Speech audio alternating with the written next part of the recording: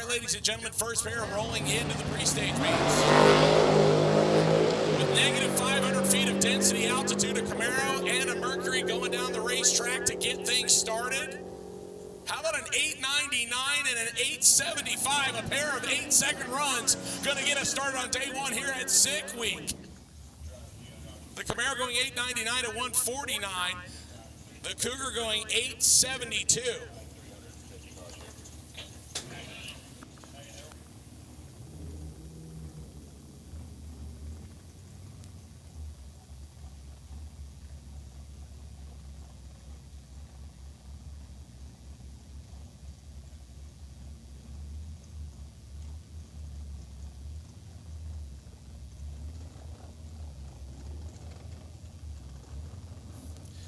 So, ladies and gentlemen, I am still waiting on an official file on driver names, so please bear with me. I will get you more information as I have it. I do know left lane is our defending Pro Dial Your Own champion, Bill Spangler, with the big block Ford powered Fairmont. 981 and 135 for him. The Corvette following at 1083, 124.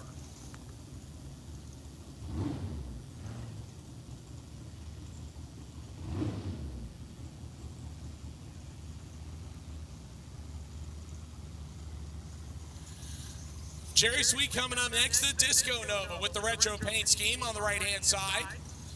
Should be a player in the Pro Street category.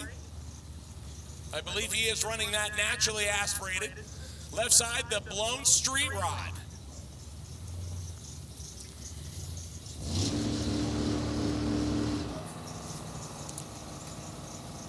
So we are on hold here for just a minute, as we have a car stopped at the top end of the racetrack, so we are waiting for that car to clear.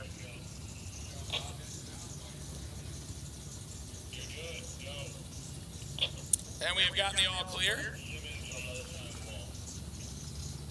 So we're going to reset, put him back in the beams.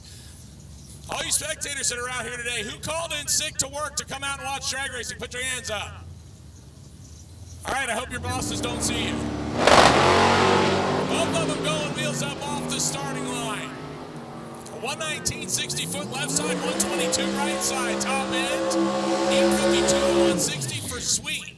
868, 159 for the street rod. Ladies and gentlemen, that will bring up one of the quickest cars on the property. This is Michael Westberg. You see the Swedish flag blowing on the driver's side.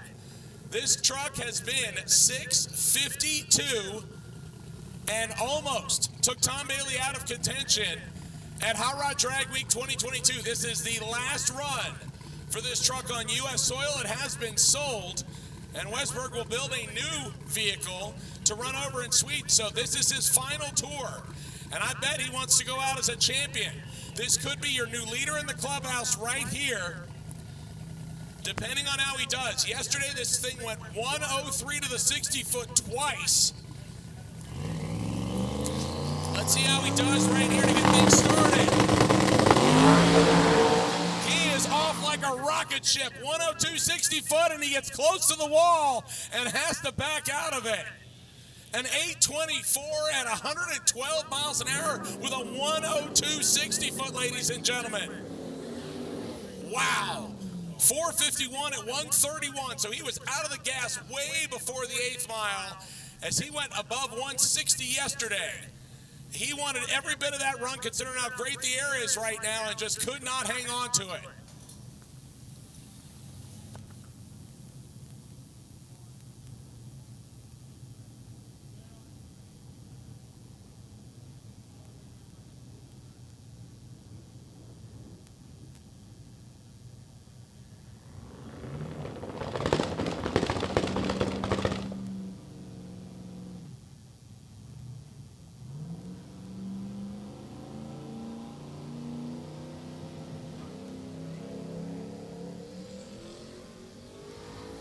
So unfortunately, neither one of these cars having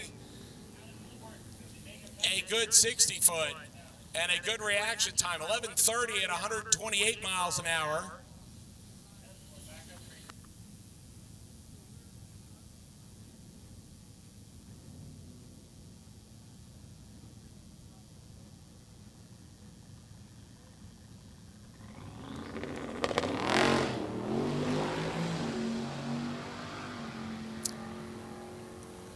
Right side on the way down the racetrack, 131, 60 foot, and 833 at 168. Solid pass right there.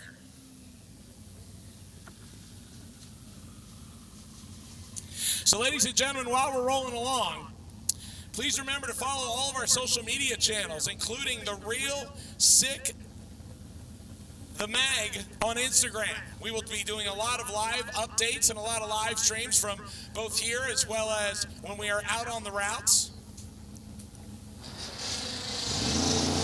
The Honda versus the Malibu. A twin turbocharged LS left side. The Honda banging the gears on the right-hand side. Top end says 868 at 159 for the Malibu, 961 at 159 for the Honda, both of them with the laundry out. And here comes Steve Morris, a guy that has had a rough couple of, actually I should say about a rough week. He blew up the transmission on Fuel Tech's dyno less than a week ago, then put a different one in it, had more transmission trouble at Bradenton during testing, and has now gotten to another one, but thankfully, from what I was told as of yesterday, still had a spare transmission, and then yesterday, after a 110 60-foot time, grenaded the rear end. So Steve is probably really low on sleep and high on fluids that the body shouldn't take. I'm sure caffeine is Steve's friend right now. Tony Nemzik over on the left-hand side. The Eclipse, our defending class winner in the Street Freaks category. This little Eclipse will run in the 8s if he gets all 4 wheels to hook up properly. Morris, on the other hand, is looking for something that starts with a 6. He is running in the unlimited iron category. Both up, loading up on boost. Morris is in. Here we go. And Morris doesn't find the hook he wants, but then he gets back after it, and he will coast. Tony rings up an 895 at 151, and Morris will coast to a 955 at 106, and that is not what he wants. So they will more than likely come back for another shot.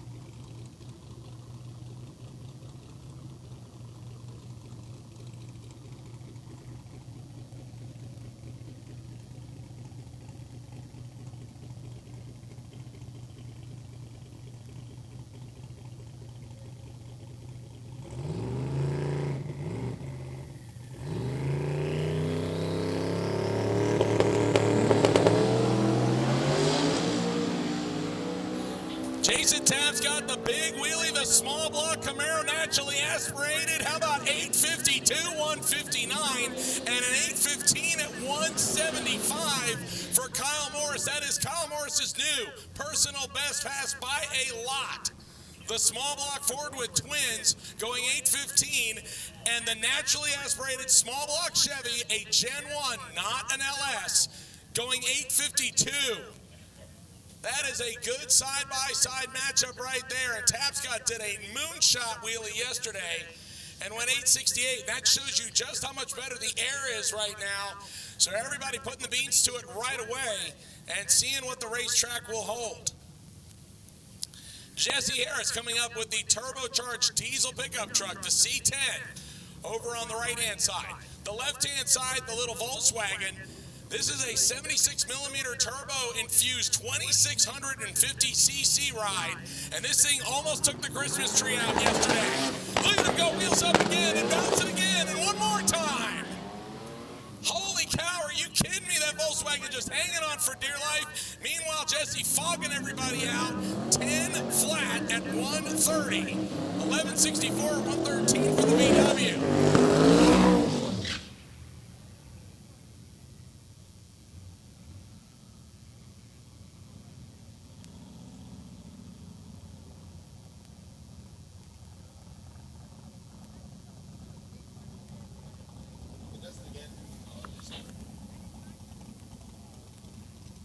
All right, here comes our next pair. The Street Rod. On the right-hand side of the racetrack, left-hand side, Alex Taylor. The 55 Chevy based out of Arkansas. Her dad, Dennis, getting her lined up. This is a six-legged capable ride. She has done it in testing, but hasn't done it on a drag and drive. She would like to change that. Can it happen right here? No, unfortunately, it spins the tires and goes dead silent. The Street Rod, on the other hand, will make it to the top end under power, 970 at 136, and Taylor will cruise through at a 1301 at a pretty good 139 miles an hour, but they continue to struggle.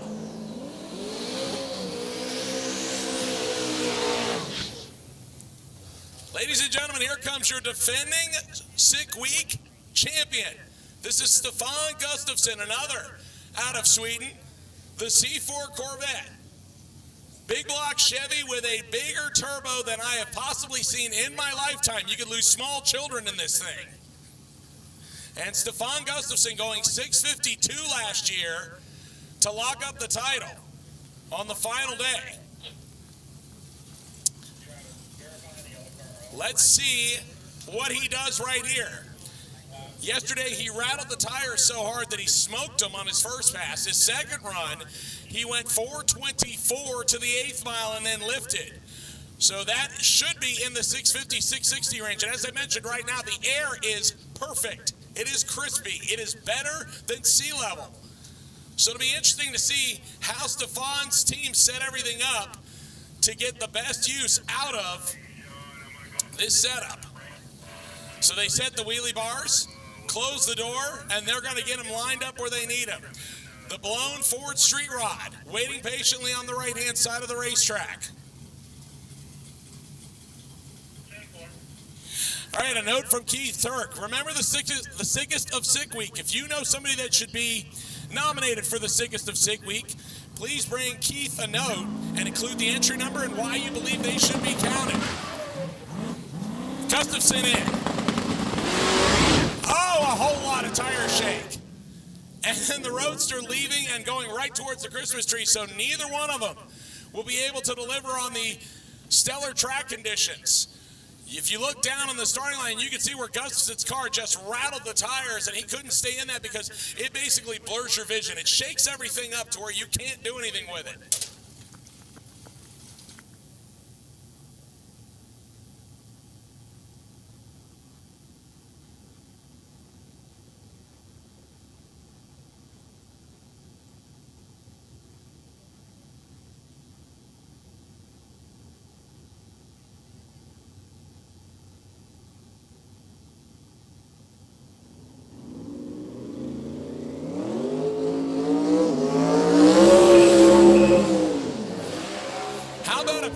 Seven-second capable Chevy Novas coming to the starting line next out of a pair of beautiful smoky burnouts across the starting line. Sick 2.0 car with Tom Bailey behind the wheel. Here at Orlando Sick World, we have taken over. And again, this is Sick Week. Oh, it's not? Oh, okay. But again, just give us a few more minutes. We do have full staging lanes out there. And we will bring you action just as soon as we possibly can. Lots and lots of classes out here, different cars, different stuff, and I'll tell you, that's kind of the beauty of coming down here. And if you're in anywhere around the Florida land area, again, call in sick. Maybe you're kind of feeling like the little tickle in your throat right now, and you live kind of near Bradenton. We'll be there tomorrow. Yeah, you want to pre-call in sick, and don't worry. And like I've said before, when I did this last year and when I just did it, if you put your hand up, we are not going to have a camera on you, and your boss is going to pick you out and go, wait a minute, he should be at home with a flu, or he had a bad hamburger, or he can't get off the toilet or whatever. So keep in mind that we won't rat you out. We just want to know if you're sick as we are. That's all we want to find out. And we are sick, I'll tell you what. And again, when you cruise down here and you check all this out, check out the caliber of car that's here, and then the width of car. I mean, there's a square body Chevy next to a first-gen Camaro, next to a S197 Mustang. You know, I mean, it's just everything. There's a Silverado down there. Lots and lots of those Fox bodies that aren't really Mustangs, so like LTDs and things like that. And you get to see the entire width of these street cars that are going to be out pounding the ground all over Florida. All right, ladies and gentlemen, drivers. Actually, let me put this out to drivers. Drivers, if you had UPS deliveries that were supposed to be here at the racetrack today, those are at the bottom floor of the tower. So if you have ordered parts to be delivered here to the racetrack, they're at the bottom floor of the tower. You can go and pick those up there at the bottom floor of the tower. And I did see a couple for vendors. Orlando Sick World. All right, ladies and gentlemen, so it looks like we are about 10 minutes away from being able to go back hot again. Now, that is just an estimate at the moment, but luckily the entire crew out there working hard. We appreciate all that they're doing. Again, they're not only tending to the car and making sure the top end is okay, but you can see them dragging the right-hand side of the racetrack to make sure everything is good to go. While we are up here in the tower, talk about some of the great stuff that is happening here. The fact that, once again, there are over 300 competitors out here this week. It'll be kind of an interesting game of bullseye or do the over-under to see how many people drop out by the time we get to the end. And it seems like normally that's around 15 to 25%. Usually around 20% is a pretty good choice. And a lot of them drop out on day one. We find out who really can't handle it right away. And for the most part, once you get past day one, the rate of attrition usually goes down, but I would say on average we would probably have somewhere between 250 and 270 entries left by the time we get to day last. Now, if you enjoy the drag and drive experience, but you want to eliminate the drag and all the stress on your stuff, the great part about Sick Week is we have Sick Ward too, and you don't need a doctor to commit you to it. You can voluntarily sign up. And the great part is that it gets you lots of great perks that as a spectator will bring you up a couple of steps. Like, for example, all Sick Ward competitors, they actually get a special limited edition t-shirt that nobody else can buy. It goes directly to them. You can't purchase them at the merchandise booth. You can buy lots of other great stuff, but you can't buy that. We also feed them at several stops. We make sure that they get VIP service and they get right in and park as close to the racetrack as possible, and then they get to run the route with everybody. And the great part about Sick Ward is we've actually talked to people from last year that said they weren't sure if they were going to be able to do a drag and drive, so they decided to go on Sick Ward to kind of feel out the drive portion of it, as well as enjoy the drag racing, but not have to worry about stressing on their ride, changing wheels and tires, and changing fuel setups, and doing whatever else they have to do. So the great part about Sick Ward is, again, you get the entire experience except for the drag strip portion, and to be honest with you, sometimes that's not a bad appeal. So if you have a minute, make sure you go and check out all the great cars in Sick Ward. We have over 200 of them here on the property, and we appreciate all of those diehard enthusiasts just as much as all the people that are here on Sick Week. Absolutely, and I'll tell you, we got Tina's husband out there on the starting line. Is that what he identifies by, as Tina's husband? No, that's just what I tell him. He's nodding his head. He goes, yeah, I know my place. Well, yeah, I'm Tina's husband. That just is what it is. But no, David Pierce, so we do have Tina Pierce here with her car. That car 200 mile an hour capable, that new Nova that they built. And yeah, it's a super duper cool car, and we're happy to have the Pierces out here enjoying time with us. So thanks so much to Tina's husband / David for cruising out, and for Tina as well. Warren Evans, I need you to the tower, please. Warren Evans, I need you back to the mothership. Warren Evans, I need you back to the tower, please. So, ladies and gentlemen, we talk about Sick Ward, and a big shout out to Summit Racing Equipment as well as Peak Performance. They are the official sponsors this year of Sick Ward. We know that there are opportunities for street machiners and hot rodders alike to cruise alongside the racers of Sick Week. It was what I was telling you about. And they also get the VIP treatment while the racers are out there thrashing and bashing. From their own area in the pits to the catered lunches and free refreshments, Sick Ward gets about the most fun of anybody on Sick Week. Tom Bailey has actually gone on record and said, and I quote, "I'm jealous of some of the stuff they get. They get treated better than I do, and it's my event." So a big shout out to Summit Racing Equipment as well as Peak Performance. And speaking of Peak and Summit Racing Equipment, Aaron and Emily Reeves are doing Sick Ward this year. You might recognize them from Flying Sparks Garage. They're out here with their Garfield truck. And if you have any problems along the way, ladies and gentlemen, they have loaded that thing down with pretty much everything they could possibly find. As a matter of fact, they came to a Racer's Aid yesterday with some epoxy. I'm not going to name which racer it is because I know that they're just thankful to have some, but basically they had everything patched up and ready to go within less than an hour's time, and that's all because of the generosity of Aaron and Emily Reeves and the Flying Sparks Garage Garfield truck. So we appreciate them being on board. Make sure you go over and say hi to them. I'll tell you what, even though they're YouTube stars, they're regular enthusiasts just like you and I.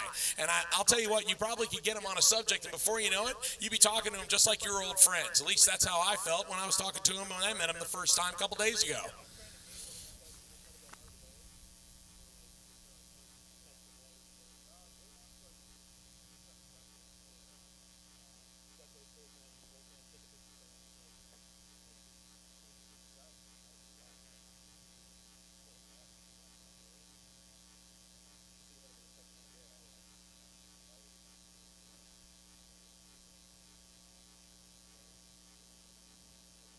Ladies and gentlemen, another one of our sponsors here for Sick Week is Iski Racing Cams. Nolan, I believe, is on the property here this weekend. I think I actually saw him at the hotel the other night. Iski Racing Cams, the official cam and lifters of Sick Week. The company started by Ed Iskandarian, continuing with the strength and stability, the innovation and performance for over 75 years. From street outlaw stars like Scott Taylor and Ryan Martin to Dragon Drive's own Alex Taylor. You've seen her out here already today. Winners choose Iski Racing Cams. If you want to find out more about how to get them involved in your program, you can visit them on the web at www.iskicams.com. That's I-S-K-Y, cams, C-A-M-S.com. I always confuse the C and the K, probably because of lack of sleep and not enough caffeine. But either way, again, go and visit iskicams.com to find out all the great parts that they have available for your ride. And I'll tell you what, I have an Iski cam, or had an Iski cam and a motor that I actually expired, unfortunately. And it had all kinds of messed up lifters, but the camshaft is perfect. I can actually reuse it, which is super awesome. So I've got it on the shelf and ready to go into another ride as soon as I get another motor built for it, which I've actually started. So thanks so much to Iski for grinding amazing cams and doing it out of really, really high quality metal. And you've saved me having to buy a new cam, which is super awesome.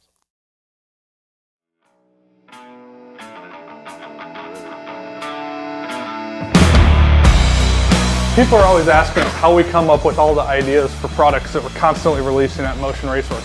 Basically, our engineers are just solving problems that we find on our own builds. From there, we take that idea, engineer a solution, combine some American-made material, and put it into production.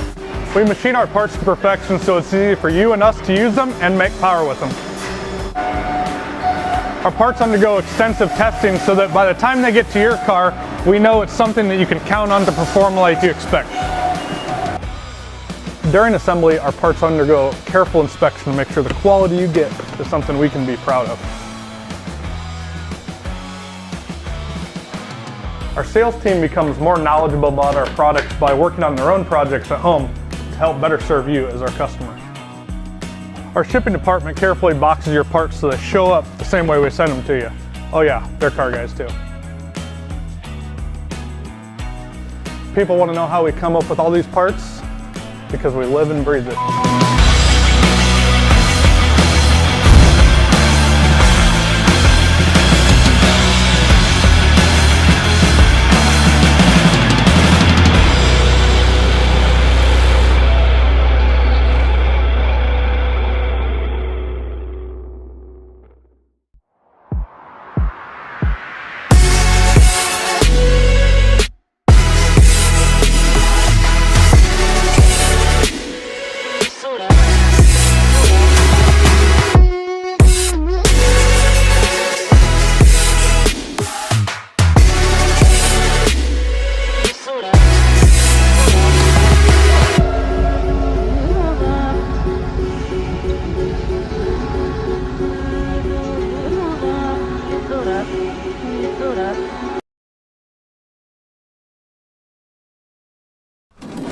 Hey guys, have you subscribed to Sick the Mag yet?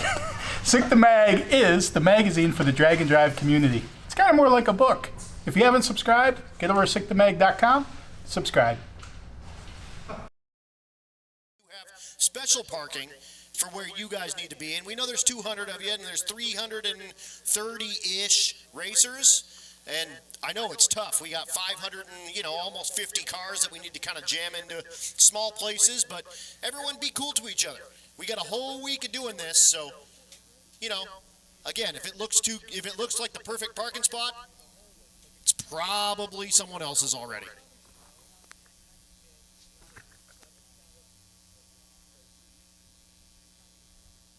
Continuing, and thank you to our sponsors that are managing to provide us here for Sick Week and Sick War 2023. Shout out to Mickey Thompson Tires. They are here on the property with a trailer packed full of good rubber. For those of you that might need to get a little bit more sticky situation in your life, from drag slicks to rag radials, Mickey Thompson, one of the first racers to pass over 200 miles an hour on DOT-rated street and strip drag radials. Yeah, they can do both. There is no greater test for a tire than a drag and drive. Sick Week, that is presented by Gear Vendors Overdrive, is proud to have Mickey Thompson Tires on board for a journey that will see 332 racers racing and cruising throughout Florida and South Georgia. The Mickey Thompson team will be on site throughout the week at each stop with tires and tire changing equipment to help out racers and their rubber requirements. So if you have any issues during the week, make sure you go and visit the Mickey Thompson trailer.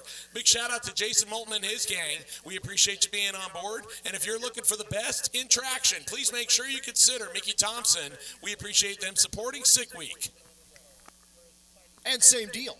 I run Mickey Thompson tires on my car. 28 1050 stiff sidewall slicks for a stick car. And thank you guys so much for building beautiful tires. And a bunch of competitors out here running Mickey Thompson Tires. And again, thank you so much for all your support. And while Derek reads all these sponsor reads, and you're going to hear these a lot, there's a reason for that, folks. We can't do this without the sponsors. They are super duper important. So when you hear these folks, and when you're looking at the live stream, and when you're cruising here at the track and whatnot, consider them when you're buying your next, say, tire, or race parts, or turbo, or whatever. Again, we can't do this without them, so we appreciate them so much. And again, you'll get, maybe sick and tired of hearing Derek talk about them, but again, we can't do it without them, and we appreciate them so much. Sick the Magazine is the ultimate magazine for drag and drive fans and car enthusiasts of all kinds. With over 200 pages and coffee table book quality, every issue of Sick the Magazine is packed full of amazing street machines that can race just as well as they can cruise. Get deeper into the sick world of drag and drive by subscribing today. And remember, every annual subscription to Sick the Mag gets you 30 entries into the Supercharged Tahoe giveaway. Terms and conditions available at sickthemagazine.com. Sick the Magazine is giving you the chance to win a Supercharged 2012 Chevy Tahoe. Custom wrapped in sick colors and equipped with an Edelbrock Supercharger and Mickey Thompson tires, this is the sickest Tahoe in the world. There's all kinds of ways to get your chance to win. You can get 30 entries by buying an annual subscription to Sick the Magazine, or an entry for every $5 spent on merchandise at Sick Week or online. But be quick. The opportunity to receive entries will close on February 28, 2023. No purchase required. Terms and conditions available at sickthemag.com.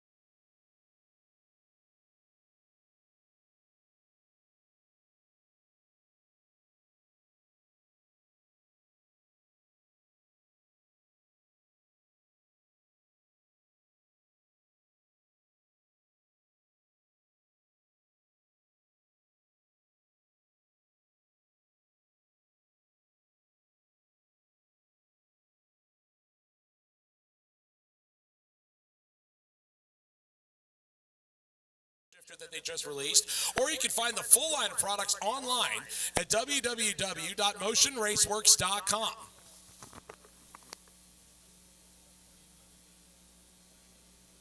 Drivers in lanes 1 and 2, load up, please. Drivers in lanes 1 and 2, start loading up, please. Drivers in lanes 1 and 2, go ahead and start loading up, please.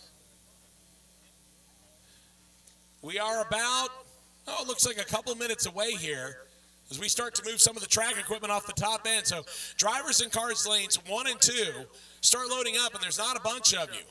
drivers in cars lanes 1 and 2 start loading up. We need to clear the starting line, please. So if you're down on the starting line or in the burnout box or anywhere in front of the staging lanes, we need you to move. If you are not media and if you're not a driver of a car that's down there, and that pretty much narrows it down to Tom Bailey, who's getting dressed, I need you to get behind the fence because we want to go back hot, and we do not want anybody down there that doesn't need to be down there. And speaking of which, as much as the desire is going to be there for you to stand on the starting line when you're down there helping somebody, please make sure that when you come up for the car you're running, and as soon as the pass is complete, we ask that you exit that area. Again, this is for safety and insurance regulation, and we want to make sure that everybody is as safe as possible. Because race cars and street cars can be unpredictable at times, as we've obviously just seen. And we want to make sure that everybody stays safe. So once again, as you come down with a car, we would ask that once that car has made the pass, that you go back behind the fence in the staging lanes. There's plenty of good seating here at Orlando, and there's lots of room along the fence, so there's no reason that you can't find a spot to watch the racing action. There's no reason that you can't go through the staging lanes and check out all the great cars and all the stars that are down there. But we do not want you to be on the starting line for whatever reason, unless you're accredited media or if you are a crew with a car that is on the track at that time. We don't want you coming up 20 minutes early, and we don't want you hanging out 20 minutes after the car's made a pass. If that happens, it would be a mob scene, and it would be only a matter of time before we would possibly have an accident. So while we get everybody ready, Tom Bailey getting bolted in to the 1969 Pro Mod Camaro known as 6 Seconds 2.0. And for those of you that say, oh, Pro Mod, oh, it can't be street legal, please allow me to correct you. This is a 5-time champion. This car has gone 599 at 250 miles an hour to win Drag Week 2019 after going over 800 miles. So for those of you that say it's not a street car, I say loosen up your definition a little bit. Now, to be completely fair, everybody has their own opinions of what a street car might be, but we're going to make you drive them. We're going to make you beat on them, and we're going to make you prove it's a street car. There's no room for trailer queens here. If there are, you're going to get pushed off the side of the road, and you're going to be done. And I'll tell you what, yes, Pro Mod, I get it. But how many Pro Mods have you seen with a trailer hitch on them? This one's got it. So, again, we make you prove it. And that's one of the, street car, like, yeah, is it a street car? Well, yeah, again, he's going to drive this car down the same roads as you're going to be driving down. He's going to be on the same route that you're going to be on. He's going to be filling up with the same fuel that you're filling up with. So, once again, street car, SICK 2.0, Tom Bailey behind the wheel. This is, of course, the SMX motor, Steve Morris, 481X water block thing. It's like a billet block with water in it. So normally a 481X, a solid block for the most rigidity as you can possibly get. Steve Morris says, nah, I'm going to whittle one out that can run water through it so we can keep it cool on the street. And again, the SMX, the motor that's in Steve Morris's Boostmaster wagon, the motor that's in Clark, oh shoot, I'm going to mess up his name, Rosingsnagel, jeez, in his Camaro, and of course Tom Bailey's Pro Mod. All right, ladies and gentlemen, while we get Tom Bailey ready to go for his shot, officially, slick tire lanes are closed. Slick tire lanes for groups A and B are now officially closed. Do not come to the staging lanes. For my radial tire cars that are here in attendance, you do not need to start suiting up immediately when you see the end of lanes 1 and 2 coming, because we're going to prep the racetrack just for you in both lanes. So it'll probably be about a 5 to 10 minute delay while we prep the lanes for radial. So again, when lanes 1 and 2 are empty, you could start making your tire pressure adjustments and what have you, but you do not need to immediately jump in your cars. We're not to that point. We want to make sure we re-prep the racetrack. So we will run the remainder of slick tire cars, and that will be interesting because we already have Michael Westberg back in the lanes. We have a couple other cars that already have made a hit that are back in the lanes. And again, now Tom Bailey making his one shot of the day where we know that it is going to be prepped specifically for him. If he wants to come back up He's going to be in radial prep unless he waits till the end of the day. And that's a long time to sit around and wait. So I'm sure Tom right now is probably sitting there going, okay, let's let the track continue to heat up. Let's make sure that we got everything all checked off and I's dotted and T's crossed. So ladies and gentlemen, the official fastest and quickest car in the United States, street legal and street proven. Tom Bailey coming to the water in 6 seconds, the 69 Camaro, to do the burnout, to get us restarted here in session number 1 on Sick Week Day 1.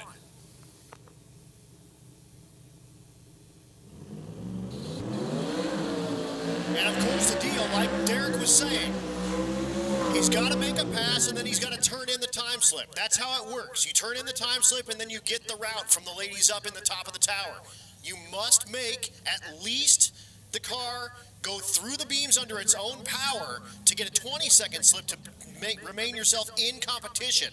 So if Tom Bailey here does not make the pass that he's looking for, again, he's going to need to wait to cruise back around. But if he makes a good pass here and he's happy with it, he can take that time slip, go upstairs, get his route to the next track, and he can hit the road right now if he wants. So that's kind of the idea. A lot of these folks trying to do a one-and-done hit. So you make a beautiful pass here, the first one, you turn in that slip, you can get on the road.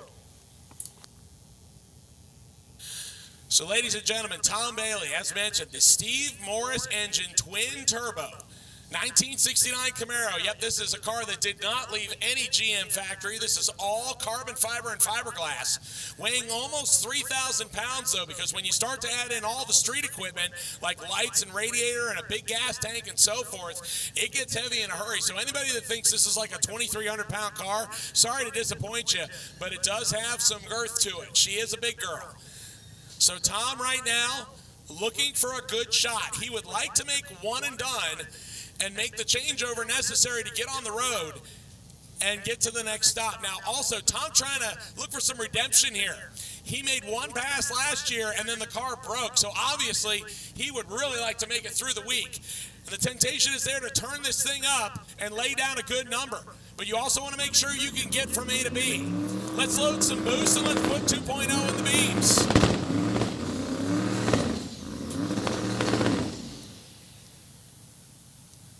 Oh, we got some smoke coming out of the car.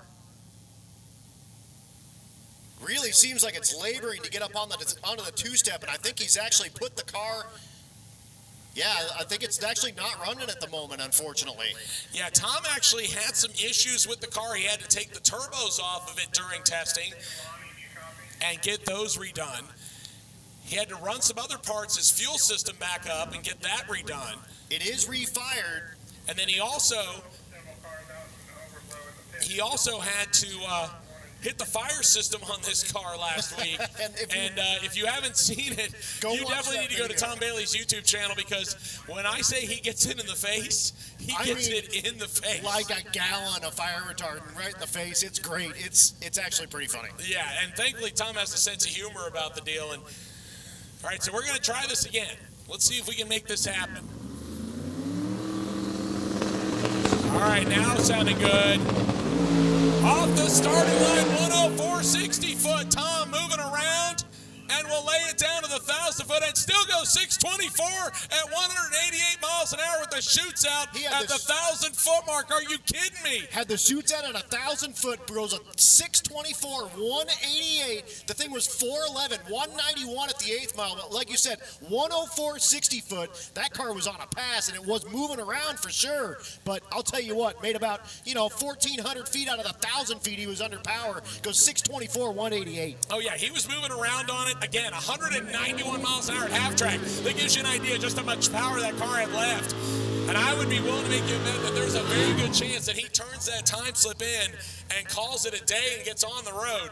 And that could have also been why he ran it to the 1,000 foot and got out of it, because the longer you're in it in high gear, the more heat you're putting on everything and the more you're ligging and making it hard on things. So you don't want to do anything that is going to possibly take you out of competition early. Like I said, the thing about Tom Bailey is he was one and done last year and broke on the side of the road. So I'm thinking he's probably going, yeah, 620 will get me there. So let's lay that down, and that'll work. And I probably say that's going to be it. He'll probably turn that in. So Chris Bryce coming up left-hand side, the 1968 Camaro, the one with the scoop out of the hood. Now, the car that looks like it might possibly be running real rich on the carburetor, that's Jesse Harris. That's a diesel-powered pickup doing the wheel stand on the right-hand side. That is a 9-second pickup truck if he can hang on to it. Let's see what he lays down right here as he works his way towards the top end. How about 957 at 141 in a big old honking Chevy pickup truck? Are you kidding me? 945 at 144 for the Camaro. And the Camaro was probably looking at him going, why is this pickup truck hanging here with me? That was an interesting pair.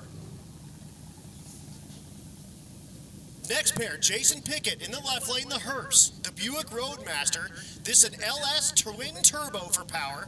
Yeah, he just recently changed it over from a Pro Charger. He said he went to twin 80 millimeters, 427 cubic inches of LS goodness. Meanwhile, over on the right-hand side, a guy who was obviously sick. We're talking about probably one of the shortest wheelbase cars here. This is Bill Bolas, 1932 Ford 3-window coupe. Small block Chevy V8 with a supercharger on top of it. Obviously, he likes to party. And the thing's got all the tire in the back. Yeah, well, he'll make use of it as he got up on the wheelie bars on his first hit. Let's see what he does right here. He once again gets on the wheelie bars. The hearse out there making work. Is he going to take him to his funeral? How about 818 at 161? Look at his crew jumping up and down. That is a good pass for the hearse. 818, 161 on his second pass on the new combo, and they're loving that. Brand new PB for Jason Pickett with the hearse. And I'll tell you what, if you see this on the road, check out his trailer. It's no crap, a casket on wheels. The Blaine start down there getting high fives as well. I mean, they are a happy crew. That's exactly what they wanted. On the other side, the Roadster making a good pass, but yeah, I'll tell you what, the hearse just pretty much declared him dead on arrival. The license plate on the hearse, last ride. Yes. Here comes Michael Westberg. The LS-powered big turbo S10 pickup truck. Like I said, this car is 650 capable. He did it last year. This is his last tour in the U.S. with this car. His first pass, he shook his fillings out. Let's see what he does here. Front end in the air, 104, 60 foot. Hang on to it, Michael. Get it out the back door. 656 at 209 for Michael Westberg. Fourth, 23 at 171 a half track. Ladies and gentlemen, put your hands together. How about that? A couple of mid 6-second passes within a couple of pairs. Now we're getting somewhere. And right behind him, Stefan Gustafsson, last year's winner. He just watched his buddy, the Swede, go down there and lay down a 656. Now Gustafsson's got to deliver. So we have a pair of Corvettes. And that's pretty much where the similarities end. A beautiful 1963 split window Corvette left-hand side. That's Chad Noel. I believe that car has got a LS swap in it, and it is a beautiful hot rod. I mean, it's got all the trim on it. It's got the correct small block hood intact, and it is done very nicely. But I will tell you that in terms of performance, it does not hold a candle to the C4 Corvette over on the right-hand side. When you have body work that has to be altered to accommodate the wheel tubs, that's how you know you're getting serious. This is Stefan Gustafsson. Again, another Swedish racer. Just watched his buddy go 656. And Stefan's best time from last year, 652 at 219. So this car is fully capable. He can make a good run at this. And I know we still have good air conditions, so he's going to try to take advantage of that. We are almost at sea level, negative 50 feet right now. So, again, we are getting some heat in the racetrack, and that's what the racers want. But we still got good atmospheric conditions, and that's what the racers want. So Gustafsson taking his second stab at the racetrack. The first one, just like a lot of the other big tire cars, he shook. And when you do that in a big tire slick car, it blurs your vision. It makes it to where you're running over the tire, and you're not going to make a good pass with that. Gustafsson loads some boost. And doesn't get it into the beams in time, so we may back him up. Meanwhile, on the other hand, Chad Noel making his way to the finish line and saying, oh, good, I didn't have that fast Corvette next to me. and goes 11:29 at 119, making a nice pass there. And again, that's like being like the second prettiest girl at the dance. Well, right now he's completed it. He actually has a time slip, so I'm sure he actually probably feels a little bit better about himself. So right now, Stefan has kind of a shutoff run and then didn't get into the beams in time. So again, he's already seen a 620 from Bailey. He has now seen a 656 from Michael Westberg. His back's up against the wall. He wants to make sure that he can actually get from A to B here. Now he's in. A lot of tire shake. Look at him drive through with the front end in the air at 300 feet. Little bit of smoke coming out of it. 659 at 210 miles an hour for Stefan Gustafsson. Ladies and gentlemen, back to back, 650 passes. Now Orlando is cooking.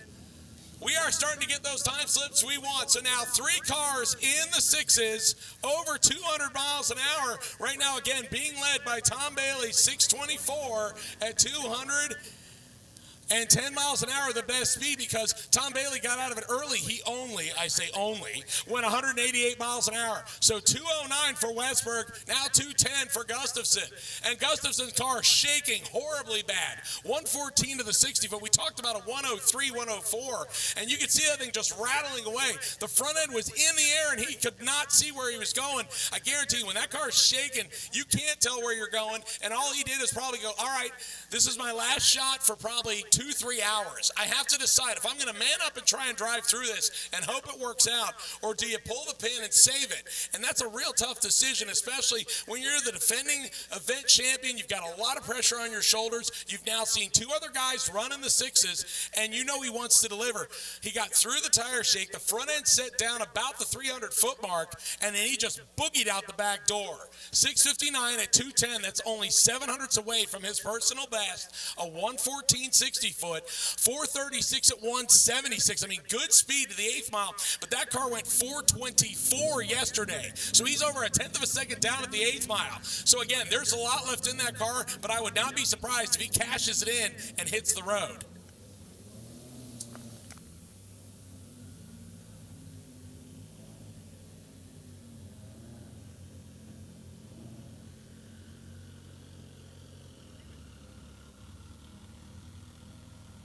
Ladies and gentlemen, here comes our next pair. How about a couple of imports?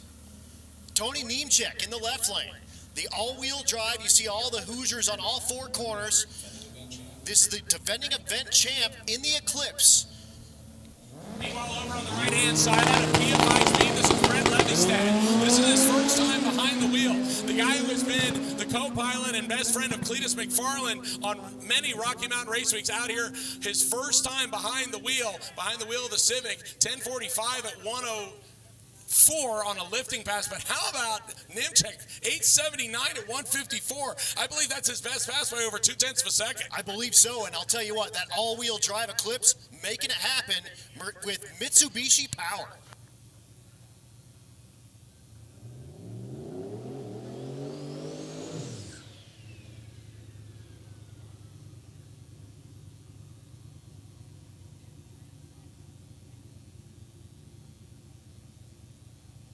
Ladies and gentlemen, this is our final slick car of this session. And then after that, we're going to do a reprep and get ready for radial. Nice clean looking Malibu. This is Dean Anderson, 79 model Malibu, small block Chevy. He loads up the boost and pulls the trigger, 143 60 foot. He's laying into it now though, 560. This should be a mid 8-second pass. 865 at 157 and hangs the laundry out at the end. That is a good lick there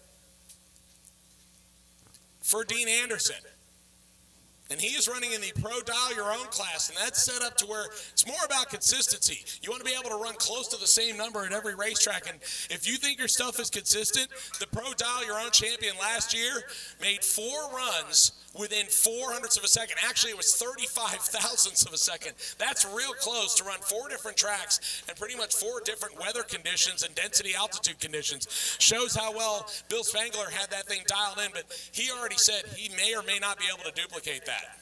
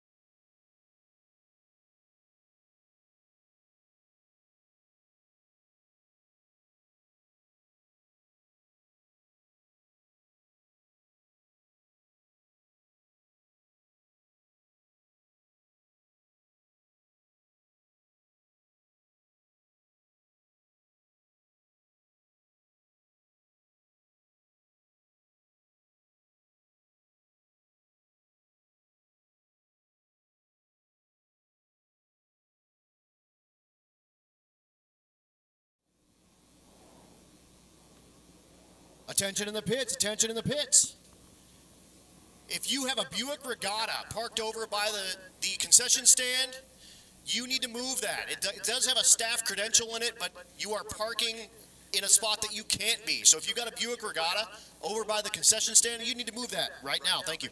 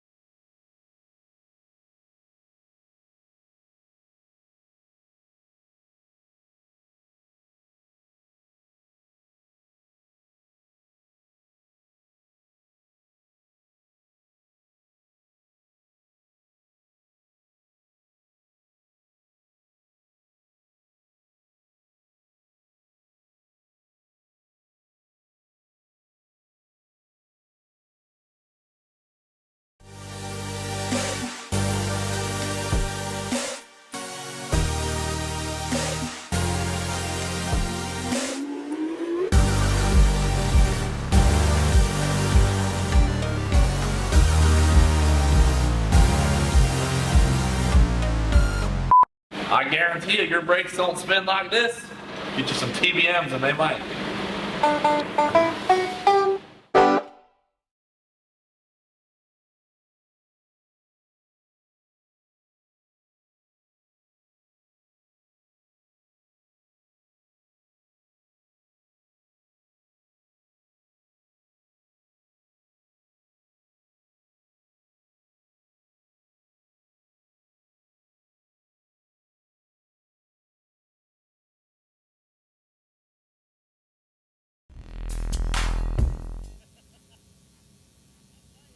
Cars in lanes 3 and 4, suit up, please. Lanes 3 and 4, suit up, please.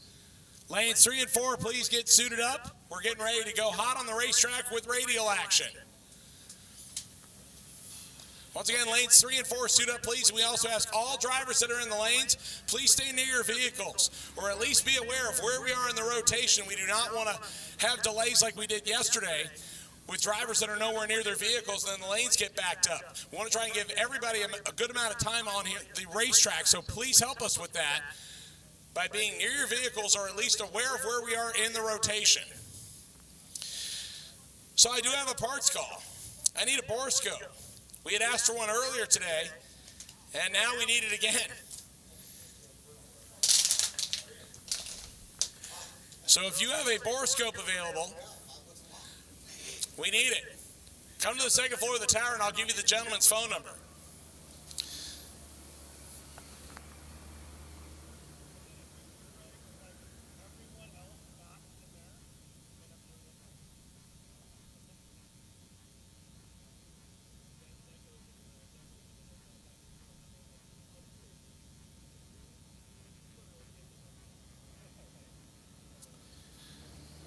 Shout out to Nitrous Oxide Systems and Holly Products. We appreciate them being a part of Sick Week 2023. Did you know the use of nitrous oxide as a performance enhancement was used since World War II? It was originally used on aircraft for emergency boost in airspeed and altitude capabilities. And then racers started getting into it. And then in the late 1970s, two racers perfected its use, and the company Nitrous Oxide Systems was born. During the first several years, NOS spent most of their resources demonstrating that nitrous oxide could be used as an efficient, safe form of a performance enhancement. The effort paid off, and now NOS is in everything from daily drivers to full-out race cars. Hands-on use and tech support from NOS are key to the company's success. They were behind the first 200-mile-an-hour run and the first 6-second run, all aided by nitrous oxide systems. Racers and performance enthusiasts at every level take notice of these remarkable feats, and that's why nitrous oxide system is still considered a viable performance added today. Over 20 years later, after everything got started and perfected, first in the sixes and over 200 miles an hour, and thousands of racers still rely on NOS, nitrous oxide systems, for that extra dose of power.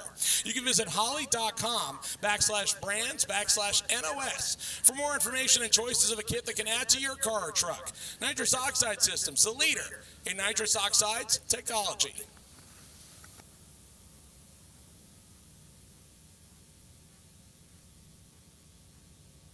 I'll do some final touch-up to the racetrack. I need lanes 3 and 4 to get suited up, please. Lanes 3 and 4, please be suited up and ready to go. And now we are going to pull them forward. Lanes 3 and 4, please be suited up and ready to go. Once again, a shout out to everybody that is watching on the live stream. We appreciate you being part of the 2023 SIG Week, brought to us by Gear Vendors Overdrive, and the live stream being brought to us by Motion Raceworks. And ladies and gentlemen, while you are in the staging lanes, you might see a couple of our official live stream sponsors. You may also see some of our live stream people that are on staff.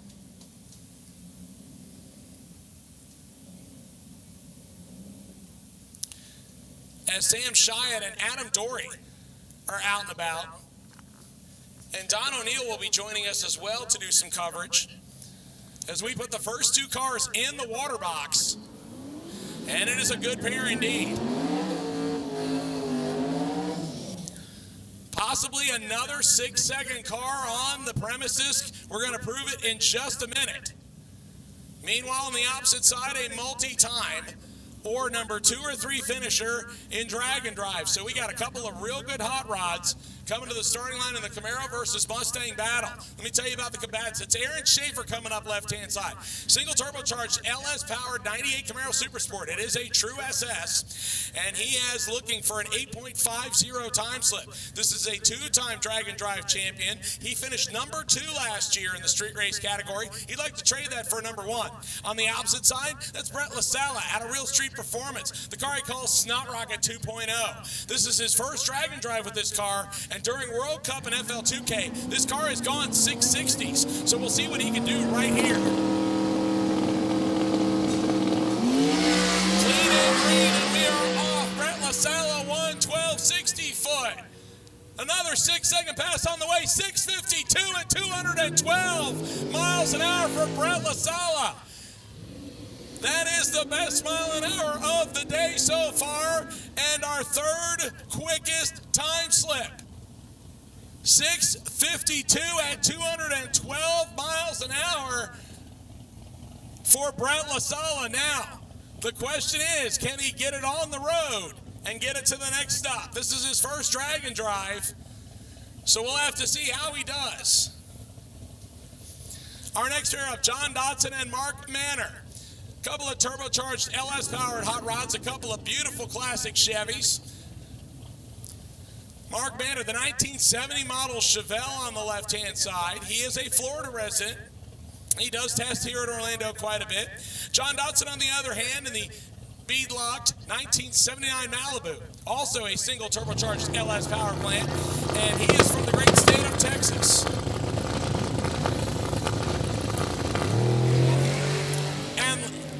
Boiling off the tires and knocking the parachute out, but Mark Manor, no trouble at all to the top end.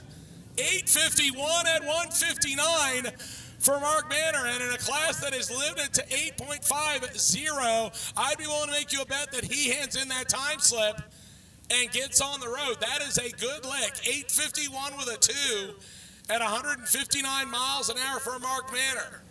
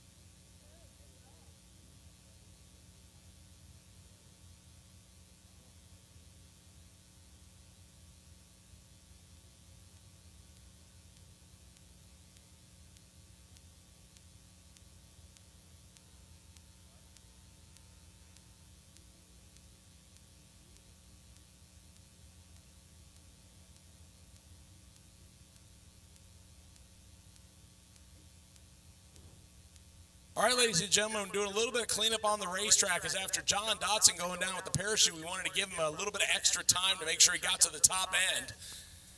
And then we got reports of a little bit of stuff coming up next to the wall, probably because of the extra wind and air that chute was carrying, so it might have pulled some stuff out. So we're going to double check everything.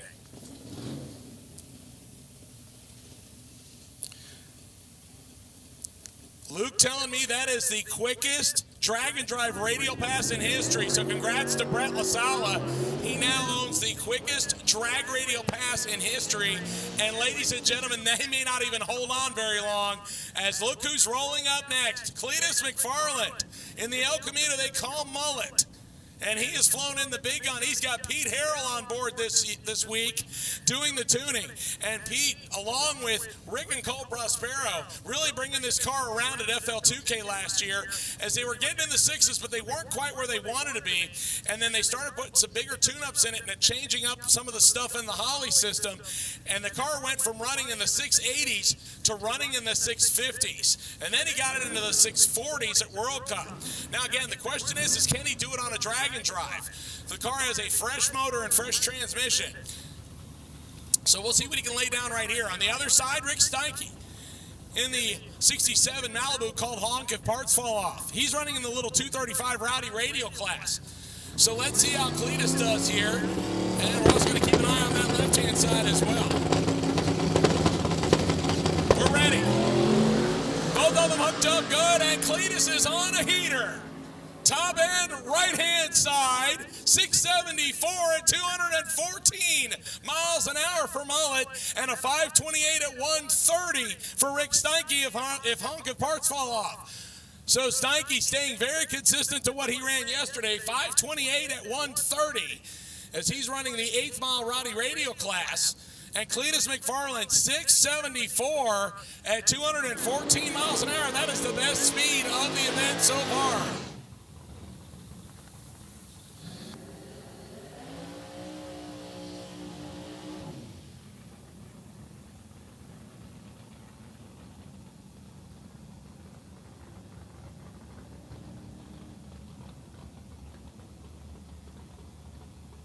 And that will bring up our next pair.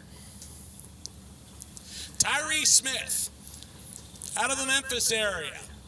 The 1967 model Firebird, the gold car on the left side.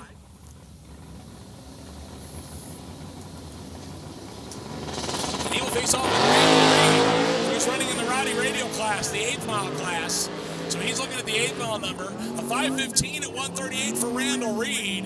And an 844 at 156 miles an hour for Tyree Smith. And he may be in a category where he cannot turn that time slip in. But a 515 at 138, not a bad lick there for Randall Reed. That will move him to the top of the Rowdy radial class for the moment.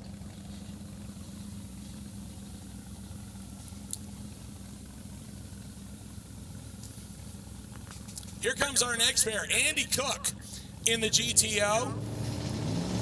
Also running the Rowdy Radio class, and will stage up against Jim Treadle, 1967 model Firebird. And Andy having some problems right off the starting line. The Firebird nice and clean, 835 at 175 as he throws the laundry out.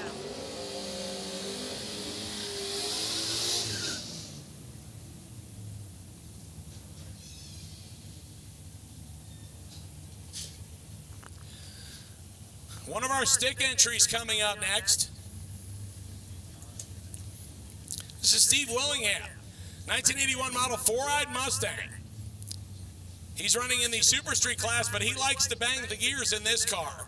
Meanwhile, on the right-hand side, this is Doug Cook, the guy at the helm of Motion Raceworks and TBM Brakes in the car that he calls Pumpkin Spice. This is the car that he just bought back recently, and this is the car that was actually originally behind the effort for Motion Raceworks. He only has a couple of shakedown passes on it. We'll see what he does right here.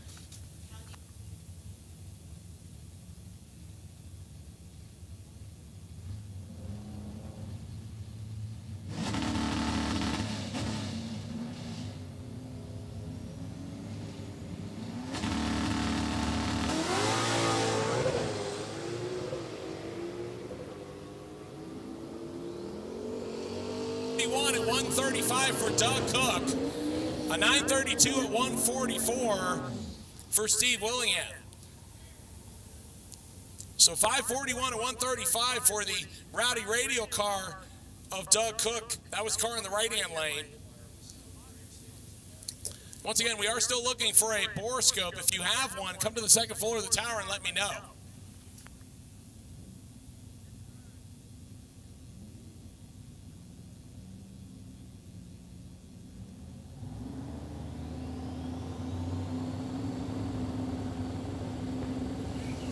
Glenn Hunter coming up next in the white and red 56 Chevy, and once again he is having traction problems. TJ Linebaugh and the Fairmont wagon having no trouble at all, and will go 915 at 150. But how about Glenn Hunter? He recovers to go 829 at a booming 193 miles an hour because he wanted to get some data out of the back half. How about an 829 at 193 with a 183 60 foot? Normally those two don't go together.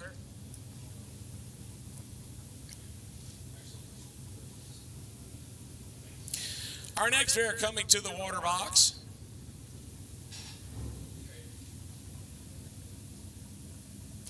And out of that to the starting line. Steve Willingham in the Buick Grand National.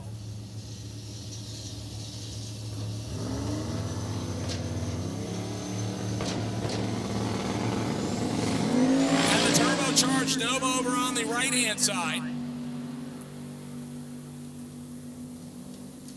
And the Nova 844 at 161 and an 850 with a 4 at 160. That is a good number for the Grand National. I'll bet that time slip gets turned in. Unfortunately, the Nova going too quick. 844 is below the cage certification, and you cannot turn in something faster than an 850. So they will have to go back to the drawing board.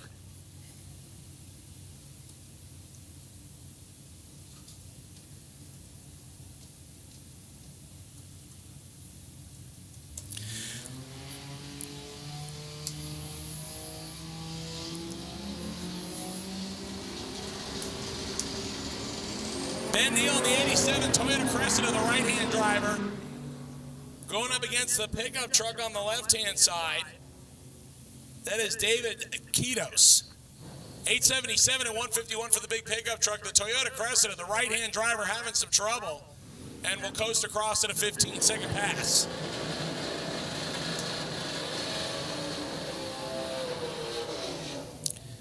Bill Schwartz coming up next, the 1969 model Chevelle. That's the red with white stripe car left-hand side as he backs up to do another burnout. And he will stage up with the stick shift king himself out of New York. This is Frank Romano.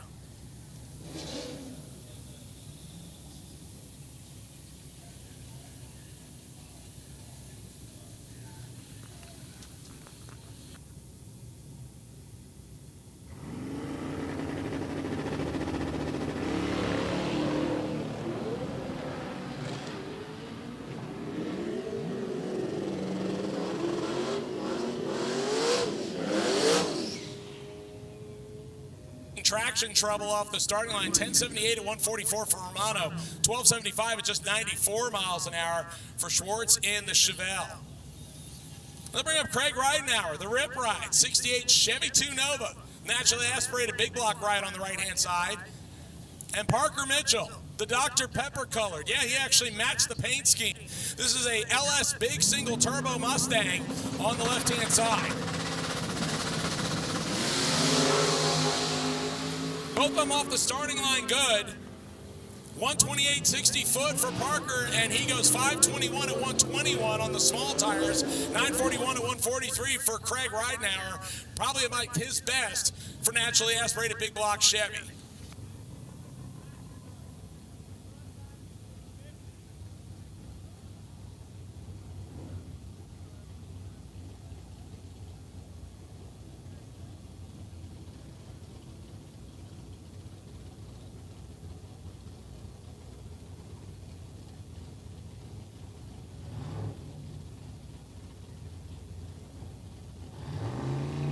We're coming up the 1968 Chevelle right-hand side, left side. Scott Brown on the Capone 1953 Chevy. He's on the little 235 radials. He's looking for a good 8th mile time. 541 at 125 for Brown. 799 at 170 for Tanner Stover. That's a good pass right there for that Chevelle. And they recently switched that car from a big block with nitrous over to the small block turbo route. 799 at 170 for Tanner Stover. That's a good pass right there.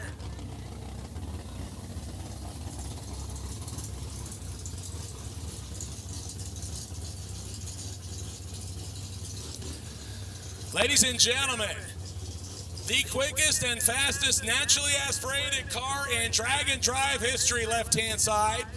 This is James Doc McIntyre, a multi-time drag and drive champion. This is 709 cubic inches of Goodwin big block Chevy with Hemi heads. This car went 772 at 173 miles an hour in Bradenton in testing last week. James is looking for a one and done right here. Let's see if he can lay down a number in the naturally aspirated Camaro. 116 60 foot. Oh, and he got to about 330 and clicked it off. Something did not sound right, and James decided to save the parts and pieces and will coast across it at 12:18. A bummer there for James McIntyre, as that thing looked like it was going to be on a decent rip. And unfortunately, maybe it was because Adam Dory was taping him. Yeah, he went 772 at 173 last week. Again, his new personal best, the best the car has ever run.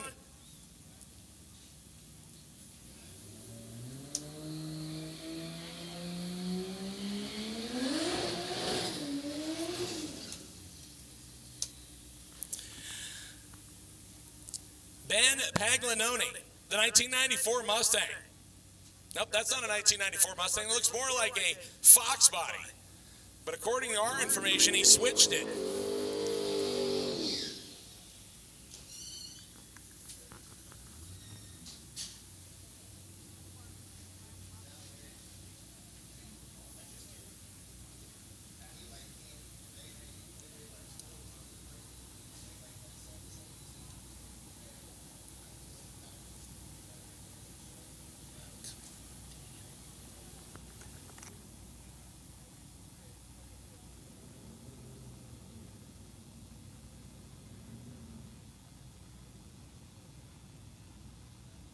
Contraption on the left-hand side, that's Timothy Blythe. He ran this car last year. It's a 1964 model Triumph Spitfire. And this thing ran in the 11s, and he has put a 25-1 certification cage in this car to make it legal all the way down to 6.0. He did it in-house. He's on a good lick right here.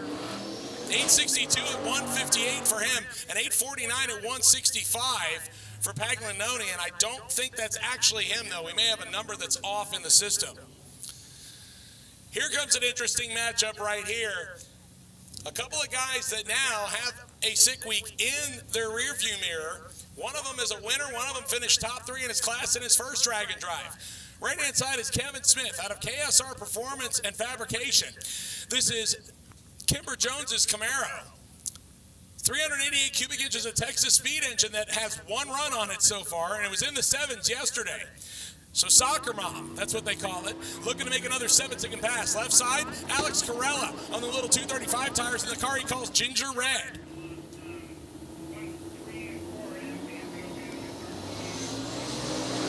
And Smith on a good whack, 133 to the 60-foot. 541, he's stretching soccer mom's legs. 833 at 171 for Kevin Smith. And Alex Corella having some trouble off the starting line and slows to only a 610 at 88 miles an hour in the 8th mile. Joshua Norris, the really cool stack-injected 67 Nova. Over on the right-hand side of the racetrack. Left side is Willie Luan out of Luan Motorsports. This is another guy who won last year. He's on the 8.50 on the scoreboard. That's the magic number. That's what he wants. 126.60 foot for Luan as he heads to the finish line. 850 with a 6 for Willie Luan at 161. He wants to repeat from last year, and that is a great way to do it. I'll bet they turn that time slip in, and he says, see you later. 850 with a 6 at 161 for William Luan, and he will more than likely turn that one in.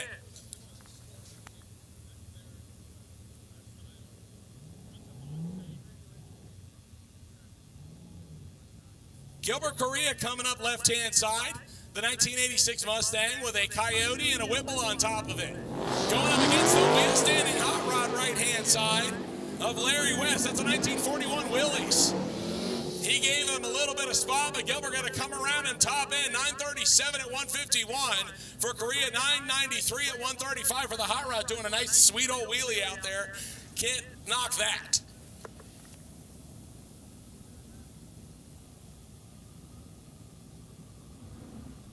Santos, probably one of the cleanest 1984 Monte Carlos I've ever seen.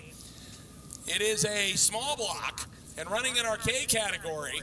Meanwhile, the purple Nova on the other side, car number 364, that is Graham Hayes, 1966 model Chevy 2, big block V8. He is in the D category. I believe that is Pro Street. So a little small tire Monte Carlo on the left and the big tire 1966 Chevy Deuce on the right-hand side.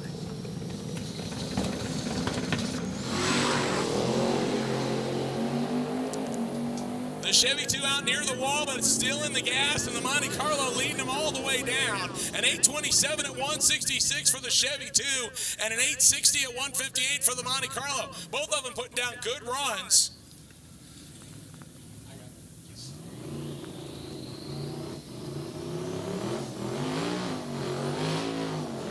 A couple of Florida-based hot rods coming up next, and I'm familiar with both of these rides. One of them on their first drag and drive, one of them a veteran. Let's go with the veteran first. Left-hand side, this is Ed Schwartz. Single turbo LS, yeah, stop me if you've heard it before. 1971 Chevy Nova. He is a regular and actually a local here to Orlando. That's the car on the left-hand side. Right-hand side, Houston McLean out of McLean Motorsports. This is his first drag and drive, doing it with his fiance, Kate Fulmer. She's down there next to him, trying to urge him onto an 850 time slip. And we are off and rolling. Houston on the right, and the car goes silent. Ed Schwartz rolling left-hand side. Top band says 864, 157 for Ed Schwartz. And unfortunately for Houston McLean, a good 124 60 foot, but then the car fell off, and unfortunately he goes to a 14-second time slip, so he'll have to come back around and try that again. How about the special edition Trans Am coming up next left-hand side? Still got the shaker scoop intact. Nice little parachute on the back and the gold anodized wheels. That is Nick Wigan. The 1976 model Trans Am, big block V8 on board. Meanwhile, over on the right-hand side, a 7-second player. This is Andrew Tapita.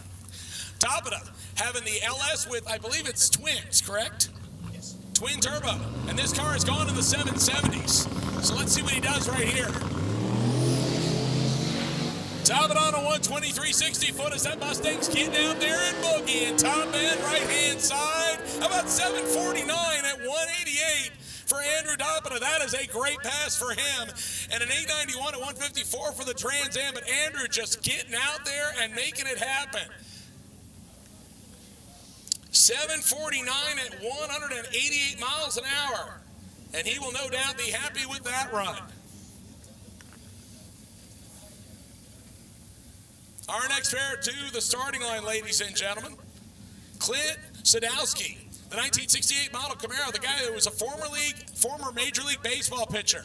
He's out here having fun with the LS Single Turbo 1968 model Camaro. Meanwhile, over on the opposite side, that is Robert Williams. Williams in the 1977 Nova that he calls Weapon X. This is a twin-turbo LS car. And Williams originally getting his feet wet with a 1976 model Camaro that he calls Pork Chop. And that car went into chassis jail for a while, so he built this second car. This car's been on almost every drag and drive in the country up until a year or two ago. And right now is on the leading edge of the low 8-second range. He'd like to see something in the 7s. Meanwhile, Clint, on the other hand, has been in the 7s. And so he needs to give it one more bump and gives it a big wheel stand. And Robert Williams pedaling out of the wheel stand himself. Weapon X to the finish line. 8:31 at 167 and a whole lot of smoke. A whole lot of smoke out of Weapon X's. You're supposed to keep the smoke in, not let it out. So ladies and gentlemen, we're going to be on hold here for just a minute while we double check the top end. As it looks like Robert Williams' parachute is out and he is turning off the top end of the racetrack. He has exited the track, so it looks like everything is okay as far as the car goes. I'm not sure if maybe when he dumped the parachute, something might have come out in fluid and got on the exhaust, or maybe just the engine had some issues. But we're going to double check for fluid just to make sure. Right now, ladies and gentlemen, we are ready to go to an interview with Dave Schroeder, the C7 Corvette driver who had that harrowing crash out here earlier. So for those of you that would like to get a full explanation from Dave Schroeder, we've got about a 3.5-minute video that we're going to put up live on Tom Bailey's YouTube channel right now. So for those of you watching at home and those of you here on the property, if you'd like to see Dave Schroeder telling us what happened during his run, we're going to load that up here in just a minute while we are getting the top end of the racetrack checked out. Don O'Neill down here on the top end after just watching a horrific crash in one of the unlimited cars. We're going to get a quick second here. The driver is okay, completely fine. He's doing all the paperwork with the medical team, track officials here, safety team at Orlando at Sick World, getting the car all put together so they can get it off the racetrack and we can get back. As you can see, the driver and his loved ones, his crew, everything's going well. We're going to grab a quick comment, if you will, with the driver as soon as he gets done. So what's left of the Canadian Unlimited Pro Mod car back here in the background. As you can see, all of this safety equipment did all of its job. Alive, well, safe and sound. Tell us about that ride. Well, the tire, it did a good 60-foot. It did a 997 60. It shook a bit. It was a little slow through the 330. It shook just before the 330. I didn't pedal it because it was just mild. It made a little movement to the right. I think what might have happened when the converter locked up, the car started moving towards the wall. I lifted, but it was too late. They always say that if you're behind on driving a door car, once you get behind it, you can't ever get back in front of it. Yeah, usually the car, we test the hell out of this thing, and it's usually, it's such a predictable car, but, we've probably we've never made a run when it's been this cool. I don't know. Maybe something got under the tire. Yeah, it sucks. So last year, you didn't even make it to day one. This year, you made it to day one, but you're not going to finish day one with that car, but you are going to go back home. All your bones, all your fingers, all your toes, everything good. I saw you hug your wife when she came walking up. Yep. Yeah, no, I was, it was a long ride. It felt like forever. I still haven't seen a video or nothing, but the thing that always worries me is fire, and I was glad when,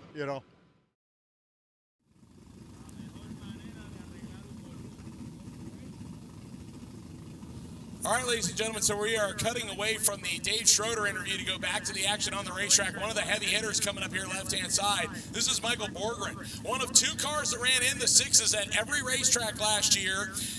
and one of 2 cars that set the radial deal of the first 2 cars to ever run a 6-second average on radials. We did it right here at Drag Week.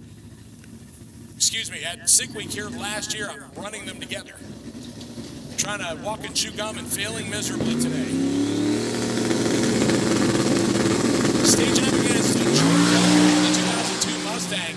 And Borgren on a hit, 113 for the Volvo. Can he make it to the finish line?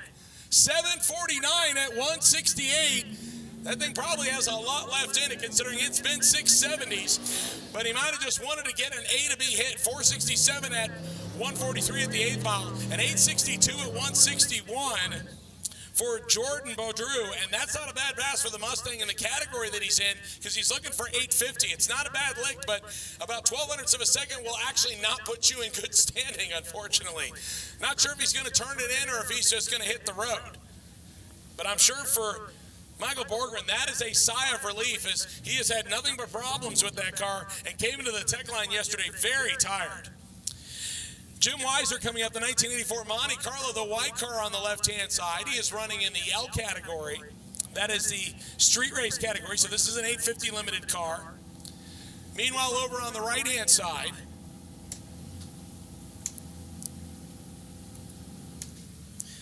that is Sean Lewis, 1963 model Chevy 2. Car was put together at KSR. This is a twin turbo LS. The twin turbo LS out there doing work. 771, 178 miles an hour for Lewis. 955 at 145 for the Monte Carlo. But again, a lot of smoke top end. So we are going to double check that. So everybody, please stay on hold. We're going to be down here for just a minute while we double check that.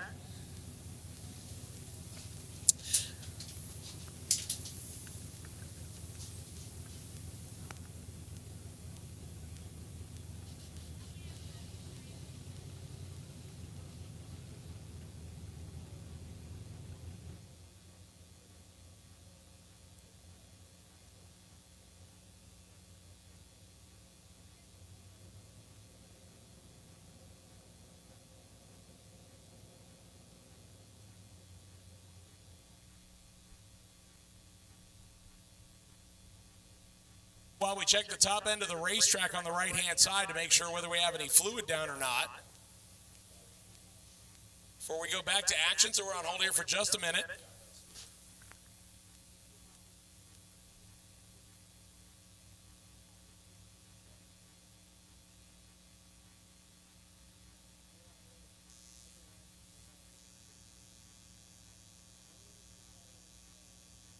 So Keith Turk just dropping knowledge on me way early. I'm going to have to free up some space in my brain. Somebody, if you have a drill and a decent-sized drill bit, I need to make a hole. This Keith Turk just dropping knowledge on me earlier. So while we have a quiet moment here, competitors, please listen up. For those of you that have never done a drag and drive before, this is valuable information. If you make a pass and turn it in today, remember, class limited is going to apply. But if you run 850 or faster, or if you are top three in your category, you are going to go to impound tomorrow. So make sure when you leave the racetrack to check results on sickthemagazine.com. If you are top three in your class and 850 or faster, you will go to impound. And what impound means is it is you and the person you rode in with. And that's it. Nobody else can be around the vehicle. So we do not want anybody to be disqualified for not understanding or knowing the rule.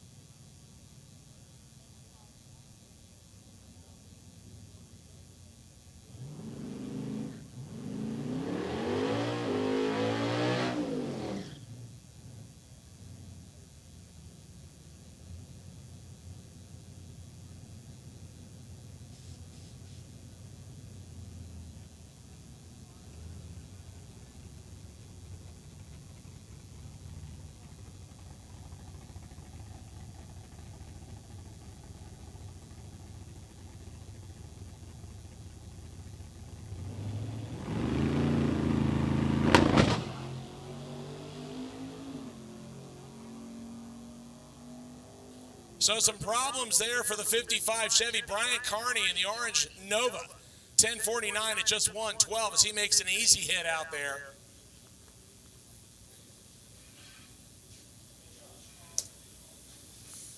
As unfortunately for Hilbert Osborne in the 55 Chevy, came off the starting line and the car just kind of coughed.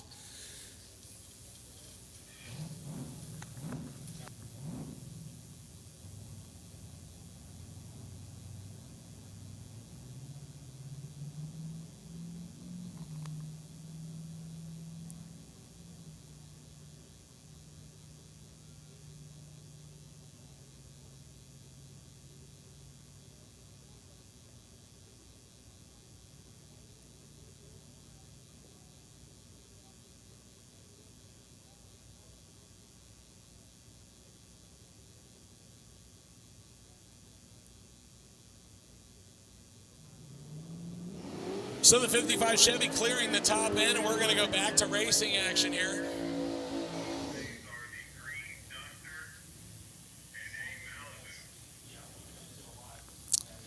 So Jay Grabiak coming up, the beautiful 1967 Chevy 2 Nova on the left-hand side of the racetrack. He's running in the M category. That is the Pro Dial Your Own. Over on the right-hand side, that is Mike Cataline. Cataline out of the Orange Park, Florida area. He owns a hydro dipping business. The Fuel Tech supported turbocharged Ford Mustang. He is looking for 8.50 out of this hot rod. He ran in the 830s yesterday. The hood coming off the Nova. And an 831 at 160 miles an hour for Mike Cataline. And unfortunately, I do not believe he's going to be able to turn that in. But a 121 60 foot 530 to the 8th mile at 130 for Cataline. That is a good pass, but unfortunately it is too quick for his cage certification. And unfortunately also for Jay Grabiak, that beautiful Nova just shed its hood. So I wonder if some air might have gotten underneath it or just might have lost a couple of the clips. But either way, he just exited the hood stage left. So we're going to grab that and be right back to action here.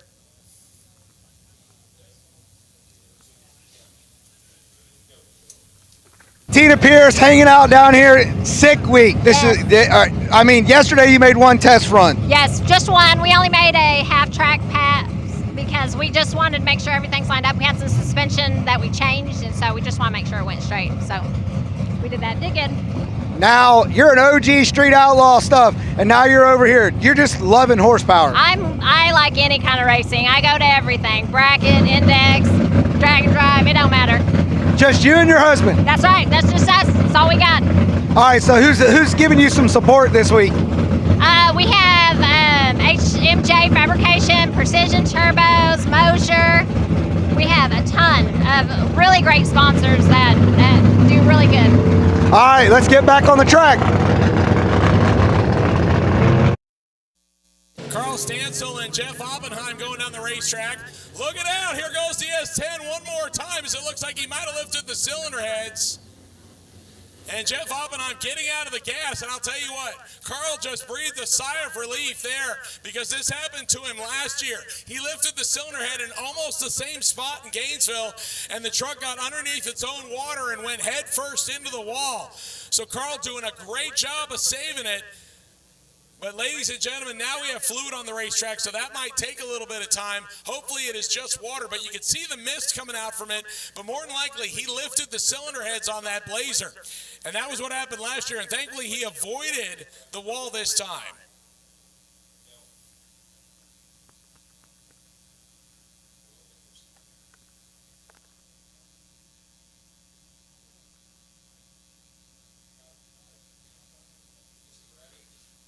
So right now we are going to go remote to Don O'Neill.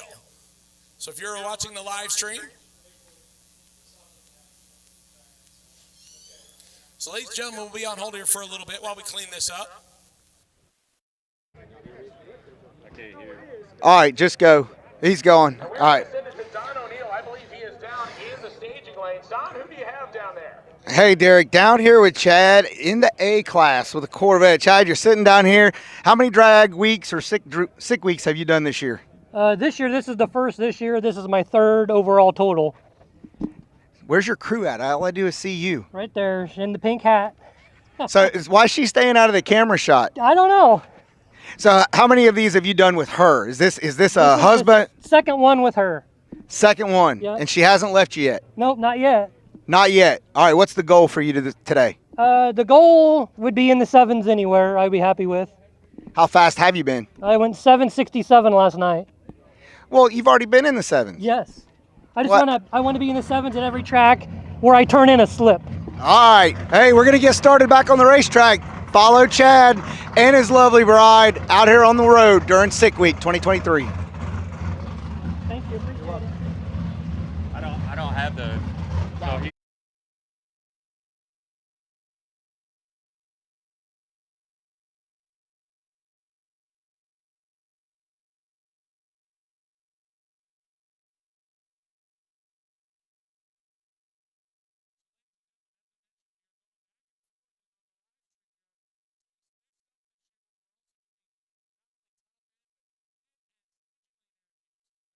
O'Neill just spoke to Chad Fegley, and that is the 7-second stick shift Corvette out of the shop as he is sitting in the staging lanes waiting on his shot. Like I said, we've got some stuff to do on the top end of the racetrack. Unfortunately, had some fluid come out of Carl Stansel's Blazer. Thankfully, he saved it. So we will be okay, and we're just going to do some cleanup real quick, and we are going to move on as soon as we get the all clear from the top end. Meanwhile, right now, let me let you know about another one of our sponsors, Precision Turbo and Engine. They have jumped on board for the 2023 Sick Week, the world's leading turbocharged company. They are the leader in turbo technology for street and race applications. Precision offers a full line of replacement, upgrade, and class legal, as well as custom turbochargers, as well as the accommodating boost control products and a whole lot more. Whether it's your daily driver, weekend warrior, or all-out race car, you can depend on Precision Turbo to provide the performance and durability that you need to outperform the competition.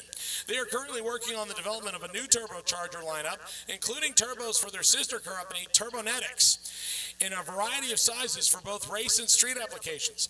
From a new next-generation lineup for their famous 62 to 68 millimeter turbos to the next generation XRP of 88 to 98 millimeters, 2023 will be a year of breakthrough in turbo technology. Make sure you stop by the Precision Turbo trailer in the vendor midway to take advantage of their Sick Week event specials, or you can check them out on the web at precisionturbo.com. Do what? What was your first name? Jimmy? Drew. Drew. Mine's Jimmy. That's Drew. Drew? Okay. Is he good? it's lost now. Dude. I know that the antenna is in the wrong spot. All right, how fast are we going to go? You're in the B category. Probably 9.0. 9.0. How fast have you been? Around that right there. All right, I'm down here in the staging lanes, down here with Jimmy. Right. Jimmy. Yes, well, sir. I can't see your smile through the helmet yet. Don't worry, I'm smiling. All right, so you're out here with your buddy Drew. You're in the B category. You throwing up goals yet? What's the accomplishment? To finish the week, well, we would like to get the car in the 8s. It would be the first time. 8s. I mean, I see a flat hood. What do we got underneath there? It's a Turbo LS 5.3. And you're a hometown person, Florida. Yes, this is local to me. That's the big reason why I'm here. And how many Sick Weeks have you done? Just the last year and this year. All right, so are you getting the bug? Are you getting the bug to do this? You're going to do more? Correct. That's why last year we were only legal to go 10.0, and now we updated everything to 850 spec. So we want to come out and, yeah. Now, you're a hired gun. Your buddy over here owns the car, and, I mean, he looks like he's capable. What'd you guys do, draw straws? Yeah. He just likes to hang out. I don't know. Yeah, we're both capable of driving the car, but I'm the lucky one. Right? Born under Lucky Star? There you go. Exactly. All right, you got anybody you want to shout out at home? Because you know everybody skipped work or they're at work and they're watching you. My buddies, I got some buddies, Steve and John, Brad. They're all watching. They're going to come into the track tomorrow in Bradenton, so shout out to them. I saw the Forever Friend on the back glass. No. Oh. Wrong car. Wrong Nova. Wrong Nova. There you go. See, that's what happens on a live stream. You even make mistakes and you get to see that at home. All right, we're going to move on. Good luck to you. And you ever go to Tide Tables? No, what is that? Oh, you got to go to Tide Tables. Look it up when you get back to Bradenton. Okay. I can't believe I'm not from Bradenton. You are from Bradenton, and I know about Tide Tables. Is it a restaurant? Heck yeah, it's on the water. It's awesome. Well, yeah, I know a lot about. I've never heard of that one though. Well, you know, I go to Tide Tables to get gassed up. What kind of gas do you run in this? E85. E85. All right, there you go, folks. We're going to find something else. Derek, keep running your mouth. Back to you guys in the tower. Thanks, man.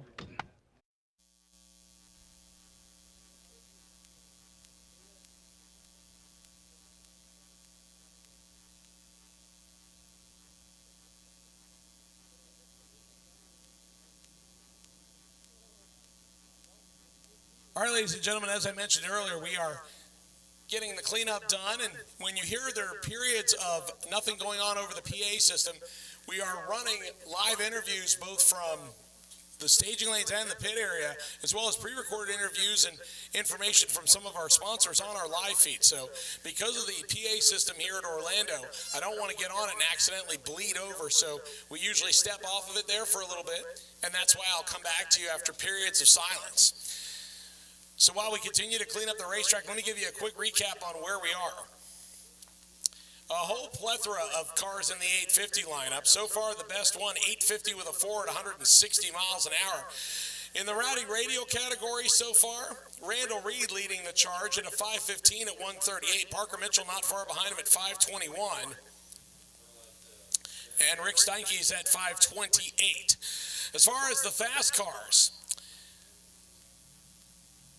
Tom Bailey going 624 at just 188 as he lifted out of the gas just past the 1,000 foot, followed by Brett LaSala and Michael Westberg at 652, and Stefan Gustafsson, last year's defending event winner, at 659. Cletus McFarland going 674 at the top speed so far of today, 214 miles an hour. Brett LaSala now again holding the quickest and fastest drag radial pass in drag and drive history, 652 at 212. Actually, I believe that could be just quickest, as fastest would fall to Cletus, as I believe he is on either a 275 or a 315 radial on mullet. Some of the other notables out there, Tanner Stover going 799 at 170. Andrew Dabada going 749 at 188 in his Mustang. And William Luwan going 850 with a 6 at 161, looking to back up his win from last year in the street race category. So we've got a whole lot of great action that's already happened. And once again, you want to pay attention when cars go down the racetrack. If you hear me kind of octave up a little bit, it's very possible that that could be good enough for what we call a one and done, where racers can go back to the pit area, celebrate for a few minutes, and then they bring their time slips to the third floor of the tower and say, I'm good. I'm going to hand this in, I'm going to change over to street mode, and I'm going to boogity down to Bradenton Motorsports Park. And they might make it early enough to actually be able to have a real dinner and possibly some adult beverages.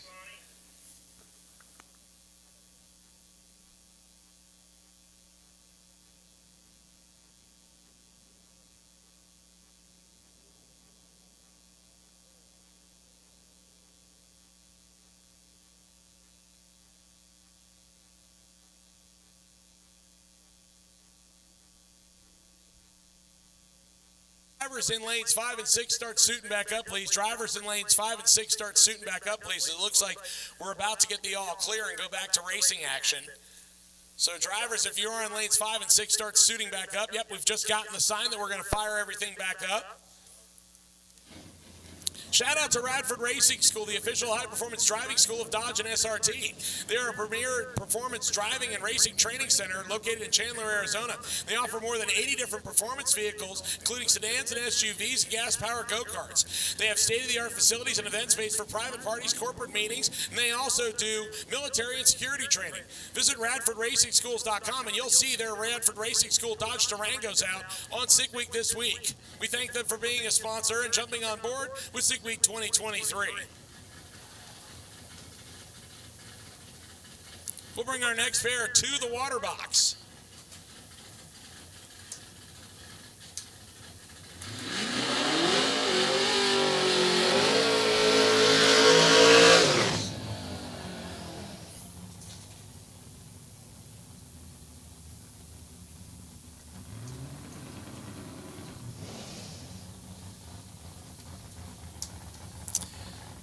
right-hand side, the 1981 Malibu. That's Michael Good. He's running in the modified category in the Pro Dial Your Own. Small block V8 underneath the hood.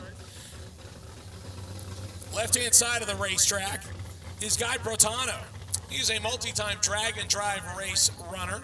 He has done quite well. This is a 1968 model Camaro. Big block naturally aspirated V8. He is running in the street race category, so he's looking for 850. And Brotano going wheels up off the starting line, 128.60 foot.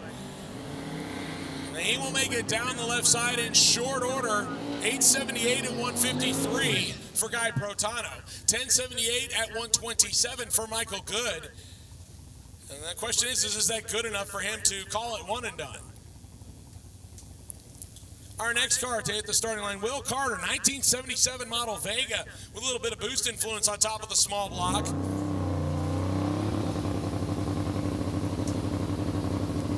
He will line up with Dustin Cadle, 78 model Chevy Love on the 235 tire. 531 left side, 603 right side, top end says, 896 at 102.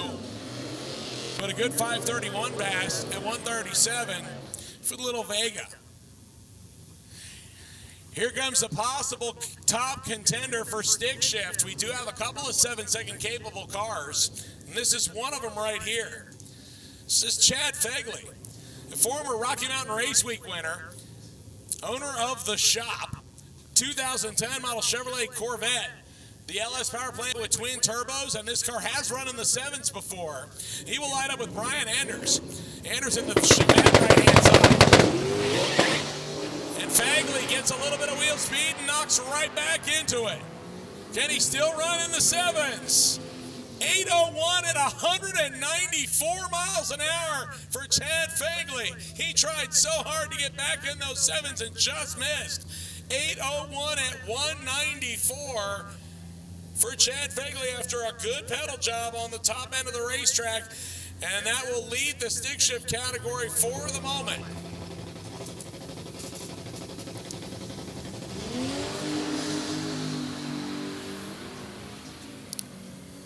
Kevin Parton running down the right-hand side, the Chevy Nova. Little Buick Volkswagen of Andrew Nelson going down left side. Actually, that's a Volvo. 10 flat with an 8 at 133 left side.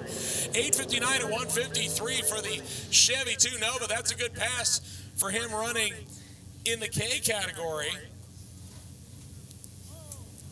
That is street race 275, so the quickest pass he can hand in is 850. So 859 is not bad. Probably wants to do a little bit better than that, but for right now, that might be good enough for him to hit the road. Left-hand side, Dustin Trance, a former drag and drive winner on Hot Rod Drag Week. This guy knows how to dial in an 850 time slip. He will line up here with Bob Hess Jr., 1982 Ford Mustang in the modified class. So modified not going to be limited to that 850 category. Trance, on the other hand, looking for 850. Top end says 761 at 173 for Bob Hess Jr. That is a quick pass. 854 with a 0 and 158 for Dustin Trance. Now, normally you would sit there and go, 854, that's not too bad. But that's 0.04 of a second off the best ET you can hand in. And I'm not sure if Trance will take that. He might bring it back around and try again.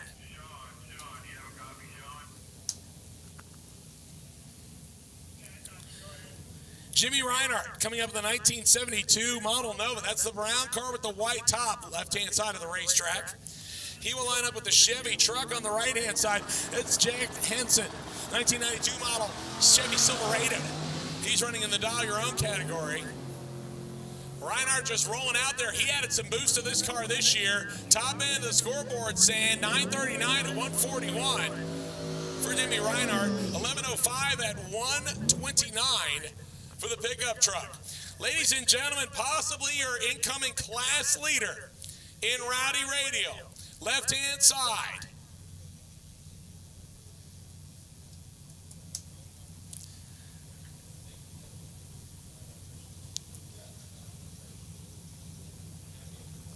This is Devin Vanderhoff, the convertible Fox body, 511 cubic inches of big block Chevy and a big single turbo underneath the hood of this thing. It went 469 at 162 miles an hour yesterday in testing.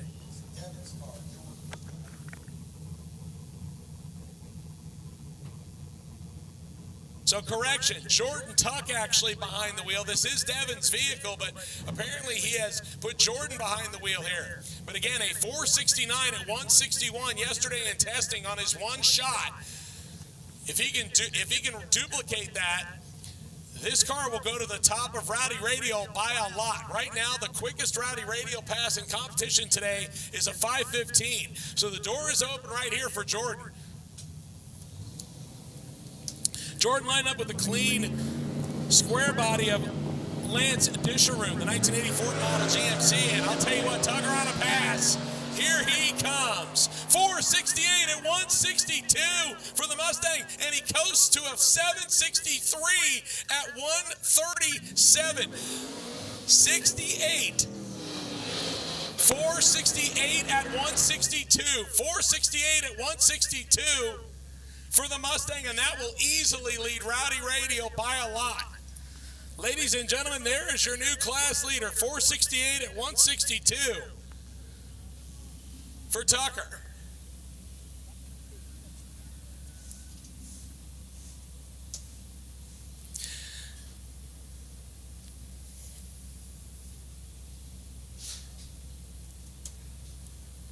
Robbie Dowdy coming up with the 2008 model Trailblazer left side. He's looking for a 9-second pass. He will line up with the ZL1 powered El Camino of Audrey Beeler.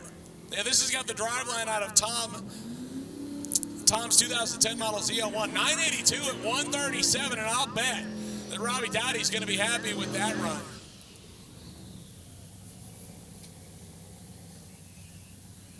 $10.79 at 119 for the El Camino. That's a good pass for Audrey Beeler.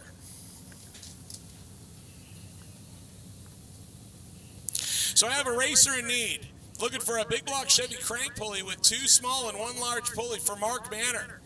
Yeah, Mark is looking for a big block Chevy crank pulley, 2 small and 1 large. If you happen to have one, go find the really clean red 1970 Chevy Chevelle, or you come to the second floor of the tower and we will put you in touch with him.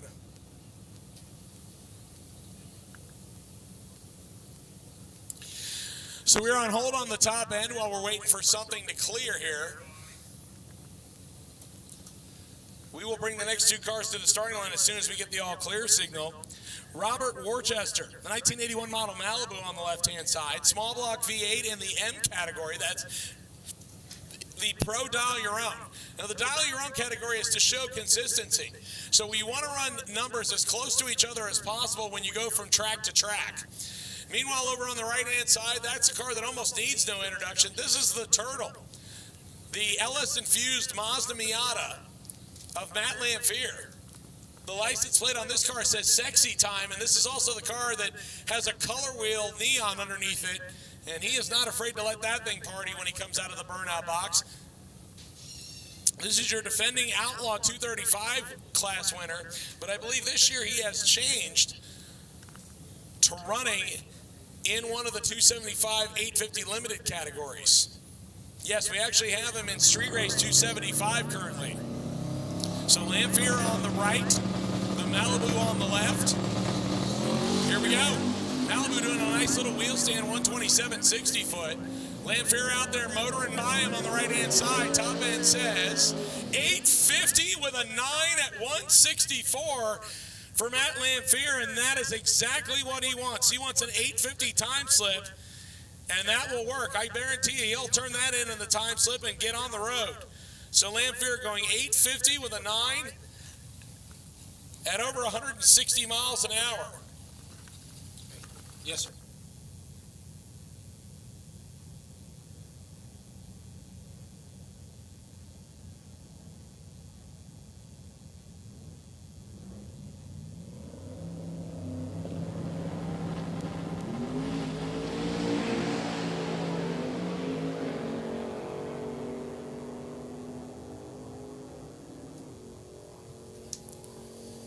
Rick Trunket going down right side, 795 at 158 for the Mopar, 1058 at 128 on the left-hand side for the pickup truck. Here comes Tina Pierce, the big block twin, 1966 Chevy Nova. This car has been over 200 miles an hour on Miles of Mayhem last year. Her husband David backing her up into the right track. She's looking for a low ET. The car's been in the bottom 7s.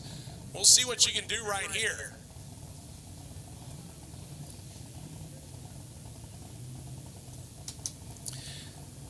Meanwhile, over on the right-hand side, that's Calvin Nelson, 1981 model Fairmont wagon. And he's running in the freaks category. This has a 6-cylinder underneath the hood in the wagon with a parachute on the back. That's a bold strategy, Cotton. Let's see how it pays off for him.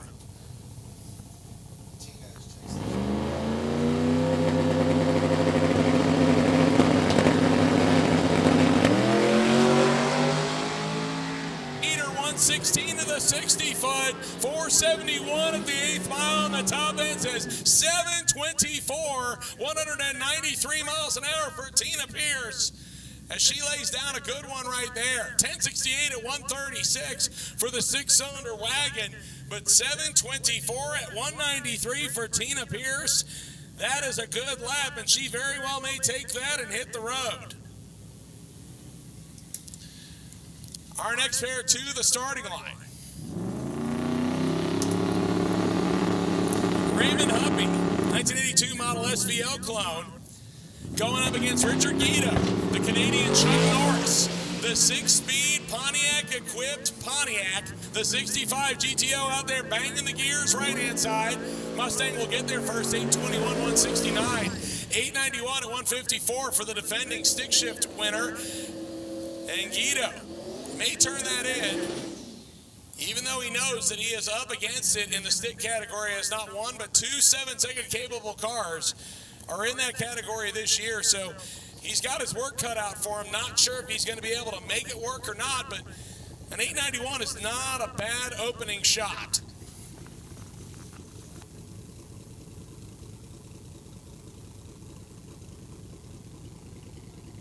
We have 2 sick ward vehicles that need to be moved. Attention sick ward participants, we have 2 vehicles that need to be moved. Number 102 or 562 and 579. They need to be moved immediately. You are blocking people in or in the wrong place. We need them moved immediately. Mark Rosenstengel coming up at the Camaro left side, and he spins the tires. And he will abort that run. Meanwhile, right-hand side pedals out of the tire shake, but will get out of it early, 9:43 at just 1:13. As both Camaros losing traction off the starting line, might have put a little bit too much into them.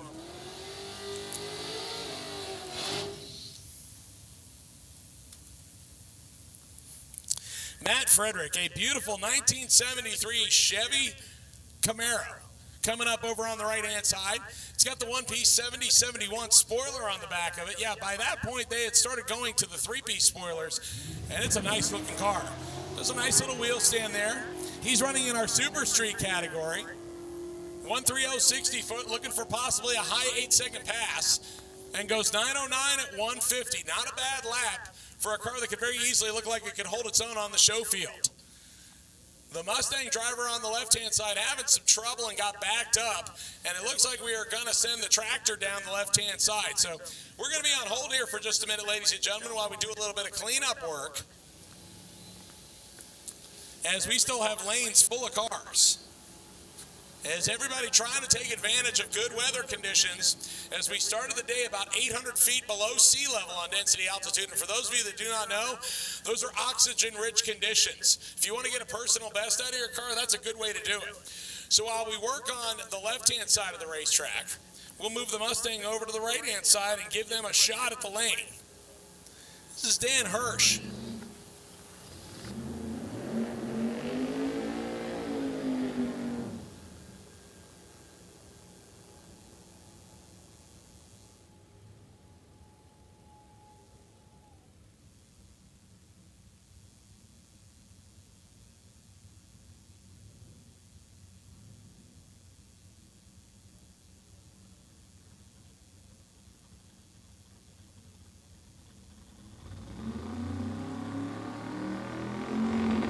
Boost in the 65 Mustang and finds no traction. He found no traction at all. And he was trying to make something out of the run. And the problem with a drag radial is once they spin, you've got to let them completely catch up. So That run is not going to be what Dan Hirsch is going to want to turn in. I mean, he did complete the pass, so he's still in competition. So, for example, if he does have problems, that run will count. But unfortunately, it is not what he wanted. That car is capable of 7 seconds, and it did not run anywhere close to it that time. Once again, drivers, while you are in the lanes, please stay with your vehicles. Drivers, while you are in the lanes, please stay with your vehicles so we can pull you out. Drivers, while you are in the lanes, please stay with your vehicles so we can pull you out and continue to keep things rolling here.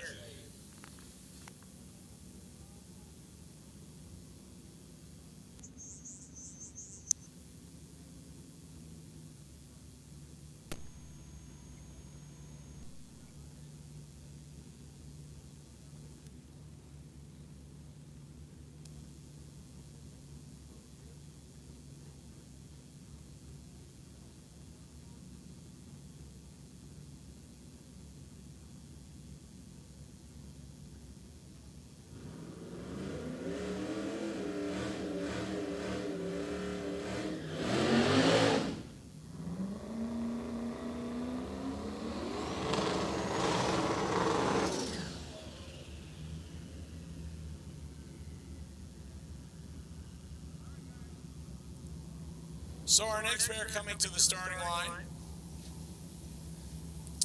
And we have the red lights on, so it looks like we might have to double check something here. Actually, it looks like the right-hand side having some trouble, so they shut him down. That's going to give a single pass to the Mustang of David Deal. So Deal going to make a single shot here in the orange Mustang on the left-hand side. Deal running in the Super Street category. He's going to load up some boost, get it in the beams. And this one looks good, 127 60 foot. 528 to the 8th mile. And an 823 at 163 for Deal. And he got the deal done there, and he may turn that one in. That will bring up the little 235 tire car of Matt Moore next. Out of the Moore Race Chassis Shop. Yeah, these guys do cages and chassis and subframe connectors and all kinds of stuff. As a matter of fact, I have seen a couple of their cages in use, and if you have a Mustang or a very popular setup body, it's really nice to get a kit from one of these guys and actually have it set up where all you have to do is just basically do a little bit of final fitment and then weld it in place. So the LS-powered Mustang will roll up left side. Now again, this is an 8th mile based up car, so you will see the quarter mile clocks, but Matt Moore looking for a really good time slip in half track. Gets aggressive with it, 126 60 foot as he rolls it down, and the parachute coming out early. That's not what he wanted. 126 to the 60 foot, but then the car started to fall off, so maybe he just wanted to make it to the 330 and get some data, as this car just recently went through getting the head gaskets replaced, and he's had some trouble with it, so maybe just wanted a quick checkout run.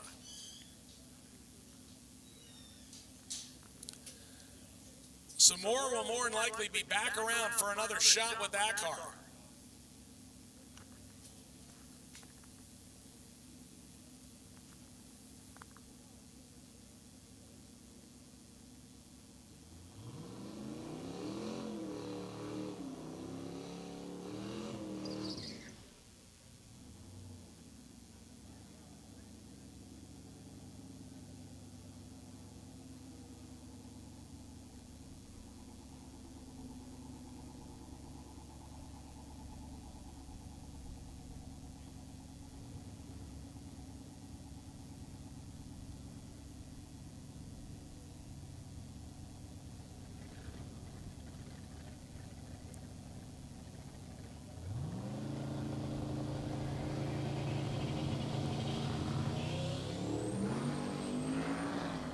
Parsons out there in the Fox Body Mustang. He's running in the 275 street race category. And the car is slowing towards the top end and clicks it through at 11:37 at just 81 miles an hour. Another one of our guys that likes to party, a naturally aspirated FE Ford in a 1968 model Mercury Cougar coming to the water box. Listen to a whole lot of RPM out of this.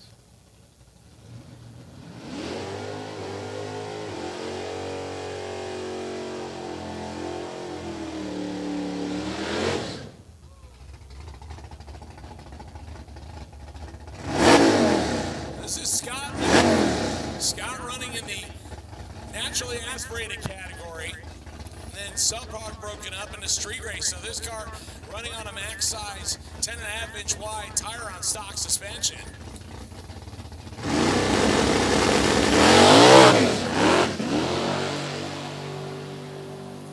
And not the start that he wanted, a 189 60 foot, but Miller's going to leg it out. The big FE Ford going 10.01 at 148, but he will be back around for another shot. Once again, if you are in the staging lanes, please stay with your cars. If you are in the staging lanes, please stay with your cars. Because we're starting to get some gaps in the staging lanes. We want to make sure we have everybody near your vehicles so you can come right back around. So everybody, again, please stay with your vehicles.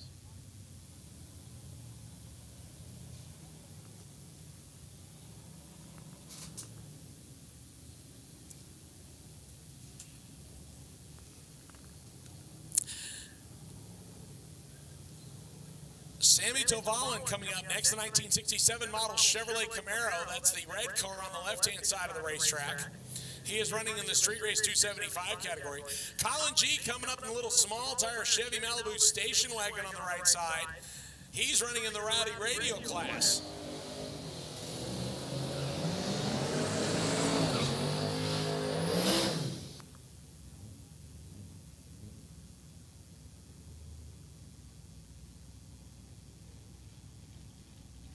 And as I mentioned, the Rowdy Radial class right now being led in a big way.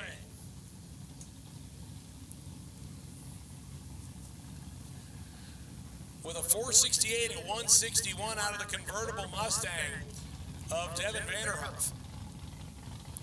And Jordan Tuck doing the driving job here this week, and that is going to be really hard to get around.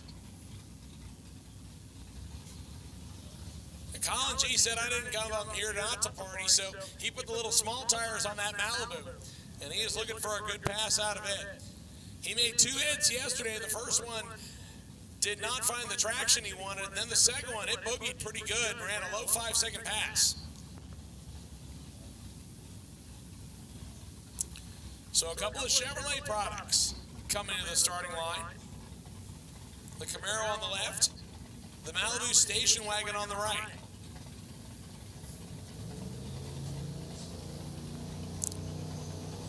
Boo's starting to load for Colin. And he's going to roll it in. Look at Colin G go wheels up with the Camaro also. Going wheels up off the starting line. And it'll cost Colin G as he goes 574 at 132. The Camaro going 937 at 137. And both of them had to pedal out of it.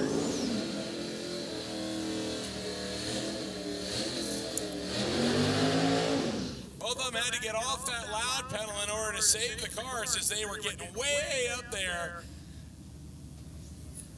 And that will bring up our next pair. David Burke, the 1979 Pontiac Le Mans. Yeah, this is Pontiac's version of the Malibu. He is competing in the Super Street category with a big block underneath the hood.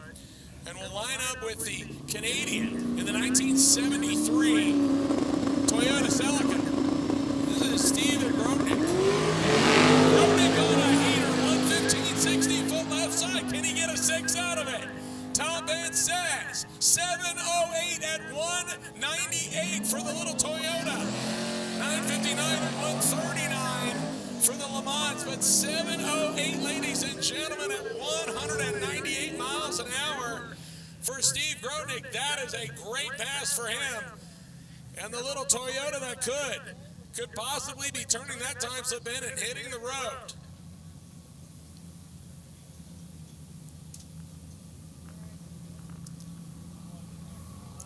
That'll bring up our next pair.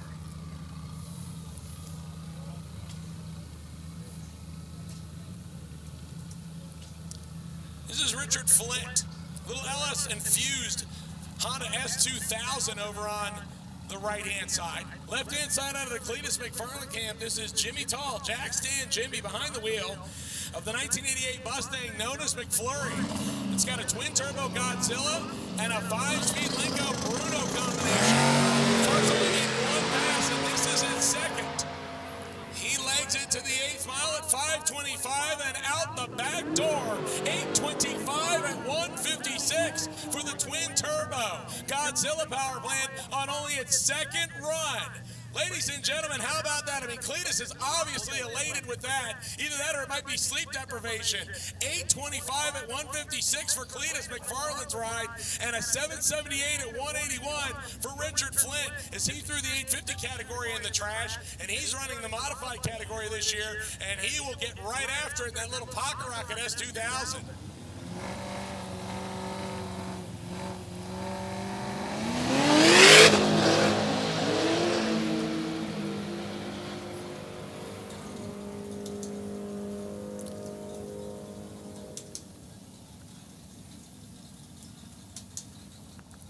Jason King clicking off an 836 at 167 in the Mustang. 1281 at 99 miles an hour and a shutoff run on the left-hand side.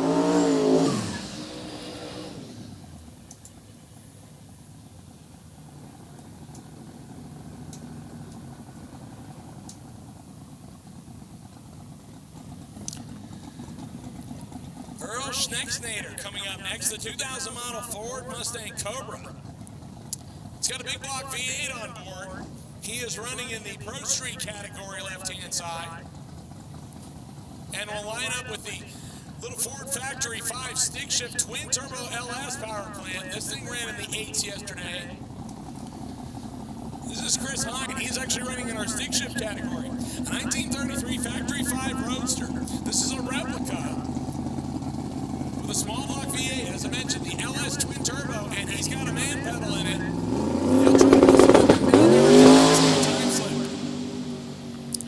The Mustang on a good run.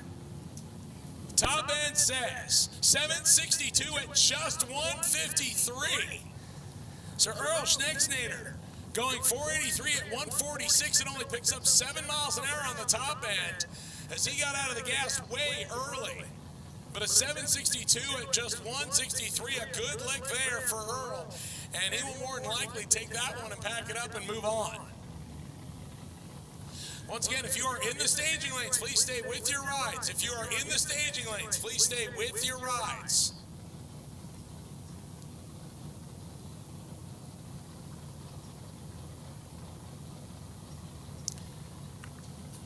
And it looks like the little Factory 5 car not having too much luck on the starting line. The car had to be refired.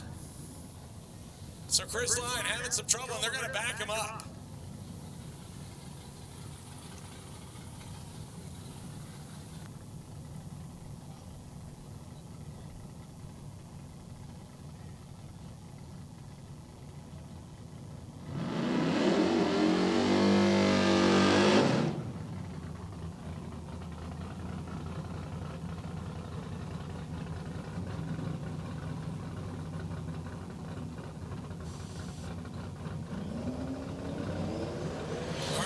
Coming out of the water box, a 235 radial car and a street race car.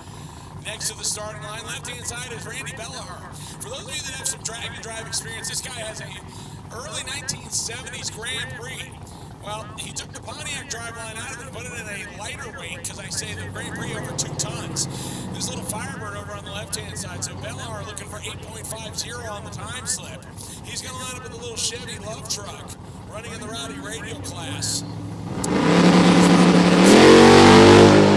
Bellahar not wasting any time. Right side boils the tires, and Bellahar to the finish line. 847 at 158, and unfortunately for Randy, he can't turn it in. You see the crew shaking their head. Unfortunately, it's a good pass, but it's too fast because the chassis limitation is 8.50. You can't turn in a time slip quicker than that. So Bellahar's run, while good, does not count. It is a no good.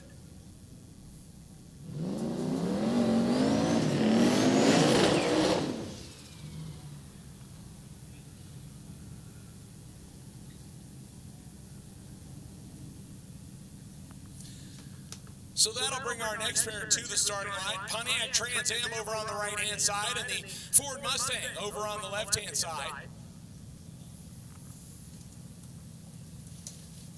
Right-hand side is Chuck Stefani, 1998 model Firebird Trans Am.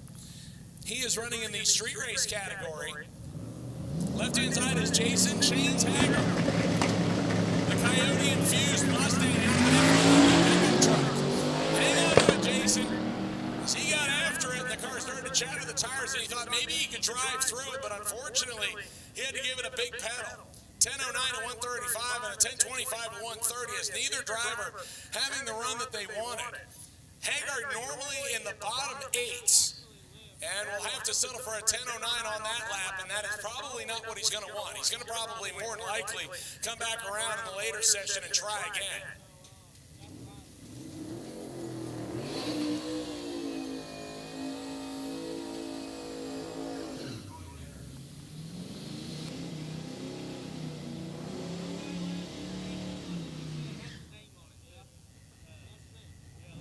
All right, ladies and gentlemen, I have been told we have just passed 50,000 viewers on the live stream. So for all of you that are watching from home and watching on your portable devices here at the racetrack, we thank you for turning into the 2023 SIG Week presented by Gear Vendors Overdrive. And a big shout out again to Motion Raceworks, our live stream sponsor.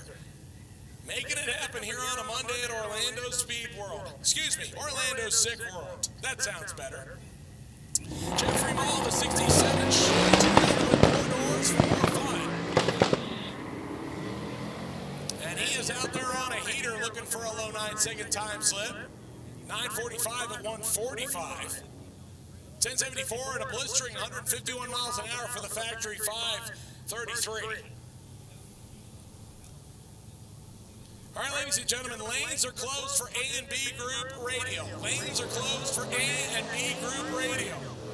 So if you're not in the lanes already, the lanes are now officially closed for A and B group radial.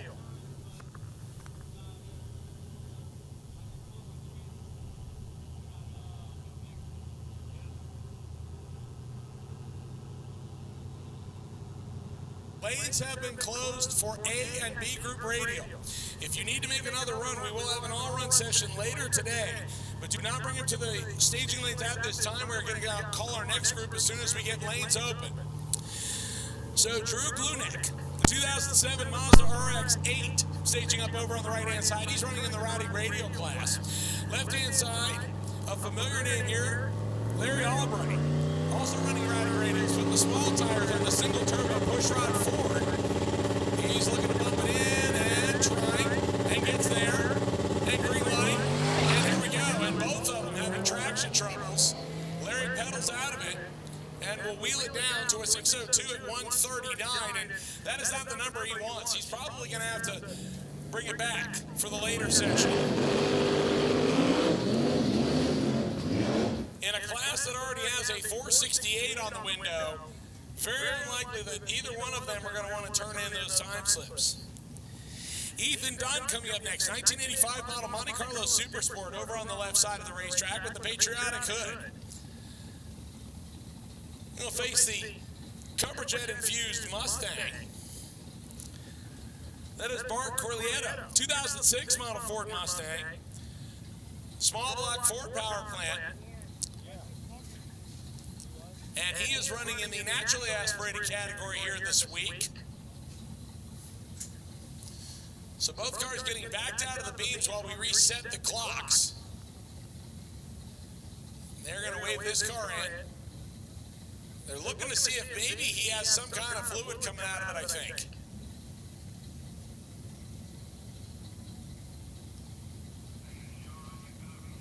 Now he says everything is A-okay. They're going to wave him forward.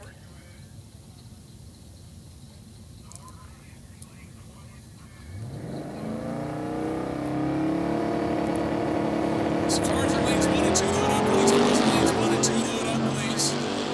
Cars in lanes 1 and 2 load up, please. Bart Corlietto going down the right-hand side. Monte Carlo of Ethan Dunn going down the left side, 9:33 at 1:32. A 10:24 at 1:32 for the naturally aspirated ride over on the right-hand side. The Monte Carlo on a good leg, 577 at 118 to the 8th mile, and then got out of it just after that and coasted across the finish line. Once again, cars in lanes 1 and 2 load up, please. Cars in lanes 1 and 2 load up, please. Michael Ward coming up next. The orange Chevy 2 Nova over on the left-hand side of the racetrack. It's a 1963 model. The five-star providing backing for him. He's running in Super Street. Recently revamped Chevy pickup truck. The Chevy 2 giving him all he can handle. Michael Ward, left-hand side, 789 at 177. And the pickup, 931 at 147 for Michael Corselli.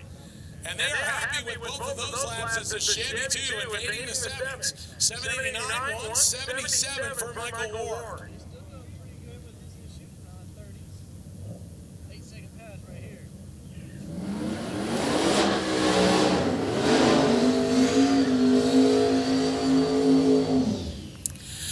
All right, attention in the pits, attention in the pits. C group, C group. We have not called you to the lanes yet. C group. C group, we have not called you to the lanes yet, so please do not come up yet. We are trying to clear room in the lanes before we call you up. So C group, please stay where you are in the pits until we call you. We're starting to get some C group cars coming to the lanes. Please do not show yet. We are trying to empty the staging lanes to give you the maximum number of space to get all of you in here. So C group, please stay where you are for right now. We will call you in just a minute. Sheldon Root coming up right-hand side. The Chevy 2 Nova running the rowdy radial class. Meanwhile, over on the left-hand side, the full-size F-150. That is Sean Pajan, 2020 model F-150.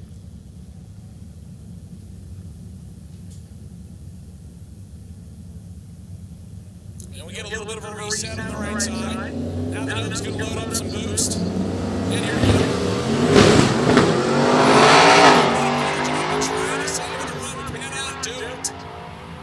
Truck to the finish line left-hand side. 983 at 142 for Sean Pajan. And actually, that is the truck that I believe got a passenger from a guy that they had met on Facebook. I did a story on it a while back, and unfortunately my brain is just overloaded with information right now. But Sean actually, one of the first stories I did on SickTheMagazine.com on our website, and a couple of guys that both own F-150s. One of them ran Sick Week last year, and the other one had not. And they connected over having similar vehicles. And one of them, I believe, made their way from Texas, the other one making his way from Oklahoma. Is that Michael Bryken down there from Motion Raceworks? I believe it is.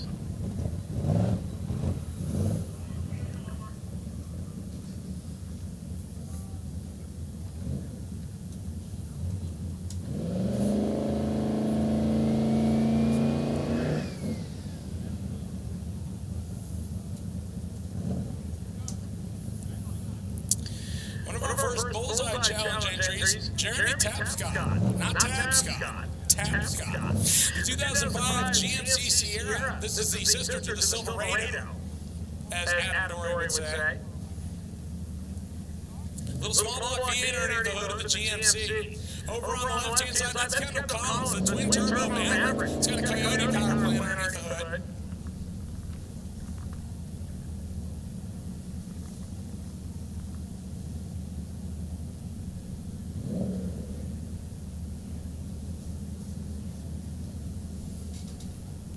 So Kendall having some trouble on the burnout. They're going to just give him a chance to kind of reset. Pickup truck's going to make a single pass.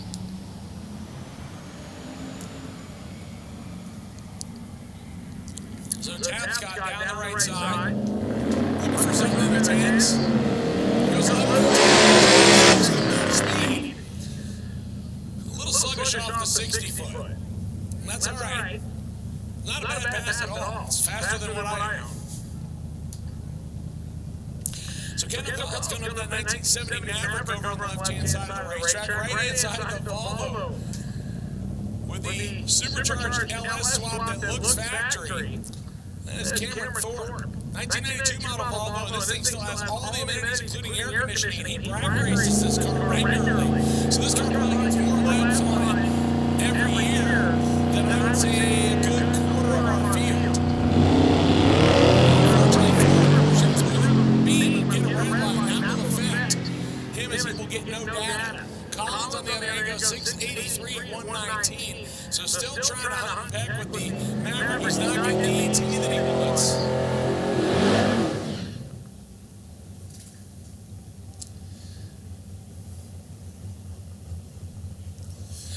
Our next car to the starting line left-hand side is Merrick O'Grady. Merrick becoming a drag and drive regular, as she has done Hot Rod Drag Week a couple of times, and is now doing her second straight SIG Week. The 1968 model Chevy Nova, big block V8, naturally aspirated. Willard Howard, her other half, because we know the women are the better half. Willard riding past her. Nice wheels up launch there for Merrick. She's looking for a 9-second pass. What's she going to get out of it? Top man says 964 at 141 for Merrick O'Grady. And Willard just, he's kind of standing there. Not sure if it's good, if it's okay. It's probably not career best because he's not jumping up and down. Willard, was that a decent pass? It was okay? We'll accept it, do one and done, and go to the next track. He says, yep, we're out of here.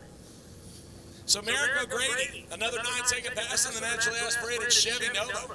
We'll do a little bit of track prep here, right-hand side and left-hand side. And we're going to double-check the top end. We're going to go to commercial on our live stream, so I'll be right back with you here in just a few minutes.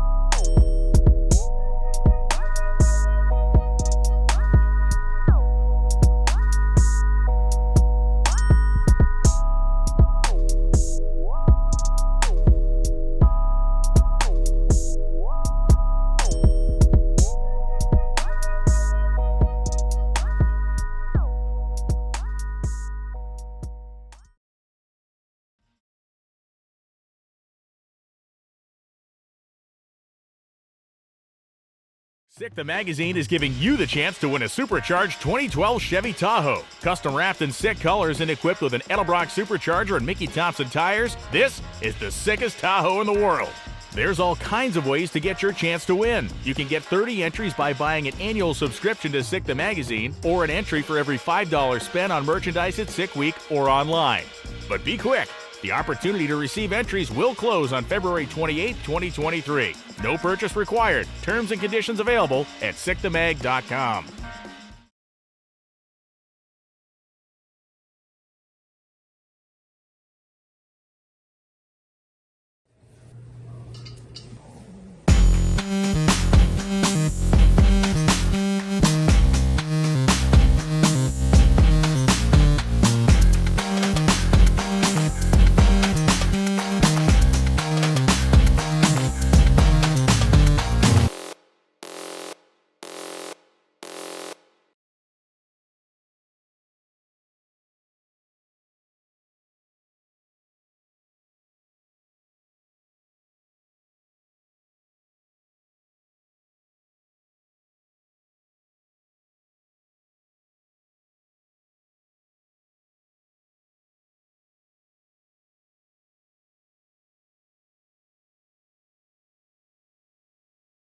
SICK the Magazine is the ultimate magazine for drag and drive fans and car enthusiasts of all kinds.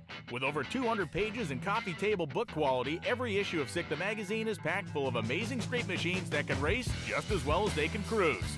Get deeper into the SICK world of drag and drive by subscribing today. And remember, every annual subscription to SICK the Mag gets you 30 entries into the Supercharged Tahoe giveaway. Terms and conditions available at sickthemagazine.com.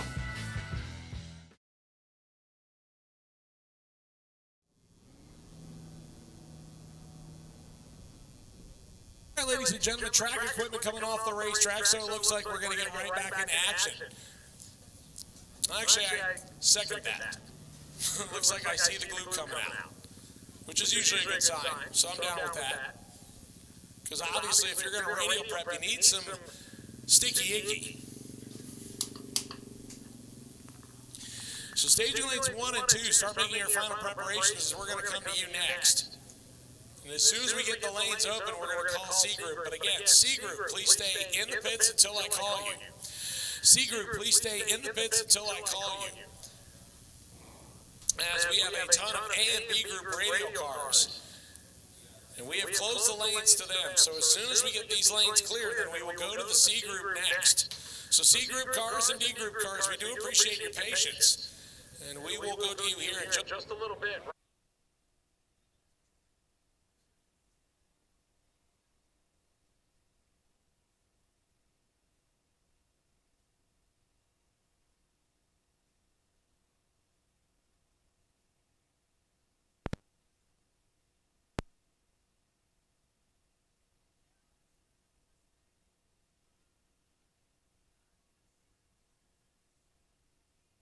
Fred, who is the head wrench with Doug Cook. Let's talk about what happened last night. Nothing good, nothing good. So he's acquired a car that he used to own, hadn't had it for a while, got it back. We're working through some converter issues with it. So converter number 3, we drove back home last night about 7 o'clock, put converter number 3 in, worked on the car a little bit, got back here about 2:30 this morning. So. Okay, so I'm going to go out on a limb on this whole deal, right, with this car. So I think part of the problem is that y'all call it pumpkin spice, and it's February. I don't know. It might have a little bit of an emotional issue. Yeah, I mean, I think the word jack-o'-lantern fits it a little better right now, but, you know, whatever. I heard some other adjectives besides that. Yeah. It was getting, it gets him too. It gets him too. Now, we were talking earlier, this rowdy radial class that you guys are in, Devin's car went out here and just laid the smack down, first hit today. But you said that you and Doug's strategy is a little different. It is. So obviously I come from the drag radial world. We always 8th mile race, and I had always said once this thing brings an 8th mile small tire class, it'll draw in some more cars. So there's 18 or 20 of those cars here this weekend. And then of course you got Devin and his car coming out and blasting off a 68 or 69. Don't know that we're going to get there with the orange car that Doug's got, but it's about hitting the long ball. You got to make it every track. You got to get a good average at every track. So hopefully that'll be on our side. You know what I mean? So what's the plan for jack-o'-lantern? I'm gonna roll with you on jack-o'-lantern. That pumpkin spice just ain't work for me. We won't tell him. So what's the plan after Sick Week for it? Well, I really hope that I hope that that's done. Obviously the Nova is about ready, and that'll take a lot of our time trying to get the Nova ready. The pumpkin spice jack-o'-lantern, AKA, is it really needs to stay what it is. It's a really moderate street car. It doesn't need to be turned into something it's not. It doesn't need to be turned into something like what Devin's brought to this class. You know what I mean? It just needs to stay exactly like it is. 850 cage. You know what I mean? It's just a simple, basic unit. You know what I mean? But yes, after Sick Week, it'll be all hands on deck to the Nova to be able to bring it out the rest of this year. Well, I know I was talking to some other people, and obviously the NHRA world, that whole drag racing, right? It's pride, ego, and money. Everything's money driven.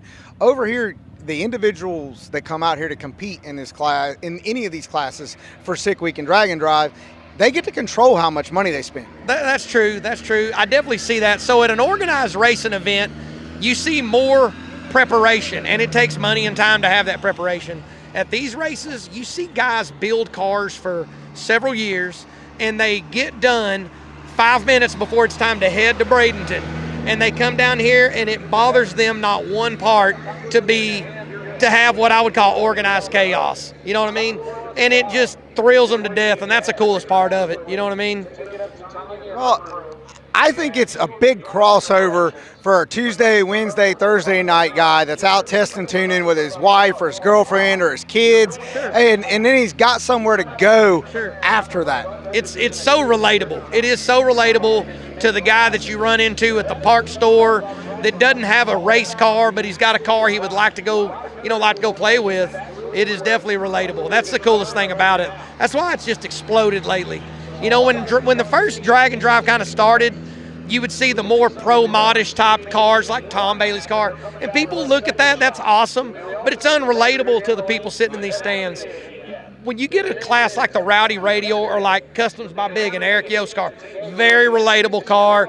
Them guys got, these people in the stands got those cars sitting at their house. So you know what? They're going to go home, they're going to wrench on them, and they're going to try to get on the list next year. You know what I mean?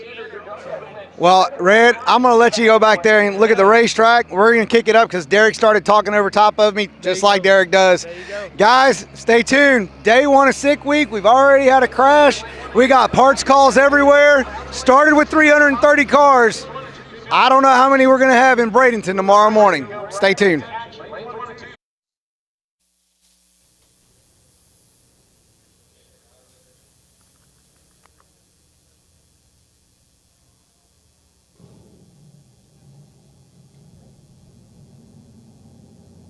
We're waiting for our next pair of cars to come to the water box. Let me tell you about another one of our sponsors, SET. Founded in 2003, SET is born of the passion and expertise of a team that cut their teeth in performance shops, racing and vehicle calibration, as well as performance parts manufacturing and aftermarket tuning. From then on, they've devoted themselves to the idea that engine tuning and calibration are a critical part of customization, and all enthusiasts should have power to unlock the performance potential of their vehicles. Their team of engineers works really hard to make advances in supported vehicles, off-the-shelf preloaded tuning, custom tuning, and dealer support. And SET now has tuning solutions to find every ounce of performance in a vehicle. You can visit SETflash.com to find out more information. So ladies and gentlemen, we're right back into racing action. As we did a little bit of re-prep on the racetrack, and we are rolling through our last few lanes of the A and B group.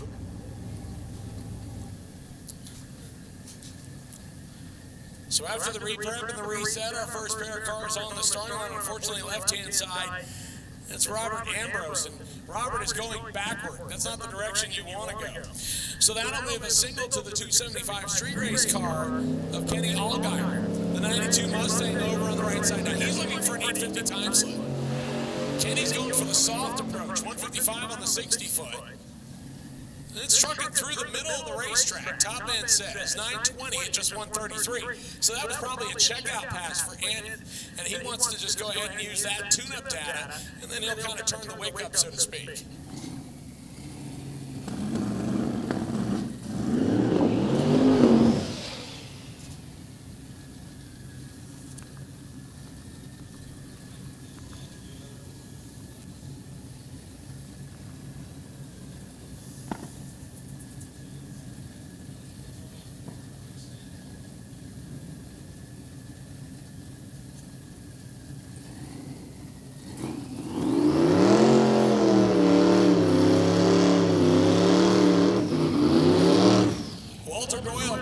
Left-hand side, the 1966 Chevy Chevelle. Kari describes as bloody red and blue.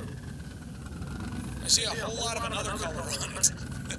With the parachute, the correct SS trimmed hood, but a little bit of an intake popping out the top. That's over on the left-hand lane of the racetrack. The right-hand side is Frank Webb, 1978 model Ford Family Futura. This is a fresh build.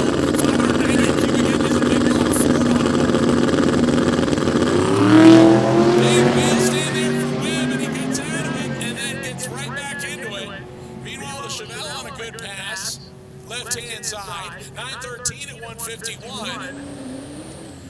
And Webb is trying to save the front end as he pedaled his way out of it. To the boost, and then the car just kind of fell on its face. And so at 1021 at 100 miles an hour, but he was seeing some daylight sky there for a little bit as the car continued to try and come up. Once again, lanes 1 and 2, be suited up and ready to go. Lanes 1 and 2, be suited up and ready to go, please. Here comes the diesel-powered 1970 model Chevelle. This is Ricardo Fletes. Car used to be gray, and this car is run down in the bottom nines with a Duramax diesel on board. Meanwhile, left left-hand side with the boost loading on the Grand National. That's Bradley Arnold, Regal T-Type. The wheel stand out of both of them. Bradley on a rip. Left-hand side, 746 at 184 miles an hour for Bradley Arnold. The question is the car legal to go faster than 750? 949 at 153 for Ricardo Fletes.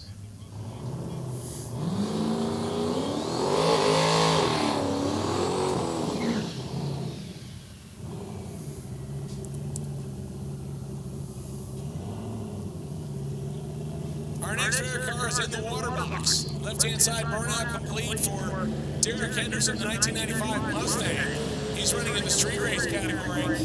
Car on the right-hand side.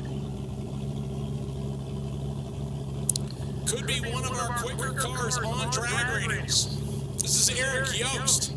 The Customs by Biggin, performance shop based, 1968 model Camaro. This is a Gen 1 small block car with a big single turbo, like the kind of stuff that you would lose arms in. Yost has gone through a lot of trouble to bring this car back after about 6 years of being on the sidelines. And has literally like put everything back together to try to get this car right. And then ended up having transmission troubles last week and did a moonshot on his one and only time run yesterday to try to get some data. Now the good news is the car's still in one piece. The bad news is he's going to the starting line with kind of a question mark. Let's see what he comes up with here. Derek Henderson will win it right. Eric Yost sends it right. Now the front end is on the ground. Oh, look out for Eric Yost, and a great job of saving it there. As the car started to get loose, it came over in the opposite lane, and Yost drives beautifully out of it. I mean, are you kidding me? Talk about a wheelman. Put your hands together. Yost did a great job saving that run. That could have ended badly. And I think Yost might need a new set of underwear.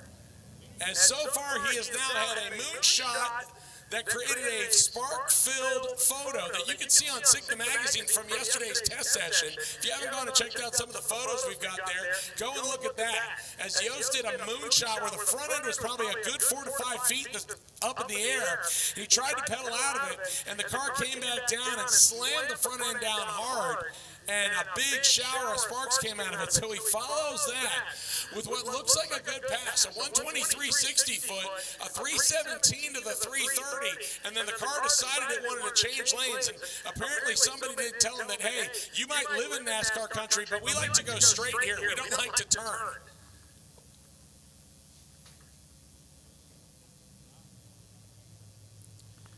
He was beating the bag of biscuits down there, let me tell you. So we're going to check the racetrack, make sure everything is A-okay. We'll be back to action here in just a bit. So we'll make the Buick T-Type and Joanna Icobelli in that 1320 chick car wait just a little bit longer.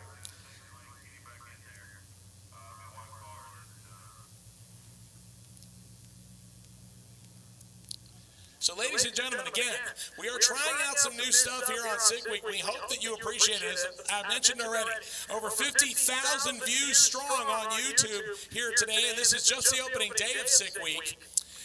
As we are trying out some new driver interviews as well as interactive commercials, and we've got Don O'Neill down in both the pit area and the staging lanes, and he's doing some interviews. There's Don right there. Top Sportsman standout, who I guess we probably promised like a free race entry or something, and he probably said, sure, that sounds good, because racers will do pretty much anything for a free entry. So right now we are on hold while we check out that right-hand side of the racetrack. So the question is that, was it something on the racetrack, or did Yost have a little bit of fluid come out of the car and, again, just did a masterful job of saving it? But we just re-prepped the racetrack, so either way, we are not going to even take a chance on it.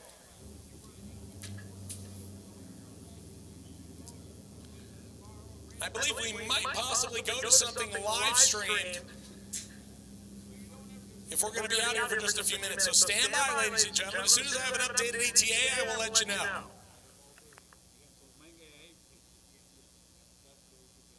Looks like we might actually have Don O'Neill down there. Oh yeah, he's down there with that 1320 chick, Joanna. He's going to get some words of advice. So if you want to check out the YouTube, Tom Bailey's YouTube channel, the interview's going to happen right now.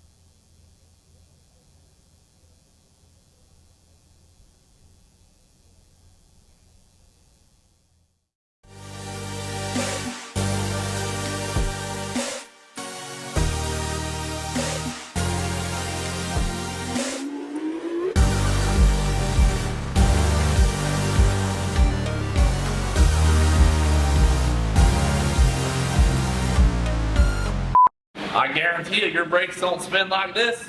Get you some TBMs and they might.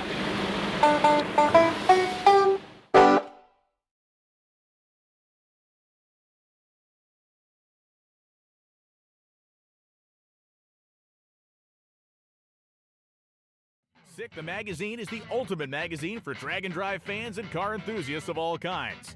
With over 200 pages and coffee table book quality, every issue of Sick the Magazine is packed full of amazing street machines that can race just as well as they can cruise. Get deeper into the sick world of drag and drive by subscribing today. And remember, every annual subscription to Sick the Mag gets you 30 entries into the Supercharged Tahoe giveaway. Terms and conditions available at sickthemagazine.com.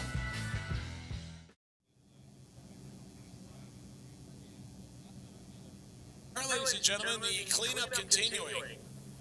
Now's a good time to tell you about a couple of the vendors that are on the property, including Motion Raceworks. They're out here with a whole bunch of spare parts and pieces, so if you have trouble while you're here on Sick Week, make sure you go and visit Motion Raceworks. They've got a lot of their latest and greatest creations, including their new operator shifter, as well as the common pieces that somebody might break along the way, so make sure you go and visit them.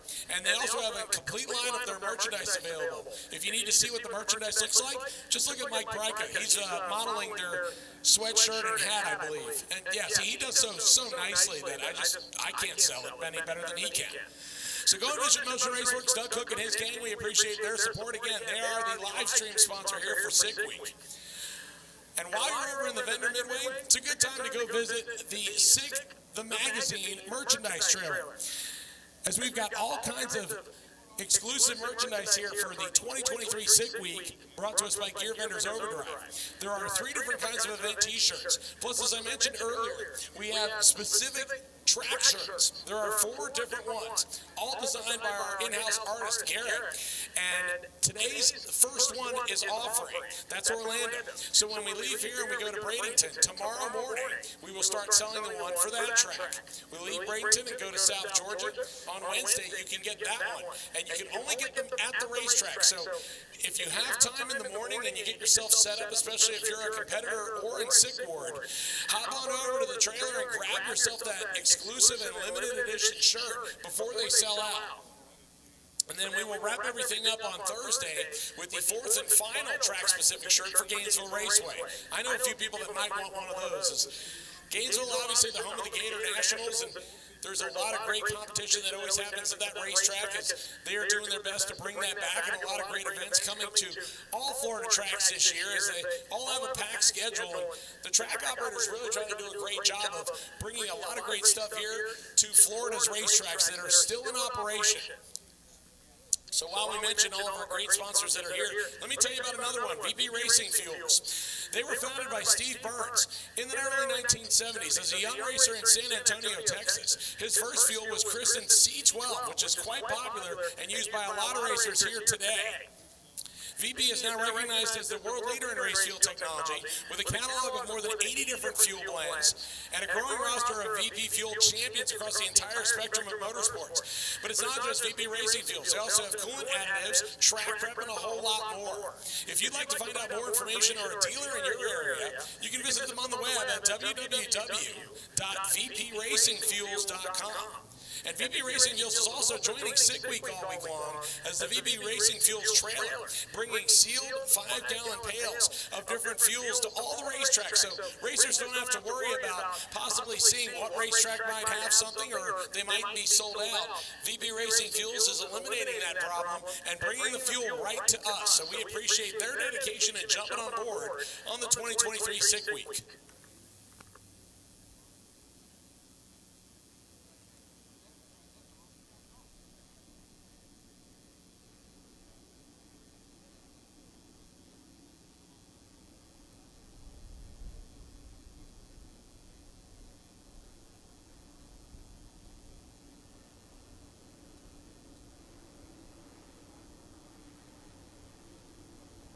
So while Sydney and the Orlando crew continuing to do the workout here on the right-hand side of the racetrack, making sure everything is good to go before we send our next 2 cars down the racetrack.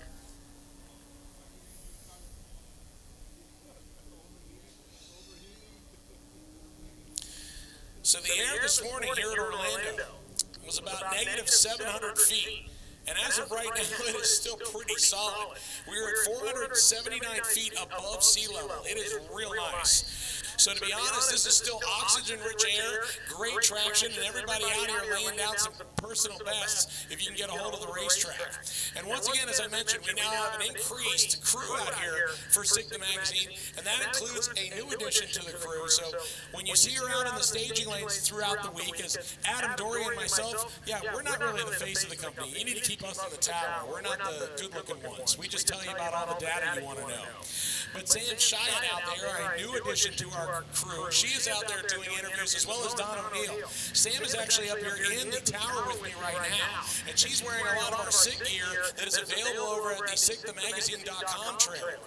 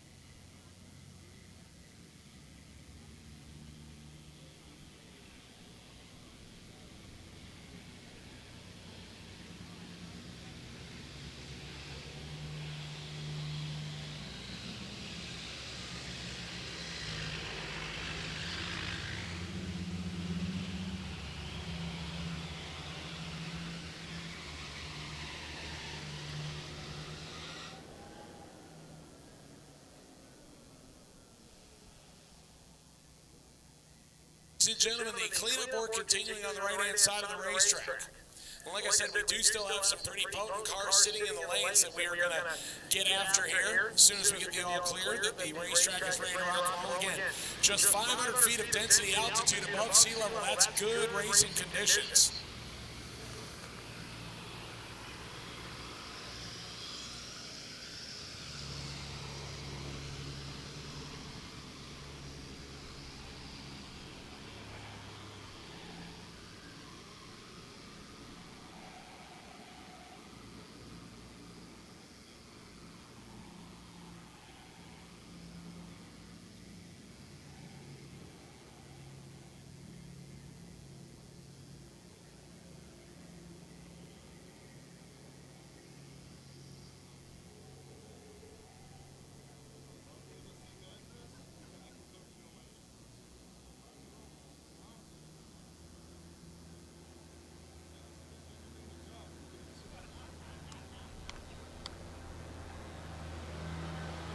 Something that's driving down the interstate or the highway, whatever, and then also racing for 7 days in a row, 5 days in a row. It just requires something different. You know, the design has to be, you know, maybe a little bit more robust, or I mean, there's a million things that you have to keep in mind when you're doing that stuff. So obviously with us building cars for fun, we kind of understand what a lot of the consumer wants, and I think the whole market pushing towards this direction just kind of lends itself well to our business. So what are some products that come to mind when you immediately think of drag and drive, meaning competitors have come to you and say, we need a better this, or our build demands this, or a drag and drive might benefit from having a certain product or a product line?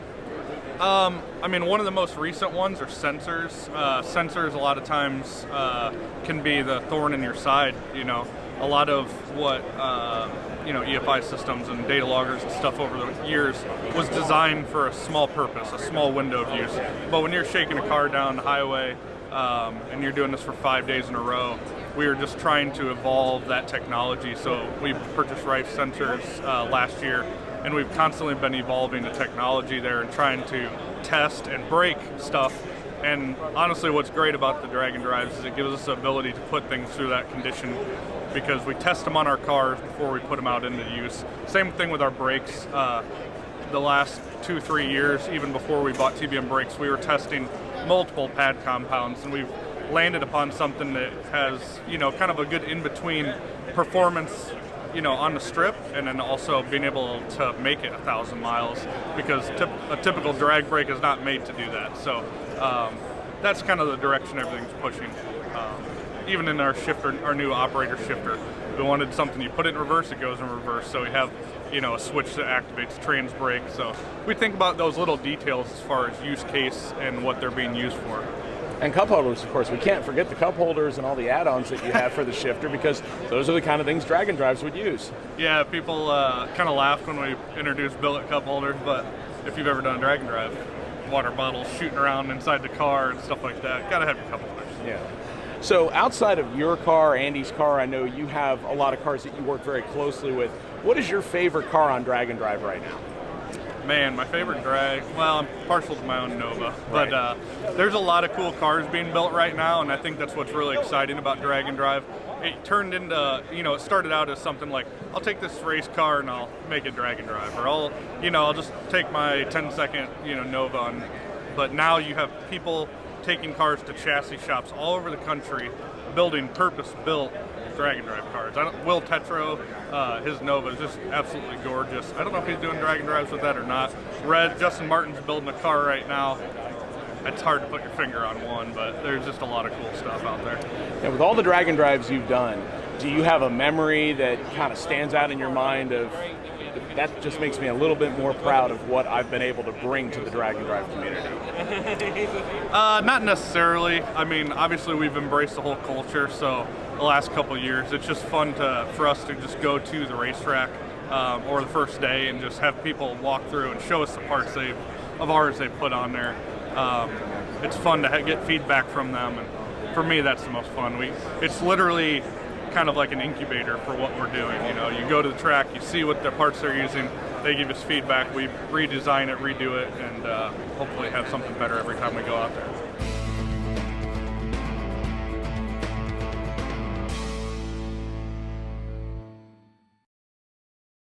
ended up, sit on the car in the right direction and no fire. So, the safety equipment did its job, and my muscle, my back feels a little, like you picked up a suitcase or something. I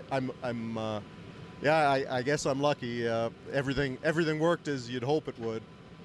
So you're sitting here looking at the only nitrous car on the property, sitting on the back of a rollback. You gonna fix this one? You got a year, right? It's another year till 2024 drag or sick week. Yeah, we got time. I don't think drag week or 6 summers is in the cards for this car.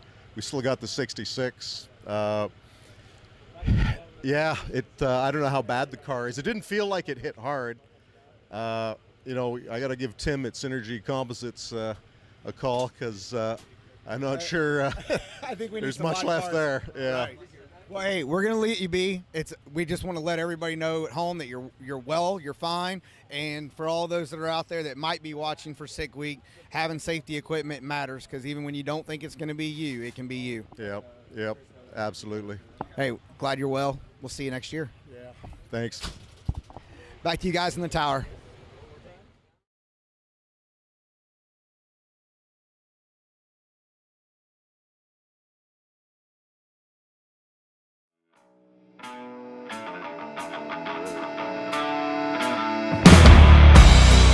People are always asking us how we come up with all the ideas for products that we're constantly releasing at Motion Raceworks. Basically, our engineers are just solving problems that we find.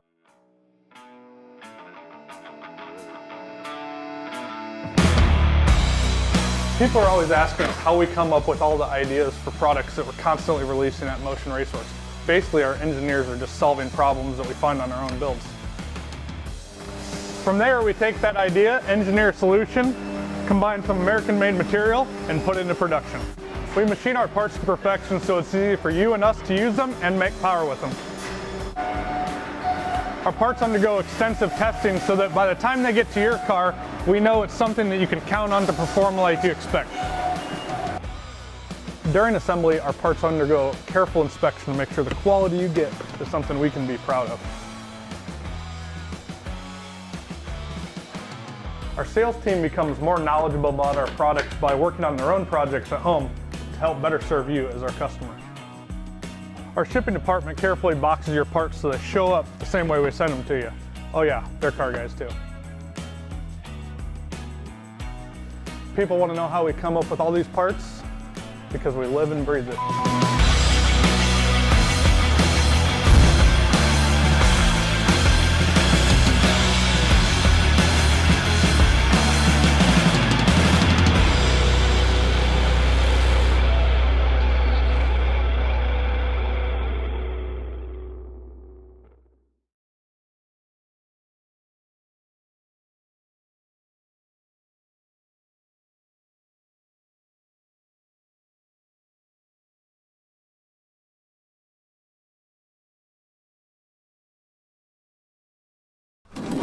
Hey guys, have you subscribed to Sick the Mag yet? Sick the Mag is the magazine for the drag and drive community. It's kind of more like a book. If you haven't subscribed, get over to sickthemag.com, subscribe.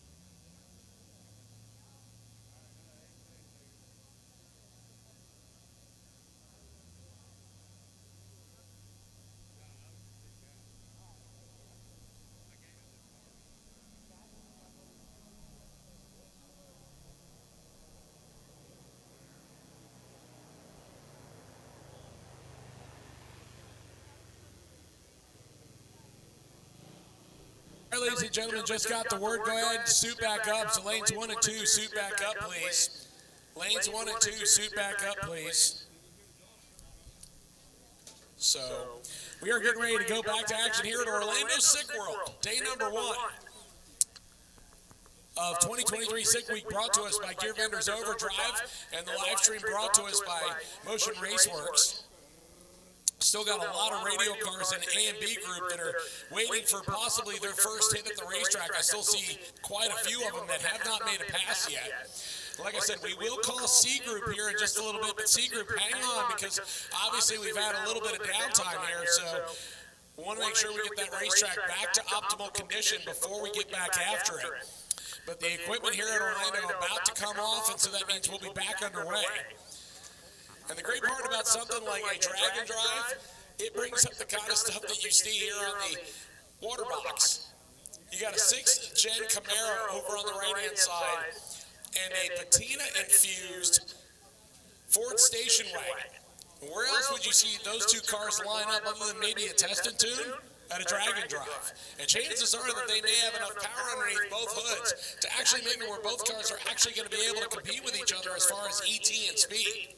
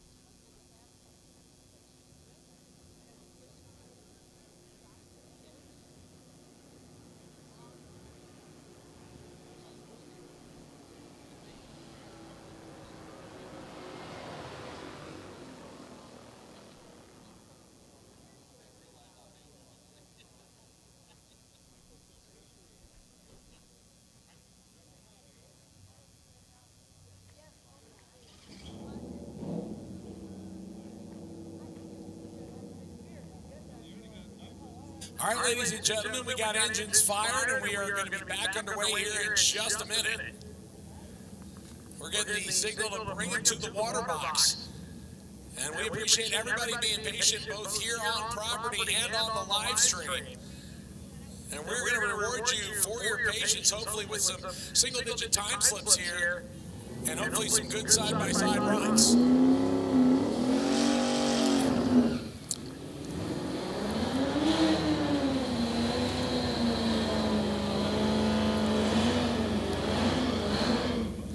So Nicholas Desimy coming up left side, the 1983 LTD station wagon.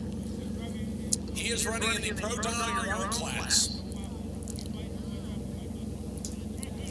He is going to line up with the 6th gen Camaro over on the right-hand side. That is Craig Douglas. 2017 model CL1 Camaro with a parachute hanging off the back of it. In fact, both of these cars with laundry hanging, which means both of them should be capable of running north of 150 miles an hour. Let's see how they do right here. Station wagon got some boost build. I think it's Camaro in.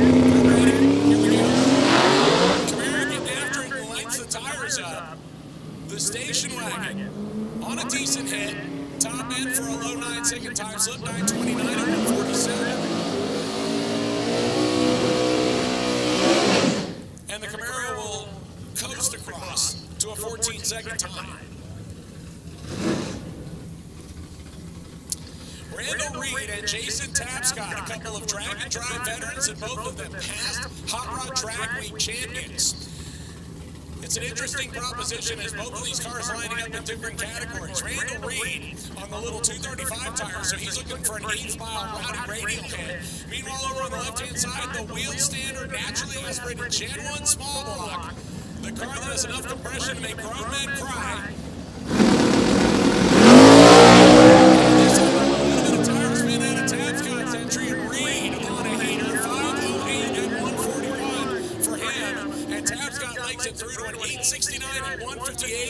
naturally aspirated, ladies and gentlemen. That is a good run for him. Now, he ran in the 850s earlier today, so he probably will pack up and head for the house. And by the house, I mean next racetrack.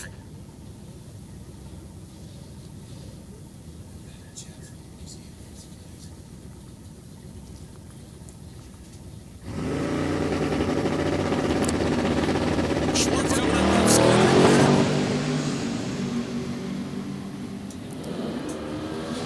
Steve Chichak coming up in the Firebird, and he pops the chute early, 869 at 144, 908 at 149 for Schwartz's Chevelle. That'll bring up the stick shift car on the left-hand side.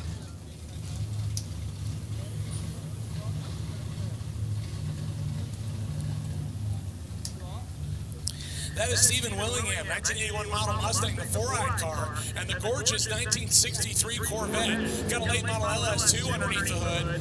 It's good for 10-second time slips. That's the thing about a stick shift car is just there's either one way or the other. You're either going to be medium or you're going to be everything. And everything resulted in tire shake. 1029 at 133 for the split window. And Willingham is going to check and make sure all his fillings are still there.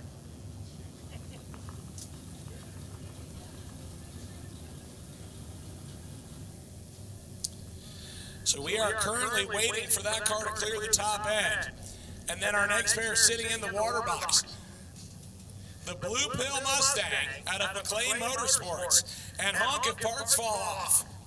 Yeah, some of these cars get interesting names, ladies and gentlemen. So the Mustang really rolling slow, as he may have lost fire in it. As he rolled across the 8th mile at just 21 miles an hour. So it looks like we may have to actually go down and fetch him.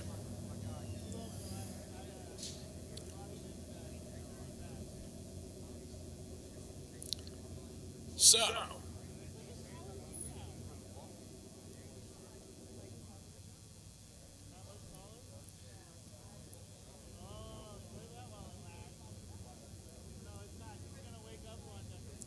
ladies and gentlemen, it looks like we actually have a parts call. Brian Slow with Social Security said he found 31 cents. If anybody has lost that 31 cents, Brian will gladly give it back to you. I'm not sure how you're going to be able to identify it. The photo looks blurry.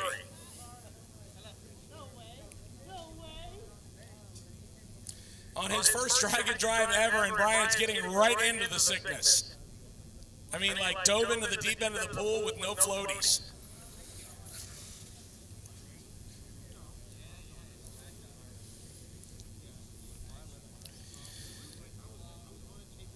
I mean, some people would say cowboy up, but right now we're looking for a horse. If Walker Texas Rangers got a spare, we could use it down there to push that Mustang off the racetrack.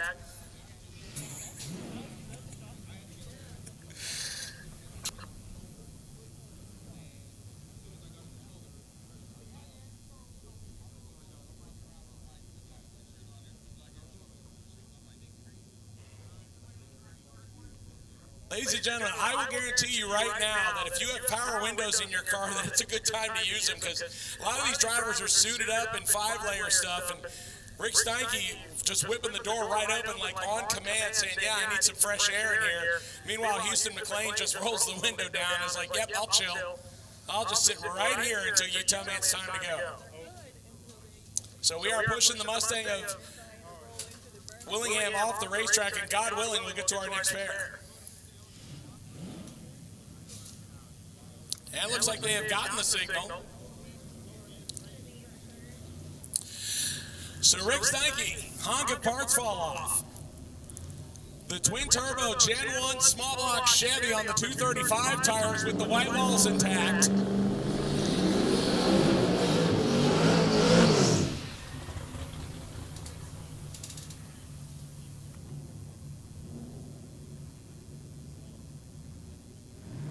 So Steinke completing the burnout and is backing up, and I think Houston McLean might have just rolled across an area that didn't have a whole lot of water. Just hang out right here.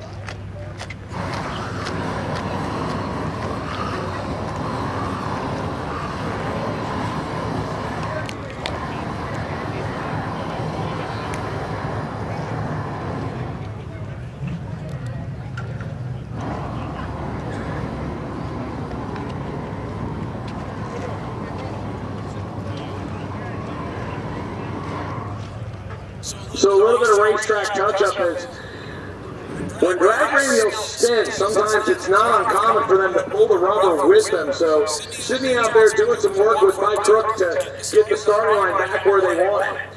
So we'll be down here for just a minute, and again, we appreciate everybody's patience. This is the kind of thing where there are times where we could run for a couple hours with no issues whatsoever, and then just depending on how everything shakes out, we can just have one after the other. Sometimes it runs nice and smooth.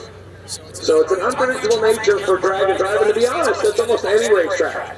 We've got tested tunes up at Gainesville that I've announced, where we've got over 125 cars that made 5 sessions with no issue. Then we've had 60 cars where we just had one car after another break, and we barely could complete 4 sessions.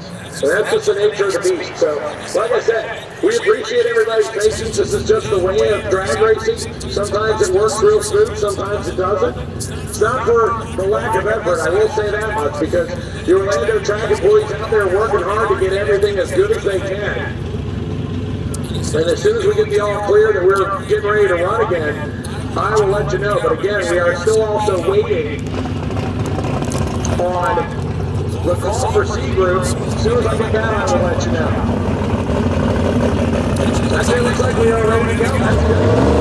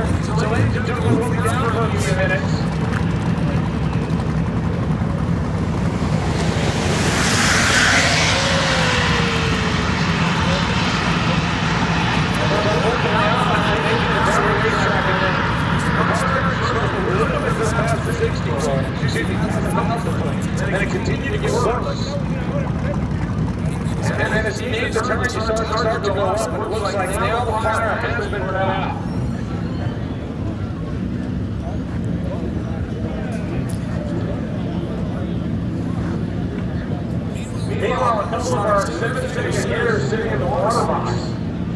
Doc McIntyre in the T-Red 68 Camaro. And Andrew Dava in the 749 LS equipped Mustang. Yes, Doc, they've heard that before.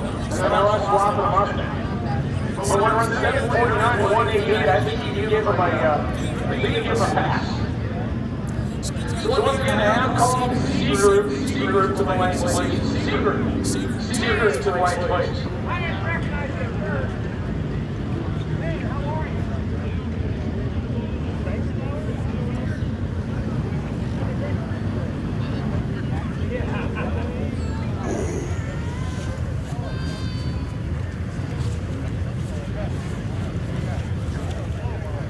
You want to record some more?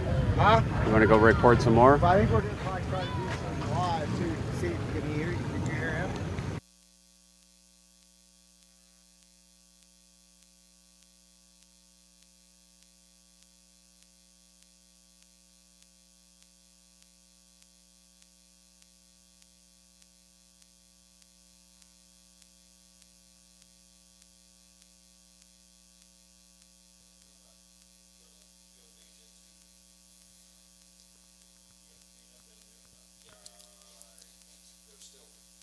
So it looks like we still have the safety crews down there on the top end of the racetrack. I don't know if anything got put on the racetrack, as we were obviously tending to the driver first.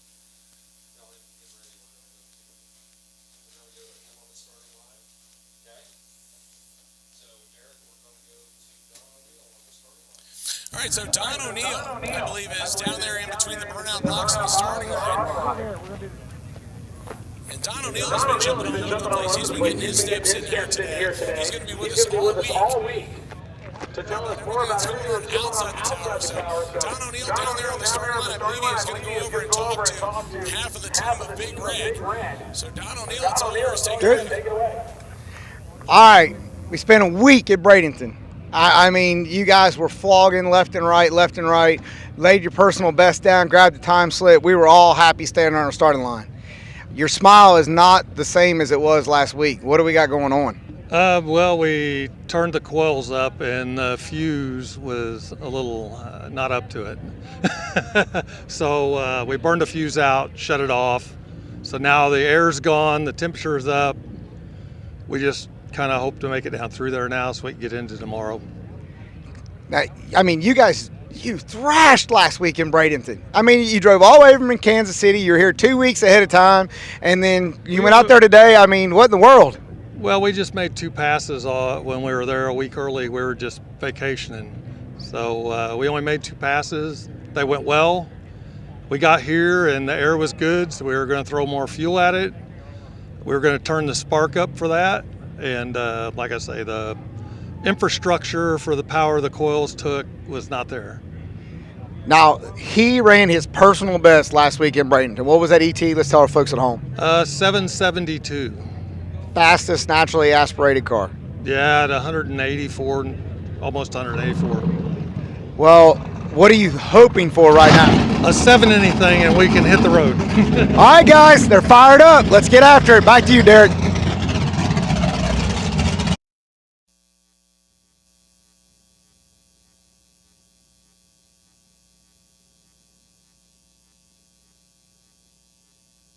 Ladies and gentlemen, back underway here with a couple of 7-second capable hot rods.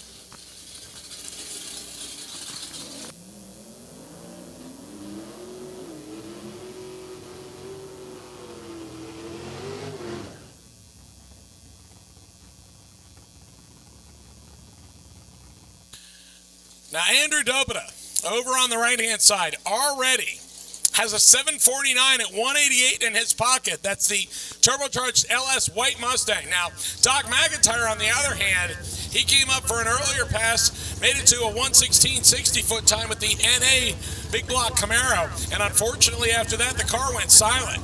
So right now, James is not where he wants to be. He needs a run. And if he doesn't get one here, he'll have to wait for the all-run session. And usually cars like this, with the amount of work that's required of him, he'd like to do a one and done. So the fact that he's making in the second pass, he'd like to get it done right here. He's staged and ready. Top of the rolls in. And unfortunately, it doesn't work that time for James either. Dabada on a heater. 755 at 187, so 749 at 188, and a 755 at 187 for Andrew Dabada. More than likely, he's going to pack it up and head for the next racetrack. And on the other hand, James McIntyre, 0-2 right now. He is not going to want to turn in either of the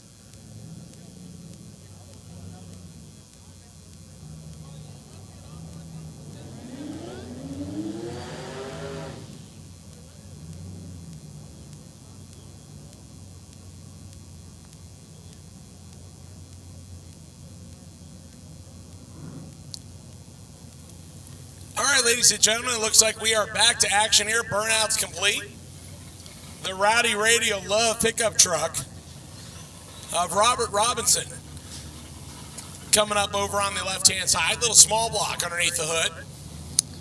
And a little bit of turbo influence. He's going to try to run as quick as he possibly can in a half track, the 1/8 of a mile. Meanwhile, over on the right-hand side, Clint Sadowski, like I said, the former Major League pitcher. This car is running the 770 range. It's a LS power plant with a big single turbo on it.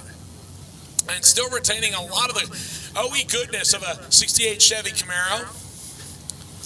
Right now, he's looking for a 7-second time slip. Robinson on the left, Sadowski on the right. They are set. Little wheel stand, and Sadowski pedals out of it beautifully. 515 left side for the Love truck. How about 792 at 182 for Clint Sadowski? So he gets the 7-second nod that he needed, and a 515 at 142 for the Rowdy Radio ride of Robinson is not a bad lap at all.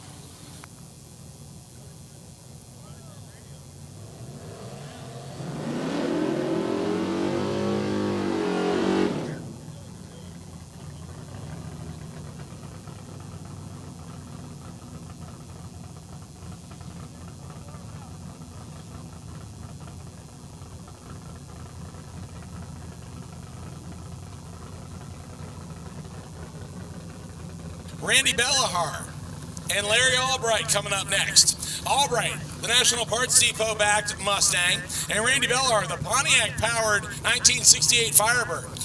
Different way of doing things here is Larry Albright, last year running in the 750 to 770 range on the 275 tires, and this year has signed up for Rowdy Radio. He is running a pushrod Ford with a big single on it. Bellahar, on the other hand, running the 275 class with a nitrous infused body. Both of them hooked up good. 128.60 foot right side, 127 left side, 517 for Albright, and an 858 at 157 for Randy Bellahar. Now, Bellahar being 850 limited, that's not a bad run. He would probably like it to be a little bit quicker, but it's still not bad. A 517 at 144 for Larry Albright, and it looks like his crew chief says, yep, we will take that. They will pack up and get on the road, and a good 128.60 foot time for a warm track. So Paul will help him get set up, and we will see them at Bradenton tomorrow. Paul Castiglione coming up right side. The car he calls Russell in honor of his family member. The second gen Camaro up over on the left side. Both of them looking for a 10-second time slip and get them. 10:45 at 131 for the Mopar. 10:18 at 132 for the Chevy. As we move into the C group, ladies and gentlemen. So D group, just to make you aware, D group. As soon as I get lanes clear, I will call you next. So D group, you are on deck. I have not called you yet, but I will call you to the lanes as soon as I get some openings. So D group, as soon as I get openings, I will call you to the lanes. Marianne Young in the Ford Mustang on the right-hand side.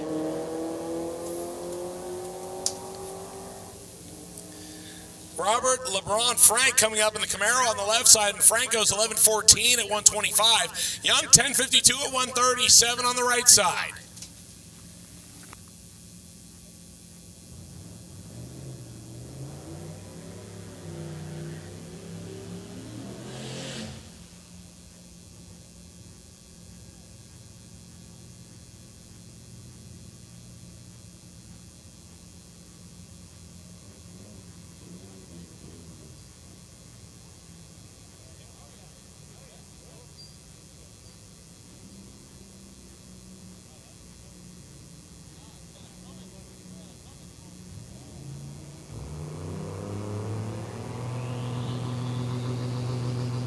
powered 4-wheel drive pickup truck left-hand side.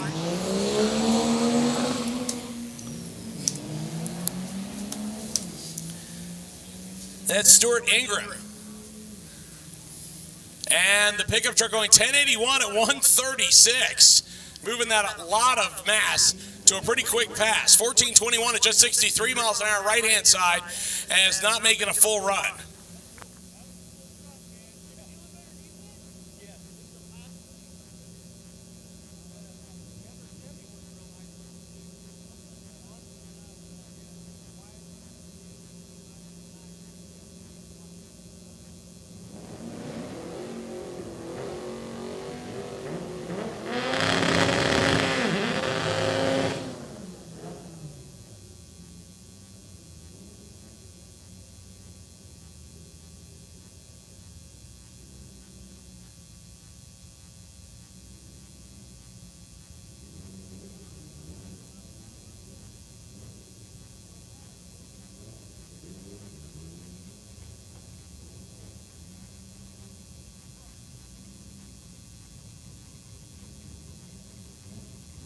Gahula coming up left-hand side. You thought you drove far to get here to Sick Week. This guy drove from the Yukon, 5,600 miles to be here to play at Sick Week.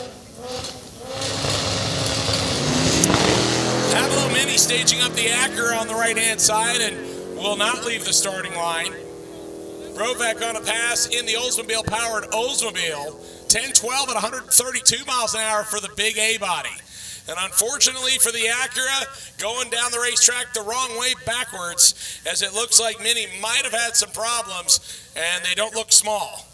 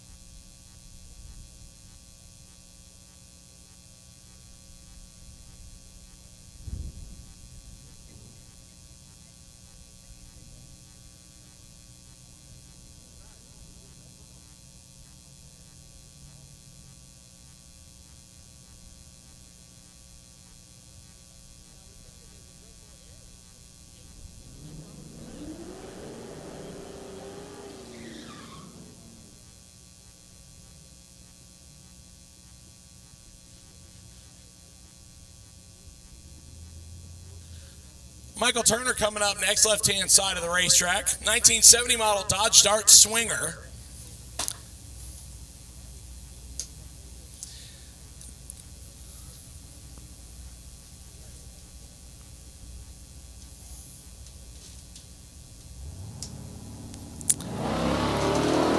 Against Jody Koyman, the 1965 Falcon. So the Dart and the Falcon working their way towards the finish line. And the scoreboards will tell 11:35 at 117 left side, 11:19 at 123 right-hand side.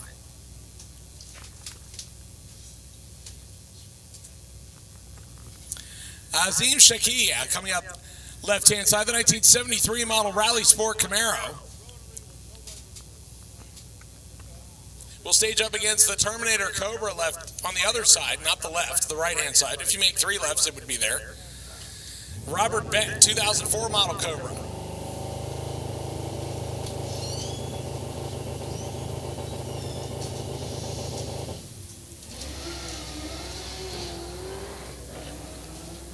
You can hear the supercharger whine in the Cobra. And the Bel Air is going to try to get back after him, carrying a little more mile an hour through the 8th, but he's going to run out of real estate. 1090 at 120 for the Chevelle, 1077 at 130 for the Bel Air.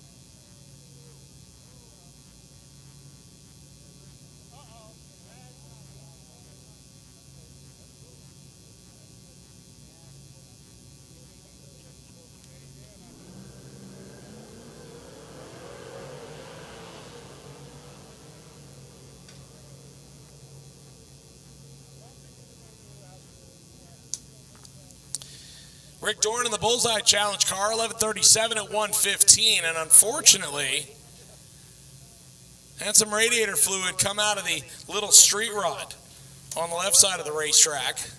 That's Kevin Wilms.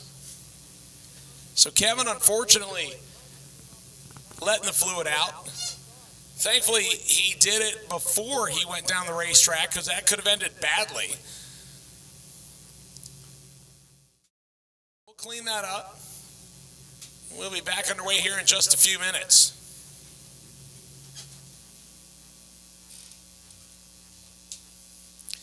And it looks like it might actually be antifreeze, so this may take a few minutes.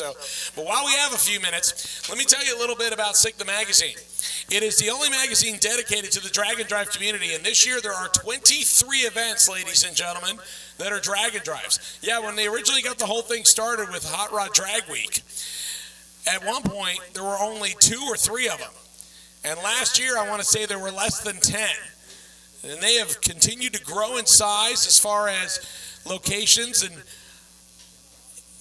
formats and categories, and now it's gotten to the point where some of the people are actually starting to use the SICK Week branded rules and competition. So the good news is that if you ever wanted to do a drag and drive, Tom Bailey has actually said that he can help you put one together.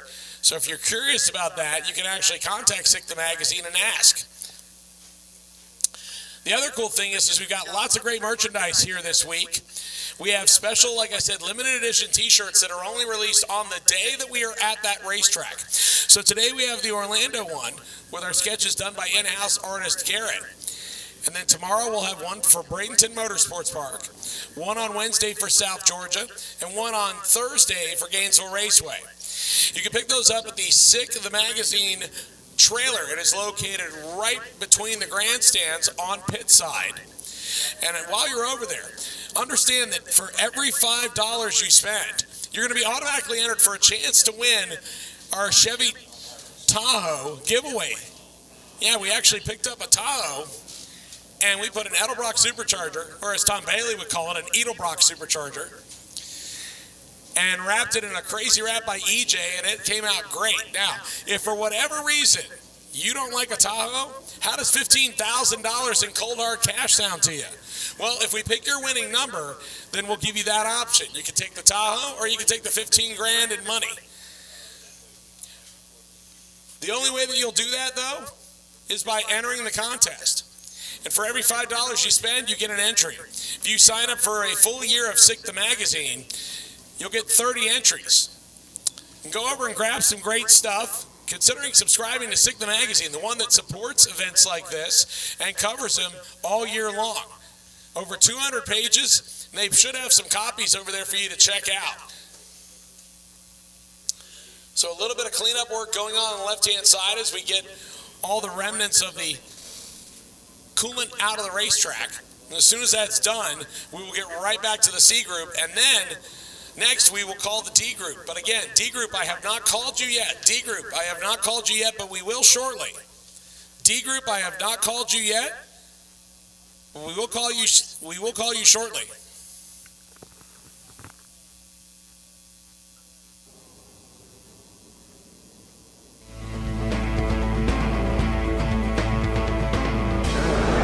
I'm Rick Johnson with Gear Vendors, the Overdrive company, and I've been asked to give a quick little rundown on how Gear Vendors works and why people run those in their hot rods, muscle cars. They're doing drag and drive events, drag week, SICK week, stuff like that. So a Gear Vendor is an auxiliary transmission, bolts on the back of your Turbo 400 automatic or manual transmission, and the whole concept is not to be cheaper than an overdrive built-in, but to be better in terms of weight distribution in a race car by shortening up the drive shaft. We put this right behind the transmission, bolts right to the transmission with a dedicated adapter for whether it's a Turbo 350 or a Torque Flight 727, whatever it is. This front section will bolt to the transmission. Inside, we got 3 planetary gears, all steel carrier, very high horsepower handling, and very high engineered with dual rows of planet pinion little cage needle rollers. And and an 18 element roller clutch, true one-way sprag that's overrun when you shift into overdrive. So when we hit the button for overdrive on our shifter, like this, we have a little button on the shifter or a dimmer switch on the floor, then that's going to engage 700 psi that this overdrive makes out of the 27 ounces of fluid that's in the overdrive, and that's going to shift this clutch forward and lock the clutch into the brake ring here, and that's going to make the planet gears here go around the sun gear. And this is key on why it handles so much horsepower, because planetary design is only requiring to move, there's 77 teeth on the ring gear, 22 teeth on the sun gear, so in every revolution, if you look right here, we're going to move that annulus just slightly faster, 28.6% faster than the input shaft is going. So you're going to watch that roller just get covered up as I'm moving forward. It's coming and covering up that roller and disappearing and moving on to the next one.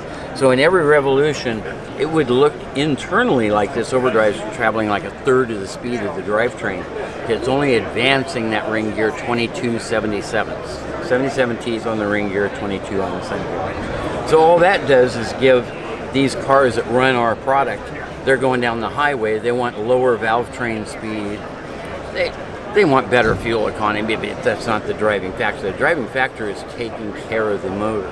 So we can lower the valve train speed. At 4,000 RPM, we're going to knock 888 RPM off of the tach. Okay? At 3,500, throw pretty math. At 3,500, we're going to knock 777 off. At 5,000 RPM, we're going to knock 999 RPM off the tach. So it's an idea that, you know, has taken the 40 years that we've been manufacturing this and the development that we've done, that we can handle ultimate horsepower of 5,000 horsepower cars running gear vendors that can now drive down the road and go 75 miles an hour and still maintain a very low RPM on the drivetrain with something that's reliable and can handle that.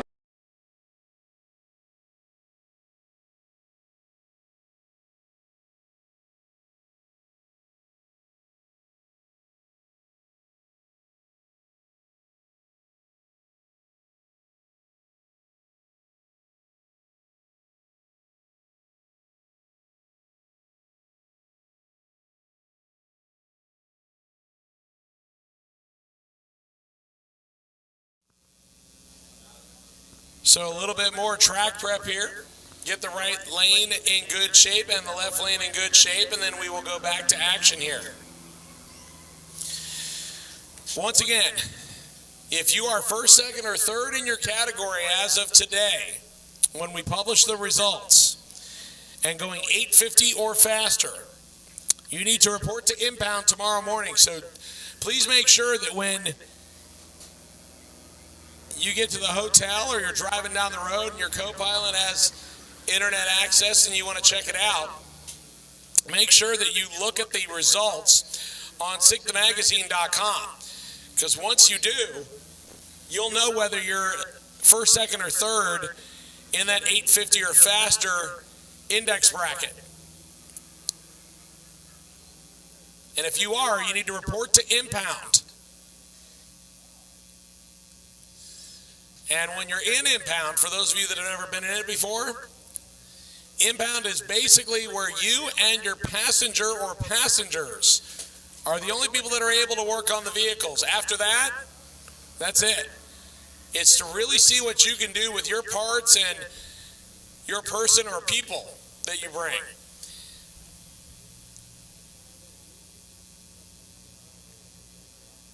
Now, granted, if you're thrashing and the car is broken, it's one thing to ask for help, and that can be further clarified by Keith Turk. But again, the way that impound works is to get you to make sure that everybody is playing by the same set of rules, especially on class-leading people that are in the fast category.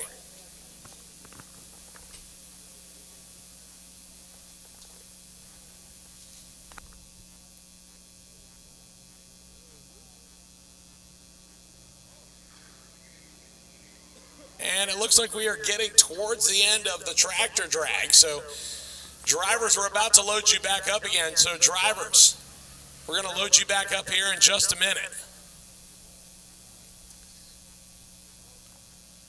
So if you're currently in lanes 1 and 2, start suiting back up, please, as Morgan Hickson gives them the sign. Drivers in lanes 1 and 2, suit back up, please.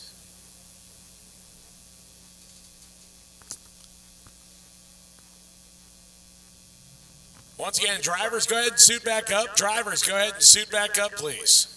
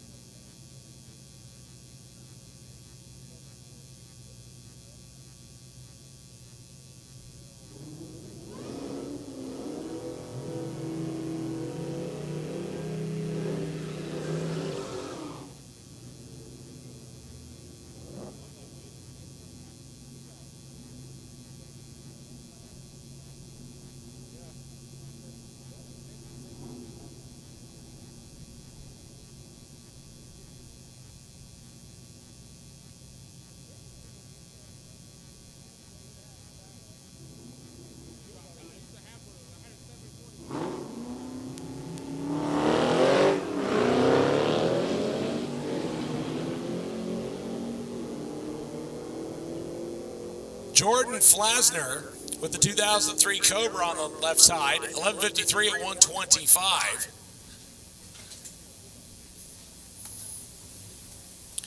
Unfortunately, I don't have any driver information on the right-hand lane, 10:55 at 127.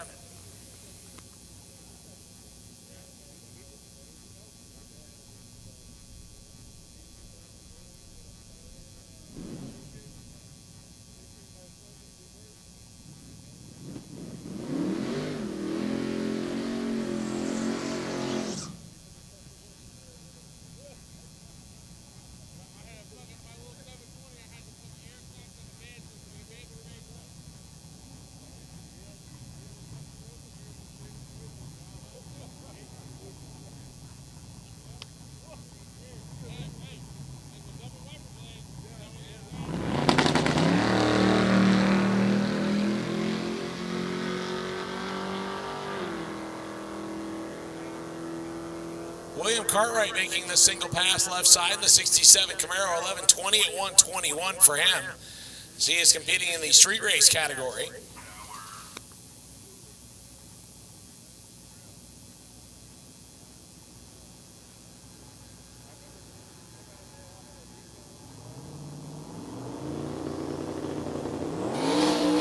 All right, attention in the pits, attention in the pits. I need D group. D is in Delta, D run group. D run group, your time is now. I need you to lanes 1 and 2, please. D run group. D run group. Your time is now. I need you to lanes 1 and 2, please. It's Kyle Cartwright, the Malibu station wagon. Cartwright on a good pass, 144 to the 60-foot. This could be a 9-second clip. But it looks like he got out of it early and coasts to a 1073 at just 93 miles an hour. The car went 626 at 112 to the 8th mile. So he was on a good lick to run a 9-second pass and might have left out of it because the car might not be legal to run 999. I'm not sure. I'm taking a guess here.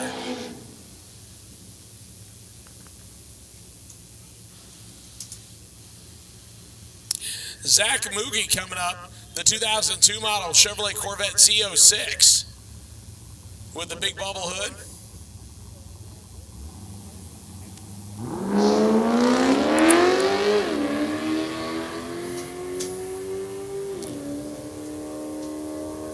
Moogie on his horse heading towards the top end of the racetrack. 11:33 at 1:21.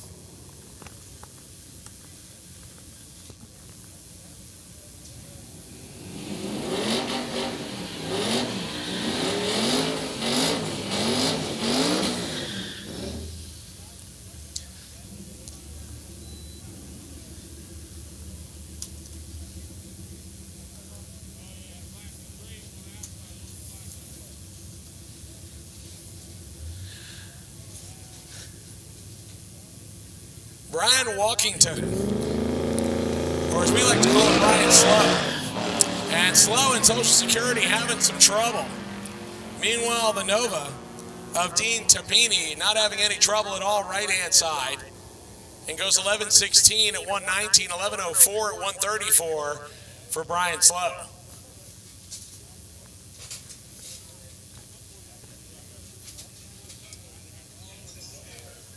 Once again, D group. D group, your time is now. D group. D group, your time is now. I'll take you to the lanes, please. D group. D group, your time is now. I'll take you to the lanes, please.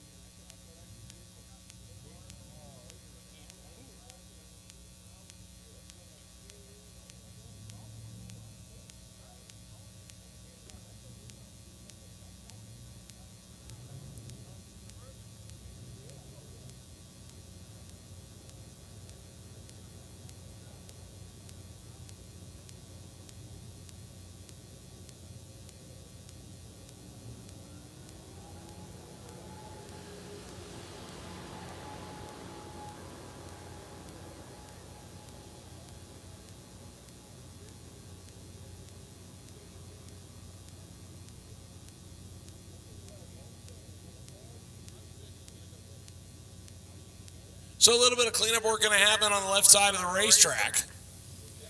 Once again, I have called D as in Delta. D as in Delta group, D group.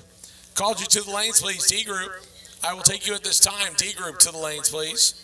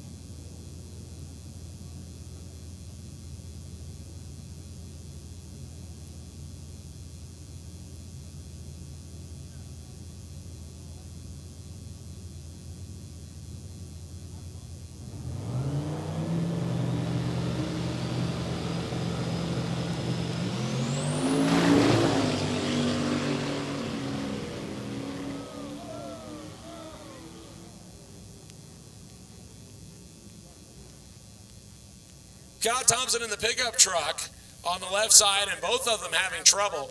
We'll coast across at a 14:34. The right-hand side a little further behind, riding the wall to a 19-second pass. And that was Arf Hosland, the 2008 G8 Pontiac. So unfortunately, both drivers having trouble. We're going to go on hold here for just a minute while we double check and make sure that there was nothing that came out on the racetrack before we send the next pair.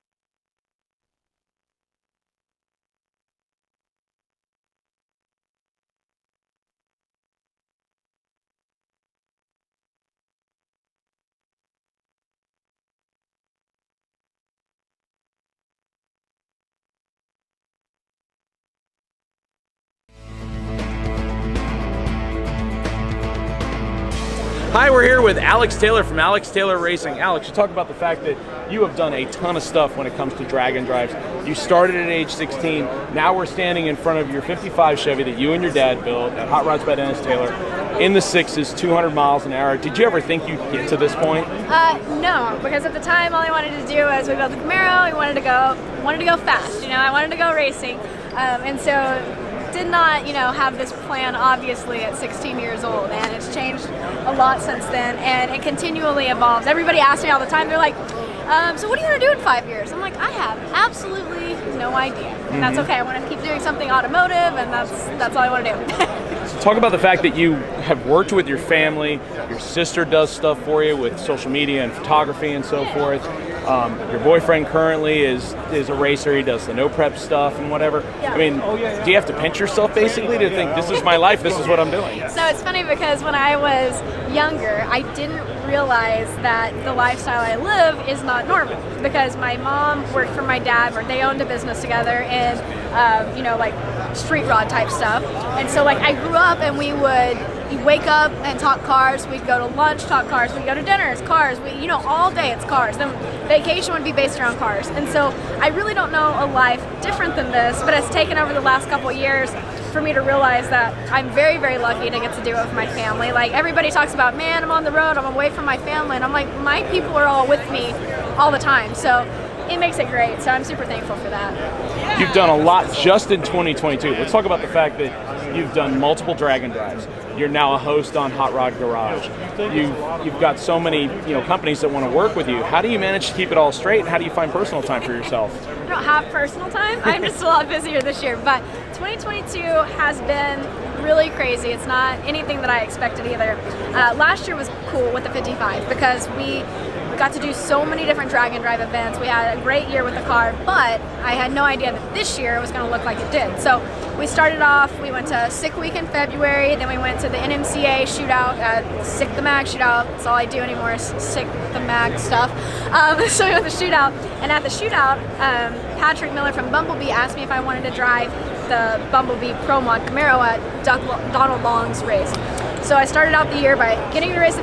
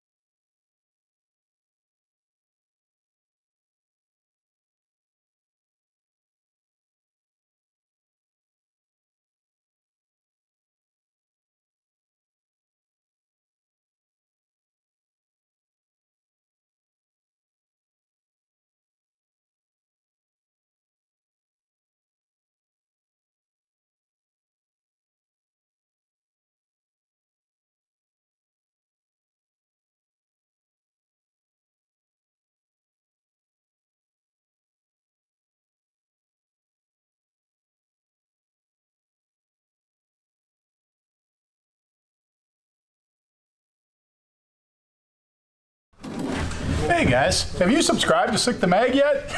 Sick the Mag is the magazine for the drag and drive community. It's kind of more like a book. If you haven't subscribed, get over to sickthemag.com, subscribe. Sick the Magazine is the ultimate magazine for drag and drive fans and car enthusiasts of all kinds.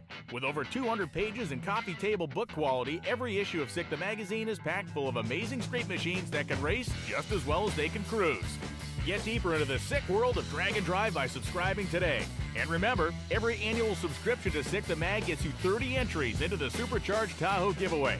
Terms and conditions available at sickthemagazine.com. Sick the Magazine is giving you the chance to win a Supercharged 2012 Chevy Tahoe. Custom wrapped in sick colors and equipped with an Edelbrock Supercharger and Mickey Thompson tires, this is the sickest Tahoe in the world.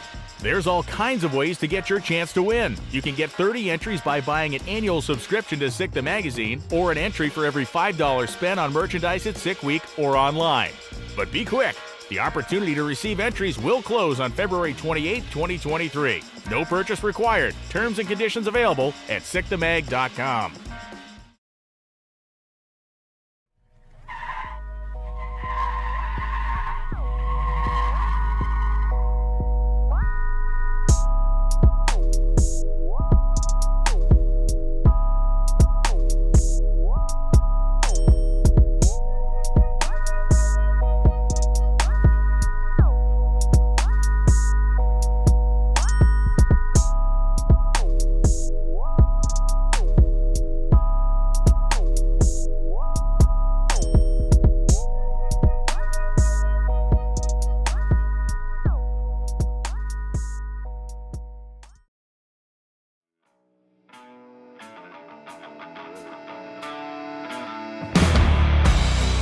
People are always asking us how we come up with all the ideas for products that we're constantly releasing at Motion Raceworks.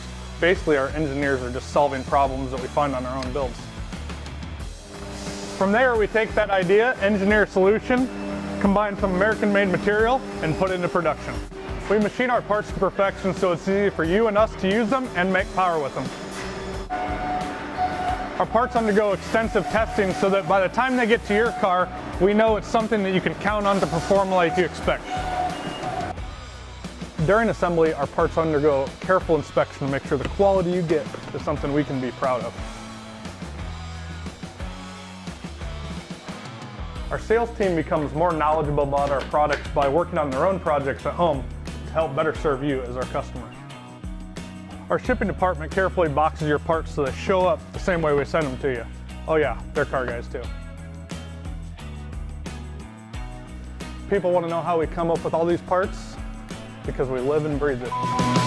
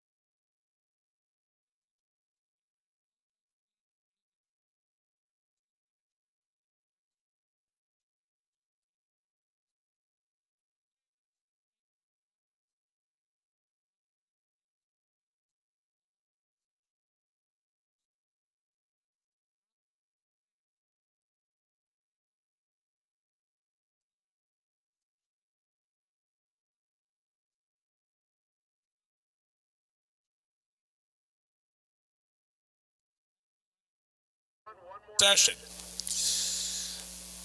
So once we get the left-hand side of the racetrack cleaned up, then we will be back to action. Like I said, if you're still here on the property, it's a great time to go out and visit all of our vendors that are here on the property. You can go visit the Sick the Magazine merchandise booth, sign up for the magazine, and like I said, we've got a supercharged Chevy Tahoe that we are going to be giving away. Every $5 you spend gets you one entry. We are doing those entries in the month of February only. If you sign up for a full subscription to the magazine, you'll get 30 entries. If you sign up for just one issue of the magazine, you'll get 6 entries. And also lots of event merchandise as well as our regular Sick the Mag merchandise that's available year-round, our different designs and different shirts and hats and pullovers, and we've even got the really nice stitched pullovers. So make sure you go over and check that out while we still have plenty availability for your size and color and so forth. So like I said, right now we are still in the middle of cleanup. As soon as I get a closer ETA on when we're going to go back hot on the racetrack, I will let you know. For those of you that are paying attention to our live stream, thank you so much for checking out the live stream here at the 2023 Sick Week, brought to us by Gear Vendors Overdrive and brought to us on the live stream by Motion Raceworks. And speaking of the live stream, we have Don O'Neill ready to go. I believe he's going to do some interviews while we have some downtime, so we're going to stop talking up here and we're going to send it down to Don. Thanks, Derek. Down here on the track with someone who came in to Florida 2 weeks ago was full of optimism, and today, piss and vinegar. Hey, you know, that's how it goes, right? So we came in to Bradenton last week.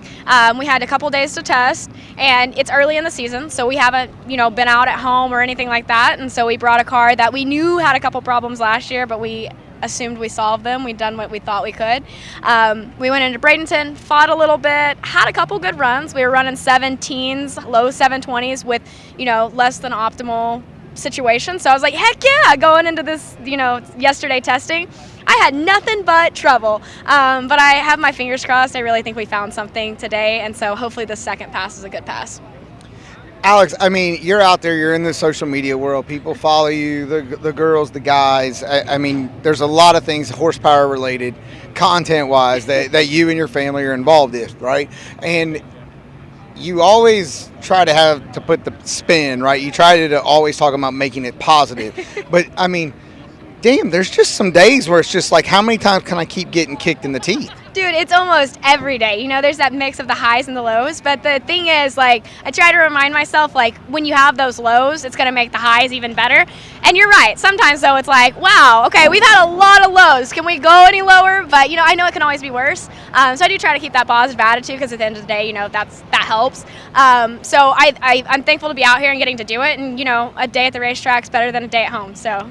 Well, and you are out here. You have your entire circle, if you will, with you, and you've got your sponsors, and you're doing it. But I mean, when you have a good run, how quickly is it easy how easy is it for you and your sister to come back, process the content, and get it out, versus when you had what happened yesterday in testing, then what happened again this morning? I mean, do you even want to think about doing content at that point? I am the worst, because even if I have a good day or a bad day, I still suck at getting content out, I feel like. But to answer your question, I know what you're saying. I actually had an event last year where it hurt so bad. It was the worst. I had so many troubles that by the end of it, I was like, I don't even want to look at this footage. And you know what? I didn't. It took me a year and I still haven't put it out, just because it was like that sucked. It was just not fun, because we just had, it was a kick. But on the flip side, that's part of it, it's part of it. So. Now, how many of the Drag and Drive Sick Week competitions have you and your dad participated in? So my mom and I used to do it together. So my dad and I started riding together a couple years ago. I don't know where I'm at now, probably 16, 17, somewhere in there. So a lot. Now, you put out some content information earlier that you were looking for a 200-mile-an-hour pass in competition. Yeah. Today, have we tempered our goals whatsoever for the rest of Sick Week? No. So my first pass out today, I made it less than 60 foot and the car shut off. It's an electrical issue, and we have been chasing this gremlin literally for a year at this point, and I honestly think we found something. We found a loose wire that was hidden, tucked away back in the back corner, and I really think it was connected to our injector driver box, second set of injectors. So I think we're onto something, but I always hate speaking before I know because I don't know if that's it yet, but we'll see. So no, I haven't set my standard for what I want for the week, but I'd love to see, you know, low 7s, high 6s, 200 plus. So it's got potential. That's what everybody says, right? But That's like the worst cliche ever. I mean, come on, seriously. I know, that's what I'm saying. It's got potential. No, I really actually feel pretty good about it. So. Okay, so now you guys, didn't you just change transmissions before you showed up here, or had a transmission issue, right? Which day? Yeah. Right? Which day? So it's really funny. So there's a Turbo 400, you know, a nice reed case, totally built, Pro Mod shaft, everything, transmission that my dad had in his car, and ran in his car for 2-3 years, no issues. And then we switched over, I put it in my car, ran for a year, no issues.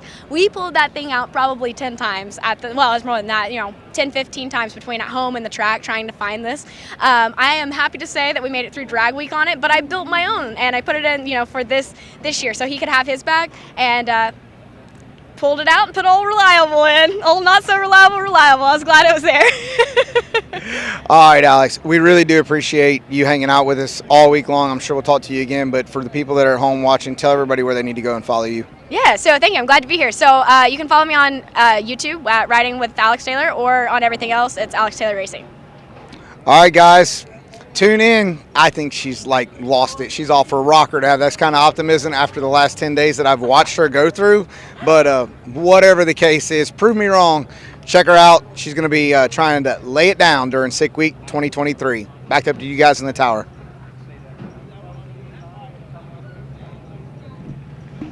Cool, dude. Thank you. Thank you. Appreciate it.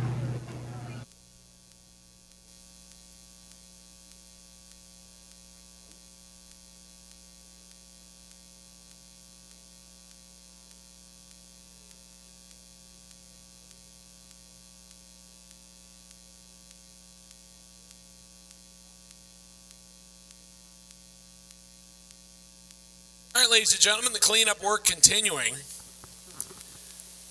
Once again, we do appreciate everybody's patience. This is the kind of thing where, unfortunately, sometimes you just cannot plan this.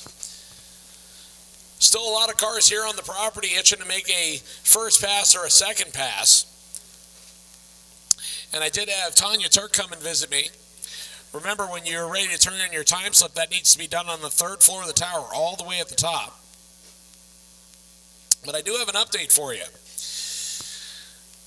There are already people out there apparently making yard sales and thrashing on their vehicles. Please make sure that you understand that when you start to tear into something, the racetrack will be shut down at 9 o'clock tonight. And I don't mean running. I mean you're going to have to find an alternate. So if you start to tear into something, you might want to make a backup plan. So I was just informed the racetrack will be closed at 9 o'clock tonight. And that is gates locked. So please make your plans accordingly if you decide to tear into something.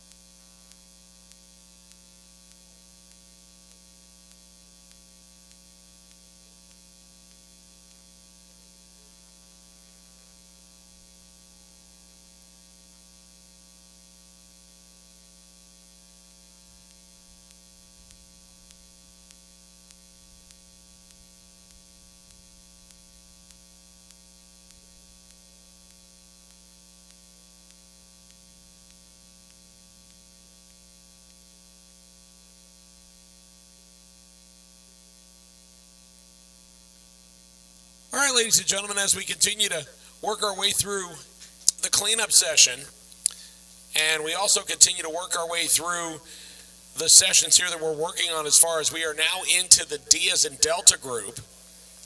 And as we mentioned, we are going to do an all-run session to finish off the day today.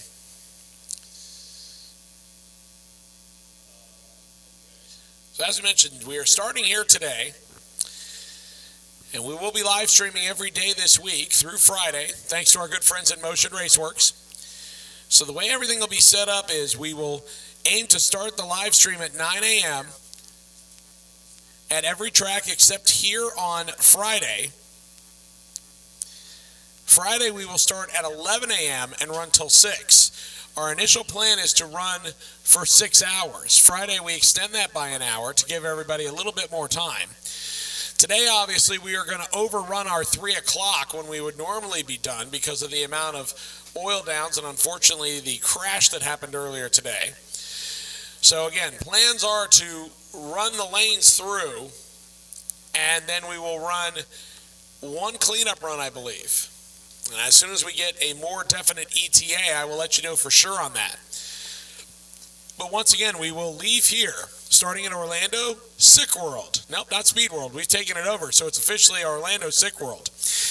We will leave here, and we will go southwest to Bradenton Motorsports Park for day number 2, Tuesday. Run at BMP, and then we will move from that, in the longest drive of the week, straight up I-75 and into Georgia for day number 3 on Wednesday at South Georgia Motorsports Park. It's about 30 miles over the Florida-Georgia border. Once we complete Wednesday, we will take back roads back into Florida a few hours south, and we will stop at Gainesville Raceway, home of the Gator Nationals, for Thursday. And then we will zigzag through the middle of the country again, and we will wind up right back here to finish off everything. And for those of you that have been on Dragon Drives before, and this is only my second one, but the more people that I talk to, the more people that say how important it is to just finish the week. If you finish the week, that is a huge accomplishment in itself. Trying to be competitive and doing it, you're probably going to stress yourself out and not get enough sleep. So by Friday, you're going to be worn down. So once again, we are continuing to do work on the racetrack. As soon as I get an updated ETA, I will let you know. So I believe Don O'Neill is out and about again. We're going to go to him.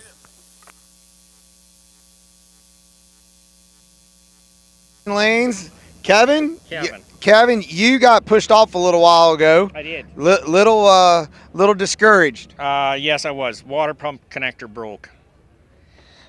What, Kevin? How did the water pump connector break? I don't know. Kevin, the license plate says Canada. You drove it a long way. We did 3,000, just about 3,000 miles to get here. 3,000 miles. 3,000 miles. We trailered it, but we drove it in Nashville. We drove it in a couple cities in Georgia, Chattanooga. Unloaded it and drove it around. It's been a blast. So how long have you been doing the Dragon Drive competition Sick Week? I've been a bracket racer forever. This is my second event. I did Miles of Mayhem in Canada last year. I just fell in love. And this is the first one in the States. First one in the States, and you were a bracket racer. Now, who's right? Okay, Kevin, shocker for the people at home. There ain't a whole lot of room in there. You know, there isn't. It's cozy with my wife, but it's way more comfortable than you know. Well, I thought you were going somewhere else with that comment is what I thought you were getting ready to go with there. So I'm going to back up from that, and I'm not going to step through that door.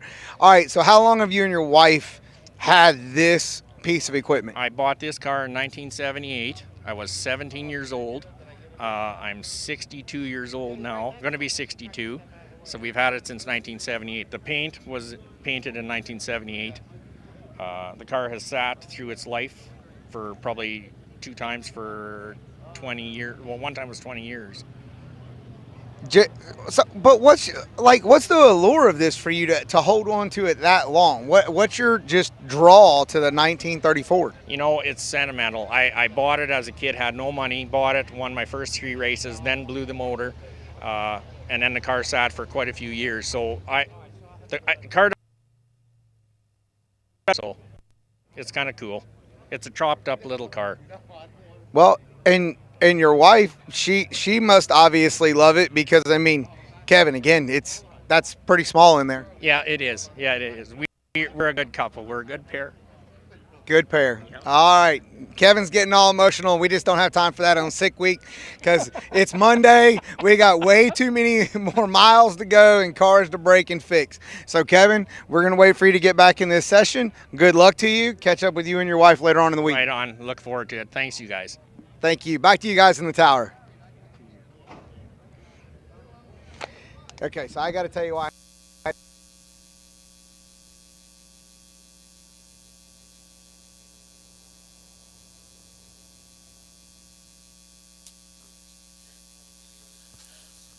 So, ladies and gentlemen, once again, and it's not to plug Motion Raceworks, even though Doug and his crew is great. I'll tell you what, Warren Evans and his crew here this year, we are really trying to step up everything that we can bring to you.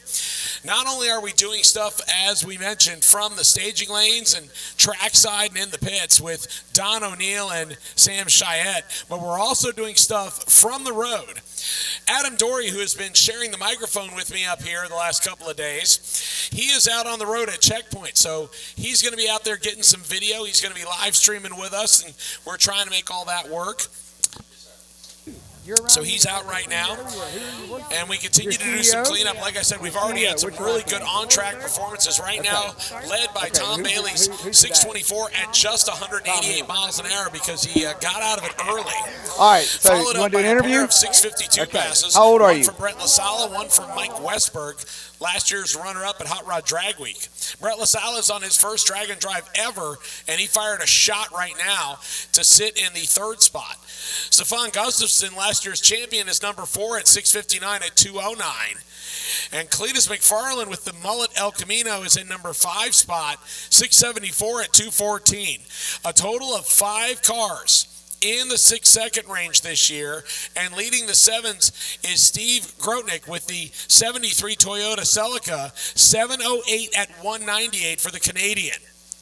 So a lot of impressive performances here so far. And like I said, we still got some people that are probably going to come back around for another shot. I believe we are working currently on trying to get some live stream stuff from the first checkpoint. Adam Dory is out there doing the hard work out in the sun. So again, if you want to check out that action, go to Tom Bailey's YouTube channel, and you can click on the first day, the Orlando day, and it'll be coming up on the stream. I believe Warren has that queued up. He's going to go to it right now. Scott, I'm here with Scott Brown. Of course, the Capone car with the naked pizza on the roof. But how's your morning? Yesterday tested one time, didn't get a really good time slip. Went 123 60 foot. My log showed mid 530s for the ET, 132, 133. Today, track's super tight. Left the same tune up on it. Actually went slower because I needed more power to get down, but 541, 131, I think it is. Awesome. So we loaded up and made it up here at first checkpoint. That's what I'm talking about. Running Rowdy Radial. Rowdy Radial, 26.85 tire. That's awesome. How much testing you had on that? Back in December, we tested at Texas Motorplex, got 4 or 5 passes in, get the shocks, tune-up dialed in, and sweet. Really happy with it. I raced on this tire for a bunch of years. Then went rear suspension upgrades and went to 275 tire and got comfortable with that and put these back on it, and it goes faster. It's awesome, man. It's awesome. Sweet. Thanks for the time. I'm just going to do a quick walk around, and we'll send this into Warren and put it on the live stream when there's some downtime. Thanks, bud. Appreciate it.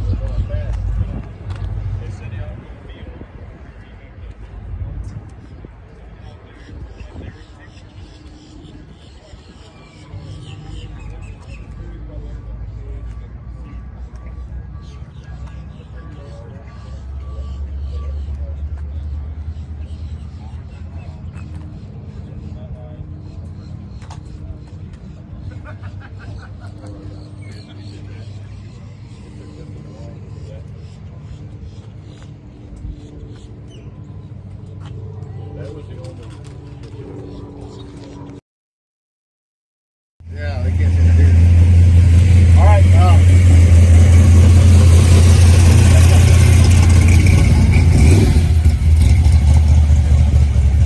Cool. Tell us your name and your class. My name is Chris Bice. We're running NA Modified today. And you've got a little problem here at the first checkpoint, it looks like. A little problem. We broke our rock arm bed push rod as we pulled in. Thing did great all the way here. That happened. Dang.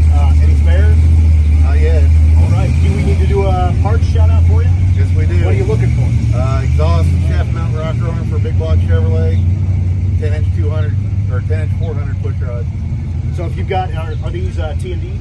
These are Jezzels. Jezzels. So if you've got a Jezzle exhaust big shaft block. mount, big block Chevrolet, and a 1040 push rod at the first checkpoint, we need you.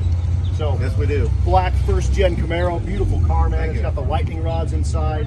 But sorry for your bad luck. Hopefully we can get you on the road. We're gonna try. We haven't given up yet. Hell no. That's what I'm talking about. Thanks, man. Appreciate it. See ya.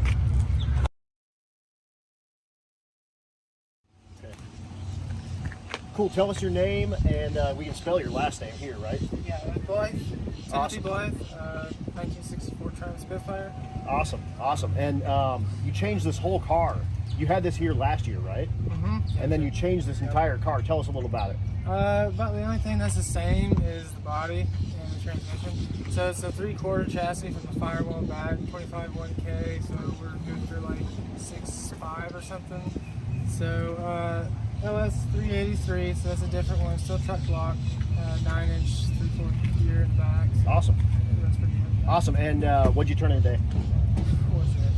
86, 158. That's awesome, man. Because it was running like somewhere in the 11s or 12s last year. Yeah, so last year, the last day, once we got back to Bradenton, I think it was running, we hit a 10.9, I think was the best. Very cool. So big improvement. So first checkpoint, any issues so far? Stop times, traffic, getting a little bit warm, but I think everything else is pretty good. Very cool, very cool. Cool, I'll let you get back to it. Thanks for chatting with us for just a minute. Appreciate it, man. Awesome.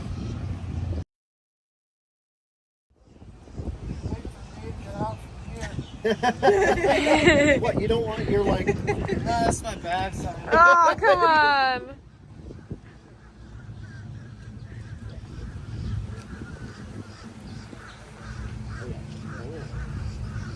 So that's for sure.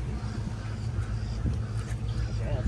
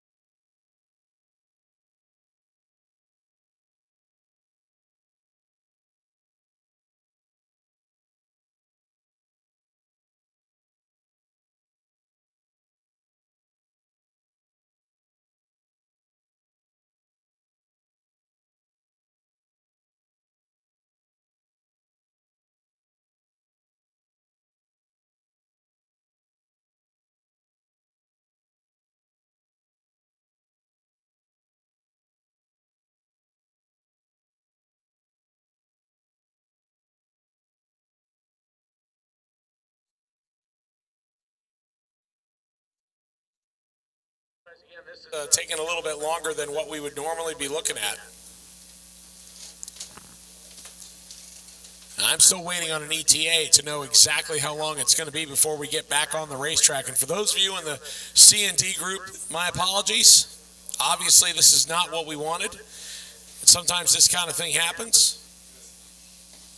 So we will do our best to get you back on the racetrack as soon as possible.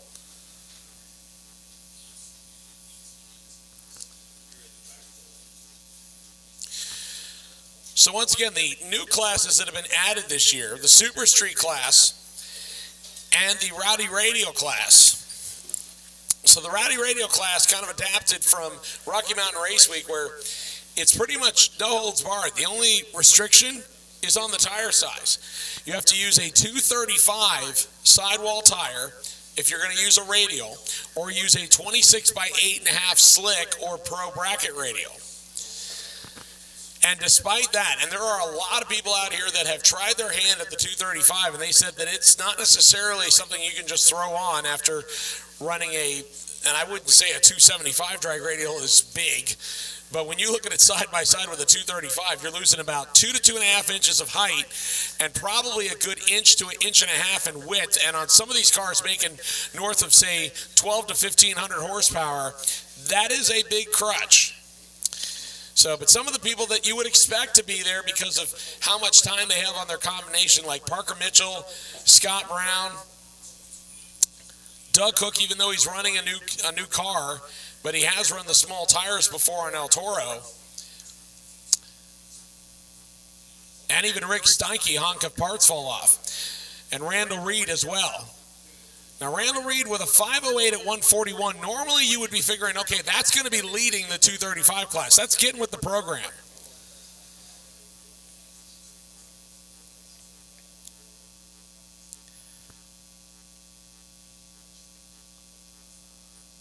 But unfortunately, it is not. It falls short. Currently, the leading time in Rowdy Radial is a 468 at 161 miles an hour. And that's fast enough to where that would actually possibly qualify you for a limited 235 class, like for a record. Or it would be way fast? Okay. See, this is why I have Kyle Chris from SLM Media up here. He's the guy who keeps me abreast of all the heads-up stuff that I know nothing about. Right, but you also are probably not allowed to run a turbocharged big block Chevy. It's probably a small block class. Correct. So, but either way, if you want to truly have a no-holds-barred class with no rules and you make the tire the limiting factor, that's the way you do it. And Jordan Tuck behind the wheel of Devin's convertible Mustang is really laying the smackdown. He is one car only that has been in the fours on a 235 tire here today. Everybody else is in the fives. Now, there's a bunch of them that are all grouped together between the 5.0s and 5.2s. So if for whatever reason Jordan has some problems in the Mustang, then the other ones could sneak right up there and make an interesting show of it.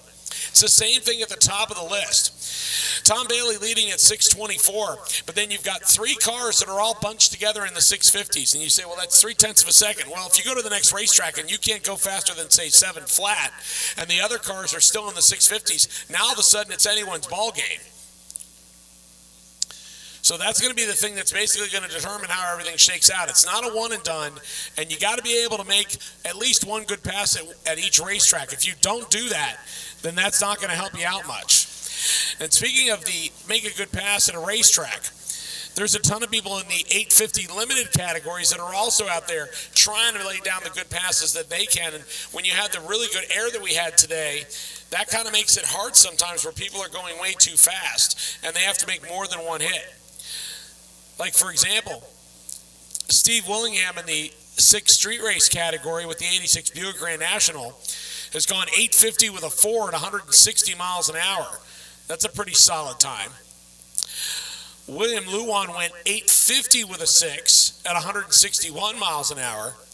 And Matt Lanphier went 850 with a 9 at 160 miles an hour. So there's 3 cars that have all run less than 100th of a second away from the index standard. You can't go faster than 850. Otherwise, it's as good as a 20-second time slip.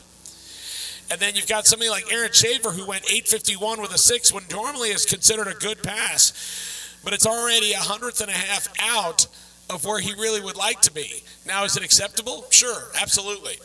It's gotten to where the classes are so hard that you really need to probably, for lack of a better way to say it, you need to run better than 855 every day. Or you need to hope that your competitors have some issues and can't go quicker than, say, an 860, and that allows everybody's average to kind of move up. But either way, like I said, there's a lot of tough competition and a lot of good passes that have already been made.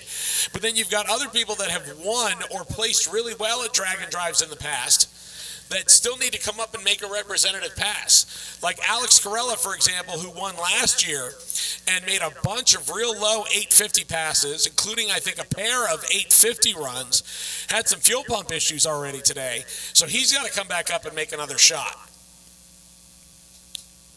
You've got James Doc McIntyre with the big tire NA Camaro that went 772 in testing last week.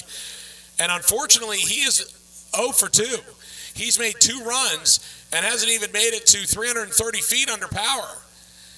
So as good as that car is and as many drag week wins as he has, it's still not where he needs it to be. If he turns in the time slip he has, he's all but eliminated from possibly winning. He could run 7-second passes at every track therefore, and somebody with an 8-second car that stays consistent would get around him. So it looks like we are getting closer to having the racetrack ready.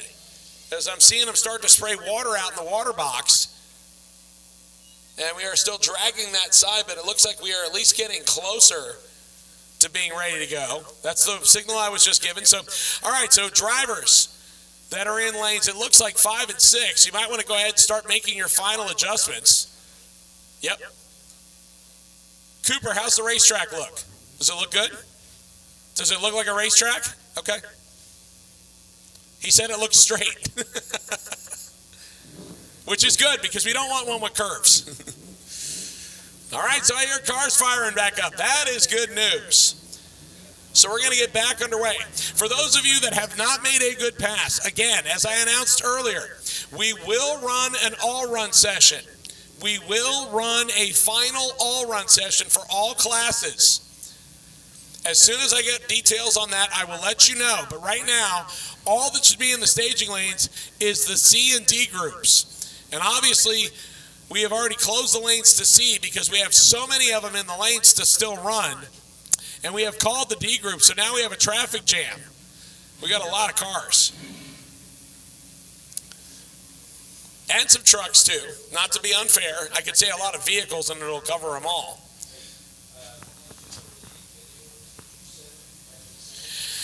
So shout out to some of our fellow competitors and enthusiasts that have been tuning in online. We do appreciate you watching the live stream.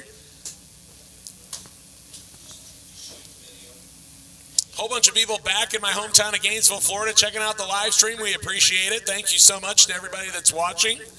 I know there's a couple of Gainesville regulars that are out here competing on their first drag and drives ever. So that's really cool to see. Lots of media out here with us on the property this week, including Boostin' Photography, KWS Images, and 1320 Videos got their pretty much whole arsenal out here. BME Photography is out shooting photos at every stop along the week if you want to grab yourself a photo. I mean, there's a whole lot of people out here looking to make this a great 2023 Sick Week brought to us by Gear Vendors Overdrive.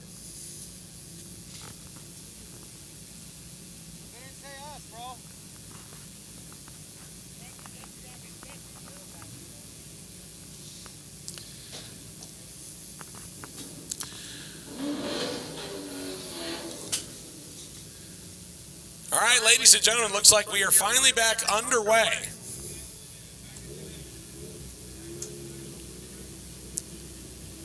So Shane Levenstad, this is the son of Brent, excuse me, I'm going to make sure I get the N in there. Staging up with his brother here this week. He's running the CRX that was thrown out at Gainesville last year like a yard sale. He's lined up with Douglas Fisher in the Camaro. The CRX from PFI Speed on its way to the finish line. A 12:56 at just 102. 14:46 at 96 miles an hour.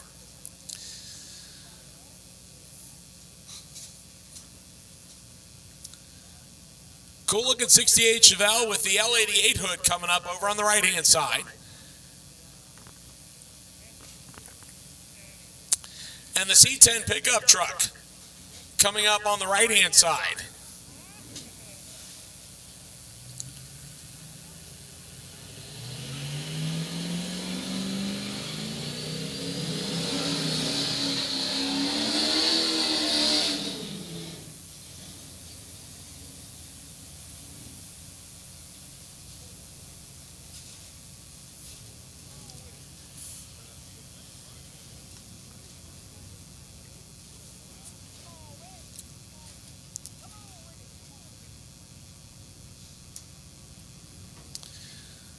So Wyatt Stengel, the 1970 GMC K1500. This is a diesel pickup truck. This is out of the Boosted Boys camp.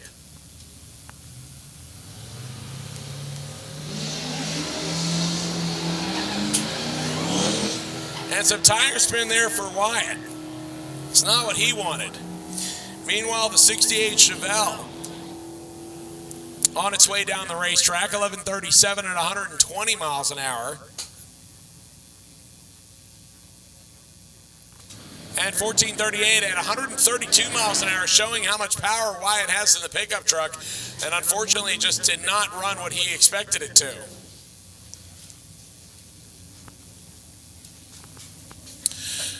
Once again, lanes 5 and 6, please be suited up and ready to go. Lanes 5 and 6, please be suited up and ready to go. Or that one.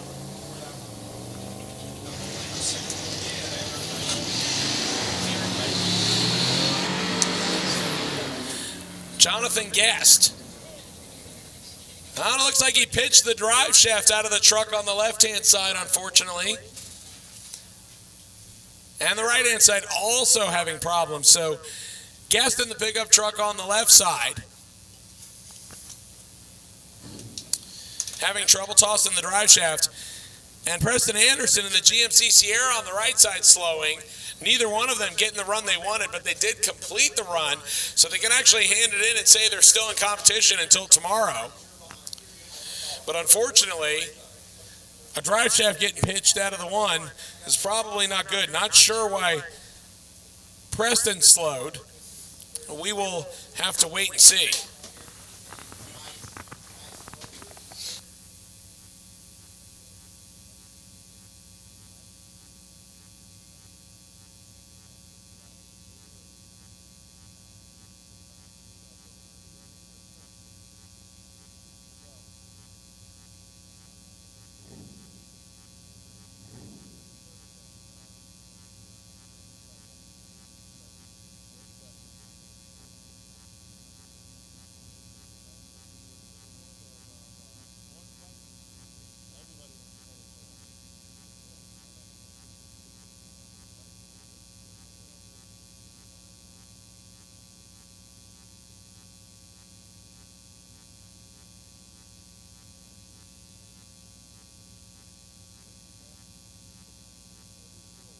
So while we wait for the word from the top end, as we have, looks like 2 dead on arrival pickup trucks, unfortunately.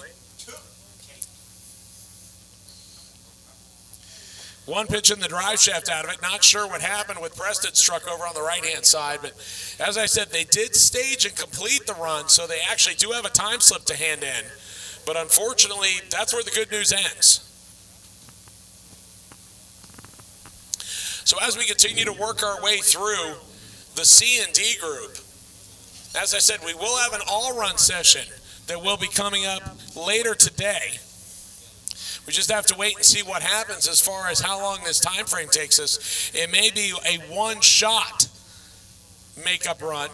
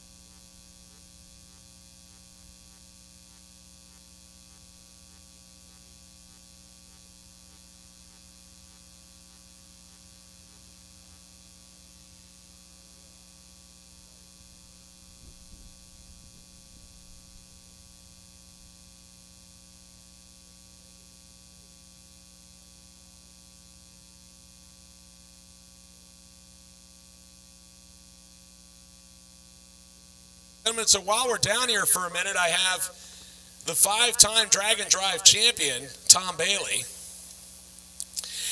And right now he is the leader in the clubhouse with a 624, but only at 188 miles an hour. Tom, it looked like you dumped the laundry out of it a little past the 1,000-foot mark, and you also had some trouble getting the car staged. Can you kind of walk us through the run and let us know kind of what happened on it?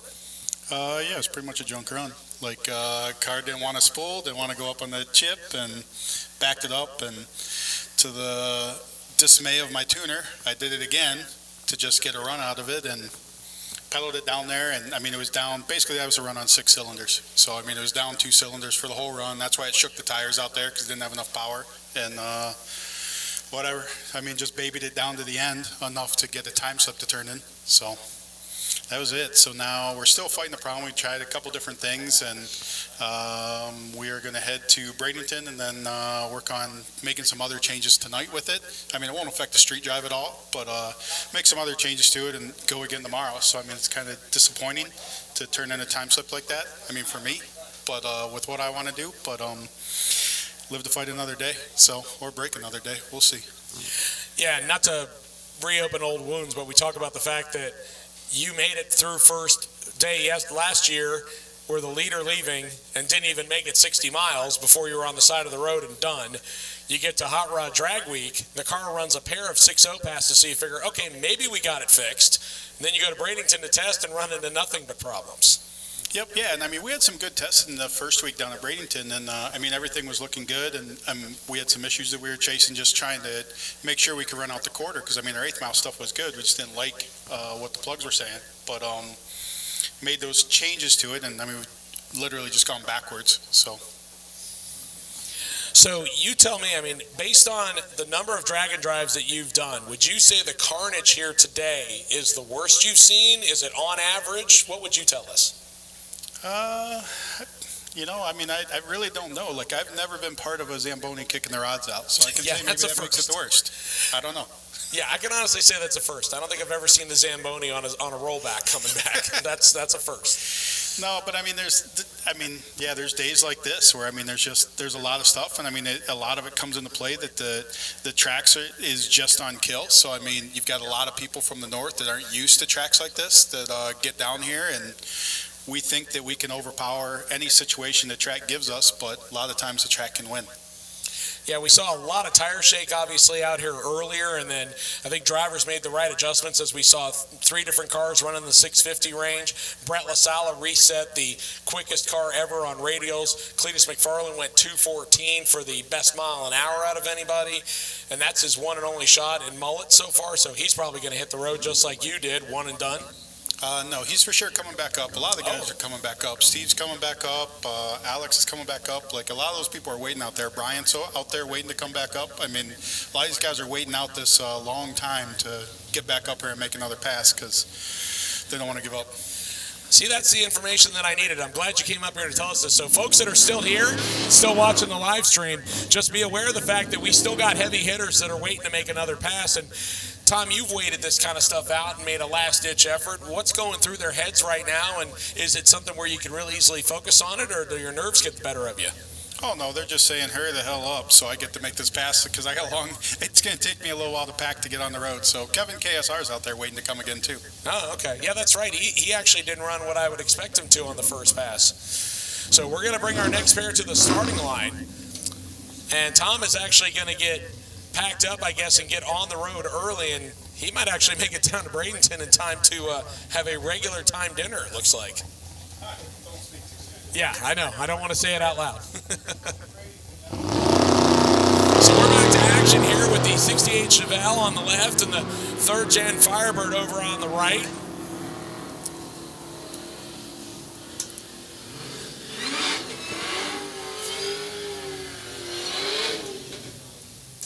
The Chevelle going 10:55 at 124. That's Mike Swindoll. 14:14 at 82 miles an hour for the Fire Chicken. Here comes the Honky Tonk Impala. This is James Roulette. This is a guy who came out with an 8-second Mustang last year. And this is his new car that he put together. More doors for more fun and a stick shift in the transmission tunnel. This is a supercharged LS power plant underneath the hood. Lined up with the S550 chassis Mustang over on the right-hand side. That's Wilfredo Blanco. You can hear the supercharger cranking away as Roulette slams the clutch pedal and grabs the next gear. The Mustang, on the other hand, is gone. 10:54 at 135. 12:61 at just 100 miles an hour for the Impala. And once again, if people that are running here don't like their time slips, they could still turn in one more because we're going to have an all-run session. So if for whatever reason you don't get the desired outcome, you can always put it right back in the lanes when we call you. Not yet, but when we call you, and then you can get another shot. Beautiful looking blown Chevy Nova coming up next on the left-hand side. That's Terry Swindell. Probably some kind of a relation to Mike Swindell, considering Mike has a 68 Chevelle. So Terry picked the 1971 Nova. He calls it a black cherry finish. The Mopar over on the right-hand side, the Charger. That's in the Bullseye Challenge. That's Robert Sharp. Nova going to get down there first. 1078 at 120. 1068 at 131 for the full-size sedan.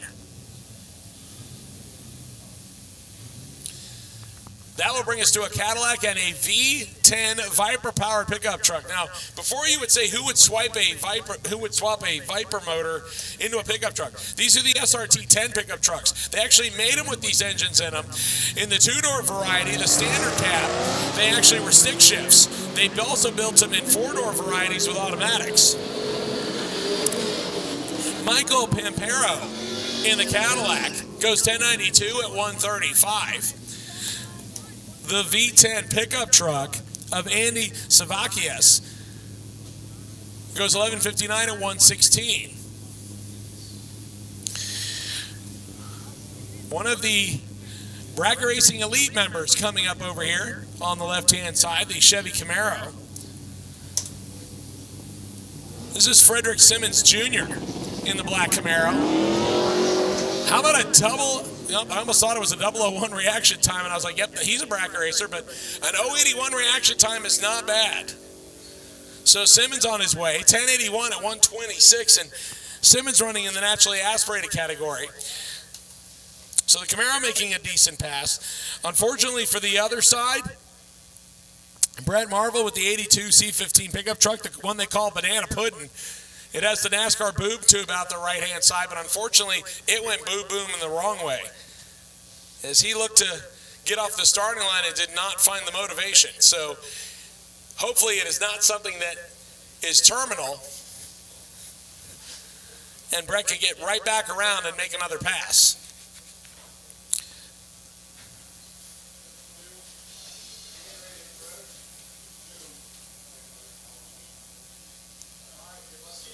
So as we talked about with Tom Bailey on the mic here just a little while ago, still a lot of heavy hitters, ladies and gentlemen, that are going to come back around and make another hit.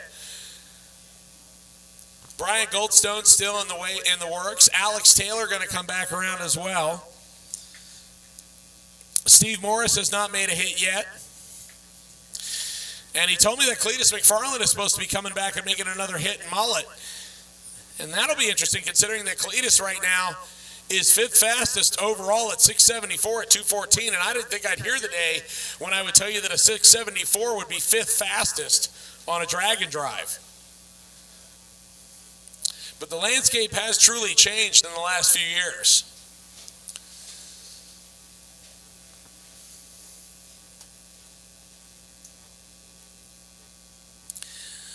So Ethan Hassler, the 1972 model Monte Carlo, the green and black car that's on the left-hand side of the racetrack, waiting patiently for his shot as they continue to clean up the right-hand side after pushing Banana Puddin' back.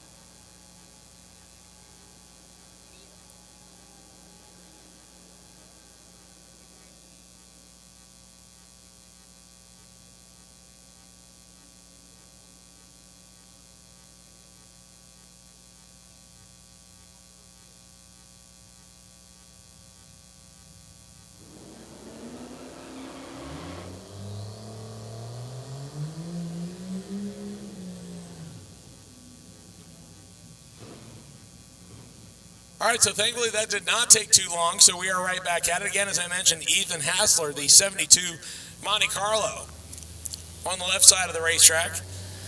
The diesel pickup truck over on the right-hand side in the Sick Week Freaks category. That's David Workman, a 57 Ford F100.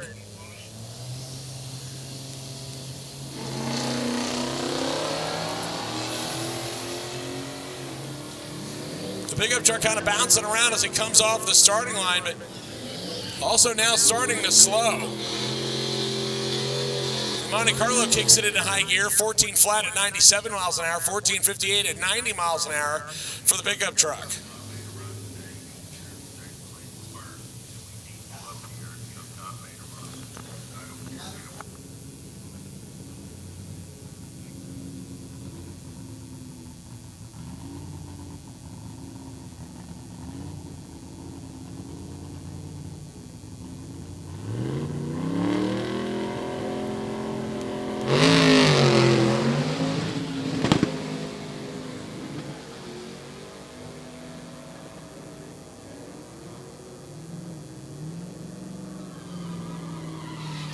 Everett Frizzell going 10.52 at 132 left side. 10.60 at 134 on the right-hand lane for Jason Wells in the Mustang in the stick shift category. That will bring up Adam Sullivan next, the 96 Camaro. This is the LT-powered plant car. Not the first LT, the second one. He's also in the stick shift category. White Camaro on the left side. The right-hand side, also in the stick shift category, is James Chow, the 96 Mustang. So both cars are in the stick shift category. They move off the starting line only 0.03 of a second away from each other on the 60-foot. The Mustang with a little bit more power, and we'll get to the finish line first. 11.23 at 135, 11.85 at 120 for the Chevy.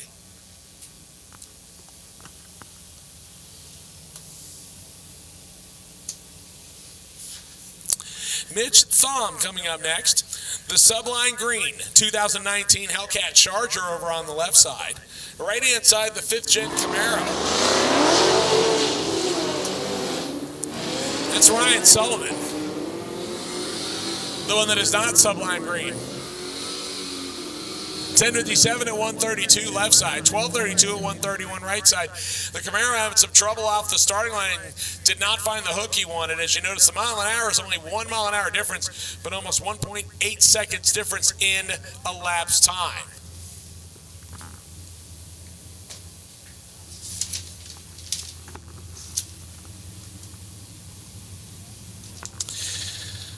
Paulie C. Paul Castiglione, the 1972 Challenger. Card says for Russell on the license plate in honor of his family member. Pontiac over on the opposite side. That's the 2009 G8 of Jacob Blakeney. Paulie C going to get there first, 10:21.31, 11:46 at 140. Big top end speed for the G8.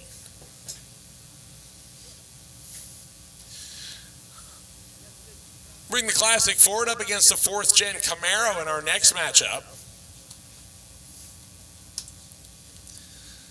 This is Jody Koyman, the 1965 Falcon, the silver with red interior. Like the color combination on this car. Staging up against the 4th Gen F-Body. Running in the Super Street category, this is Michael Raba, 97 Camaro, which means it should have an LT1 power plant underneath the hood. Ford's going to get there first, 11.15, 123, 12.27 at 109 for the Camaro.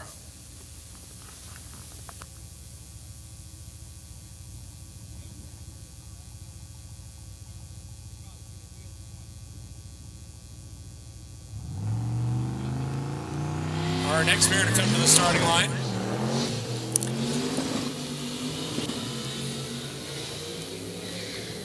And a lot of tire spin out of the Crown Victoria. Right-hand side already there, 10:17 at 138 for Marianne Young in the Mustang. And the Crown Vic goes a smoky 14.57 at 88 miles an hour. It's kind of that fog smoke deal. You know how that works. The fog smoke.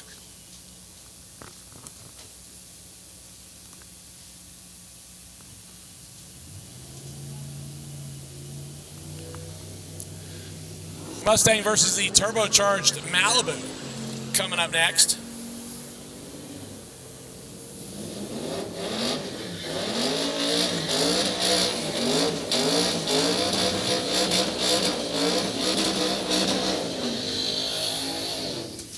$11.53, 111 left side, 10.61, 129 right side.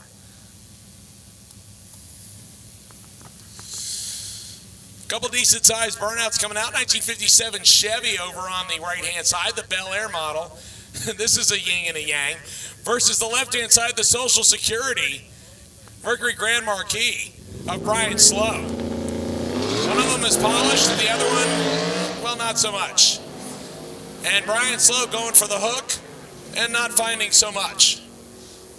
Chevy all the way down right side, 10.31, 132.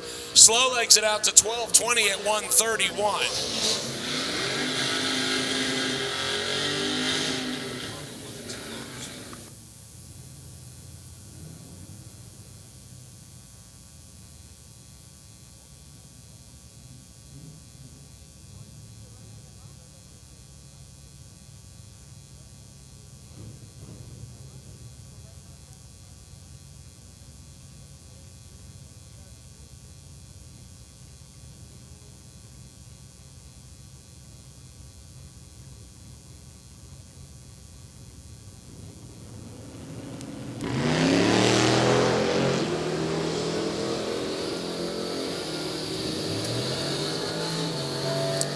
Arif Osin in the G8 on the right-hand side, 10.28 at 134, 10.11 at 132 for Rovek over on the left side in the 67 Olds Cutlass out of the Yukon.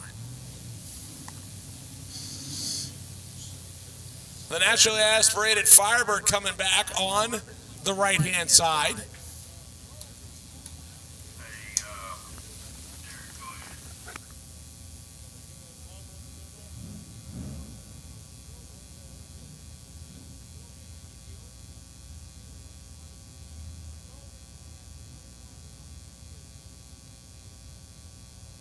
Ladies and gentlemen, lanes are now closed to both C and D group. Lanes are now closed to C and D group. We will do a final run session here momentarily. Tony Angelo coming back up on the left side and is trying to get all the hook he can out of that Firebird with a big blower Butler motor in it. Grabbing the gears left-hand side and will not catch the right-hand side. 10.88 at 124. 11.84 at 118 for Tony Angelo. And that's an improvement over his first pass when he was in the 12s. But Tony obviously still trying to get everything sorted on that car as it only had a little bit of street time and some dyno time getting it together for the Haggerty channel.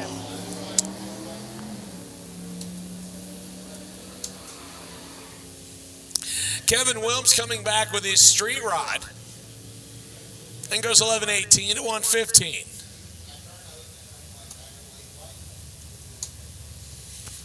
Another one of our Bullseye Challenge cars. This is Bear Crockett, the 2005 Silverado. Bear, a regular from the middle of the Florida state here, and last year he ran his Trans Am.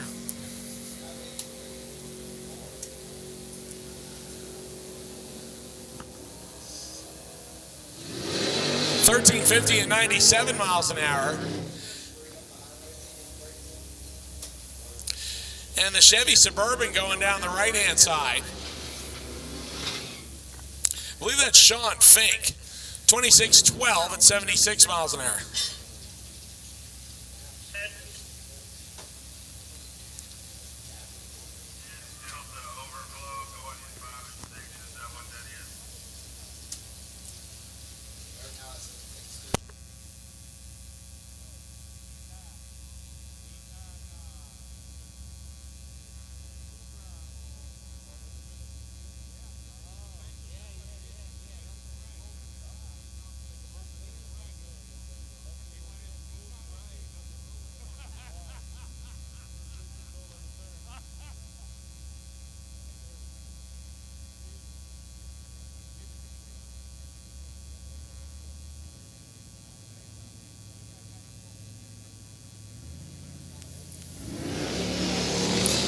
Both of them off the starting line in good condition. The Ford pulling out the early lead and will continue to put space between him and the Plymouth. Top end. Says Adam getting there. 12:26 at 111, 13:84 at 99 miles an hour for the Plymouth.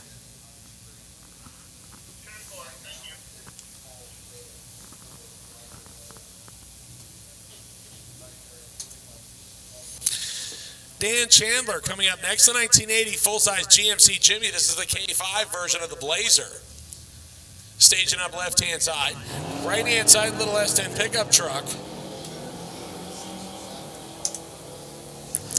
That's Christopher Burnham. And the big K5 staying out in front. 12:05 at 110, 12:88 at 106.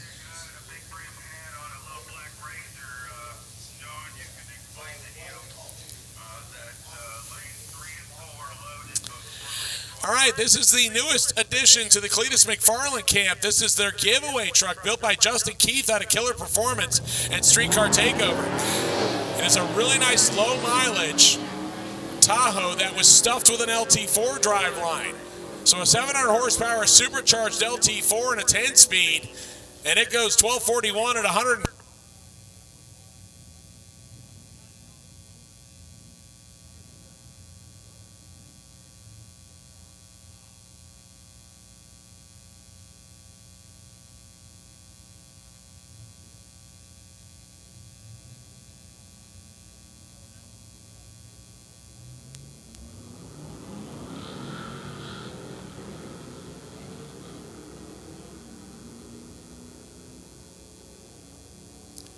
All right, let's try this again. So the 2014 Camaro over on the left-hand side, 1288 at 108, 1415 at 95 miles an hour for the Cuda convertible. Once again, if you are in the staging lanes, please stay with your vehicles. If you are in the staging lanes, please stay with your vehicles. We're starting to get some gaps back there, and we want people to stay with their vehicles so we can continue to run them as efficiently as possible. So if you would, please stay with your vehicles when you're in the staging lanes. Daniel Grubob in a 2006 Charger Ute that he created, left-hand side. 1402 at 97 miles an hour. 1231 at 110 miles an hour. For the Bullseye Challenge car of Chad Good, the 81 Camaro.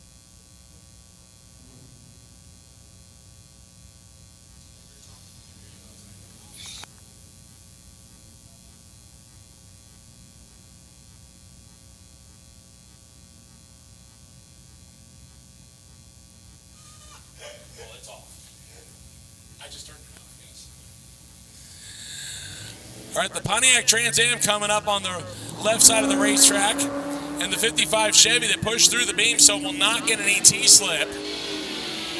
Actually, it looks like it might have stayed in just enough time for them to flip the switch. 1250 at 111 miles an hour, 1189 at 114 for the Trans Am left side.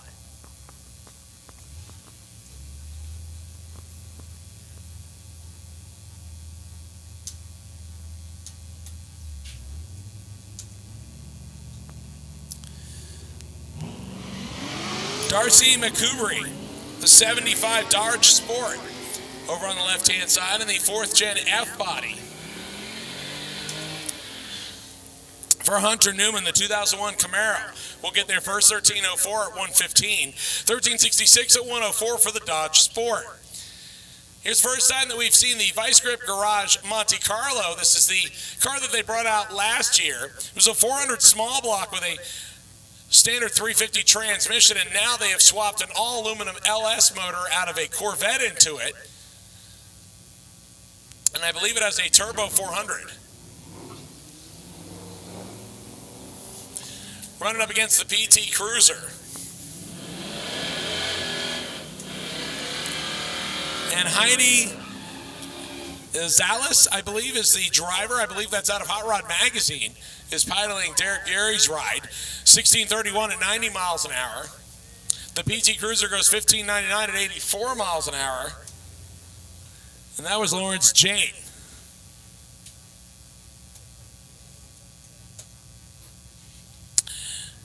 Here's an interesting name, Joe Sheriff, coming up in the S10 truck on the left side of the racetrack.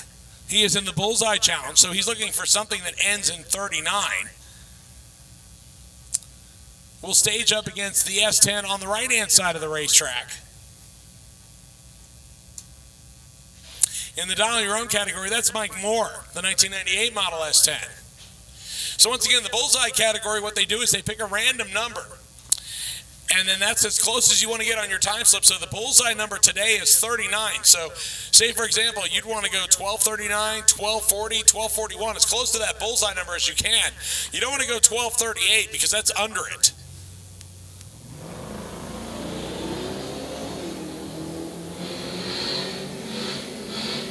The dial your own class is all about consistency. You want to try and make a run at every racetrack as close to the other ones as possible as you go from track to track. 1319 at 99 miles an hour, 1330 at 102 on the left side, just 0.09 of a second too quick.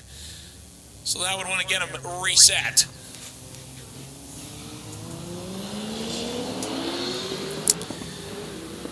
Adam Jackson in the 55 Bel Air and a 6-cylinder underneath the hood of that thing. Going up against the BMW on the opposite side. That's Paul Colacerdo, the 2002 model BMW, and he goes 1307 at 112, 1588 at 72 miles an hour for the 6-cylinder 55 Chevy.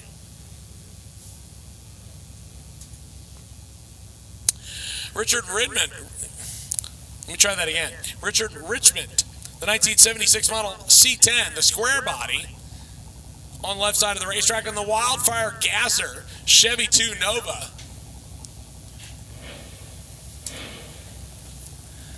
And there's Robert Levins. I believe he said he drove this vehicle down from New York.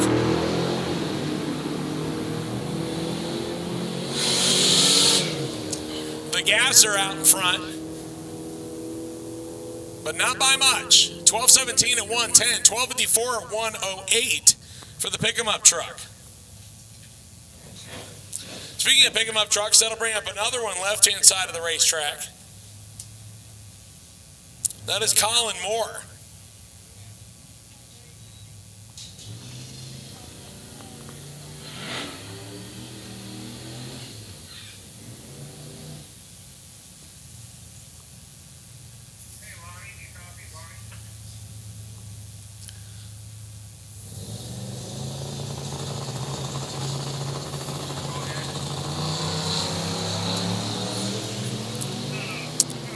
Richard Flint. No, I believe that is actually I believe that number was misread. Either way, the Caprice going down the right side of the racetrack, 1181 at 123, 1251 at just 81 miles an hour for the pick-em-up truck left side.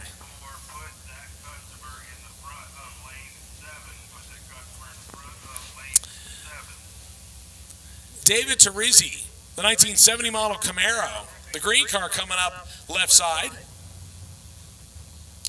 And the Disco Nova. These were built from 1975 to 1979 when they discontinued the Nova. They earned the name the Disco Nova from a lot of people just because of the age that they were built in.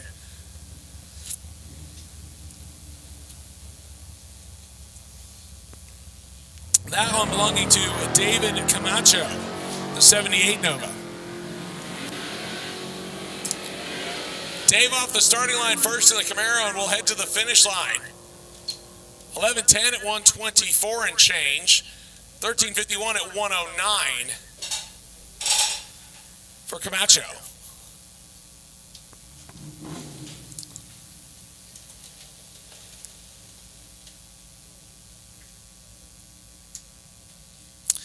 The 1986 Buick Turbo T of Grant Martin coming up next on the right-hand side of the racetrack. The left-hand side is Derek Bieri out of Ice Grip Garage. This is the Vanishing Paint Challenger that he picked up from David Freiberger. Has had for a few years. It was his backup plan for the other car he was planning to bring. And he goes 1322 at 106, 1283 at 105 right side.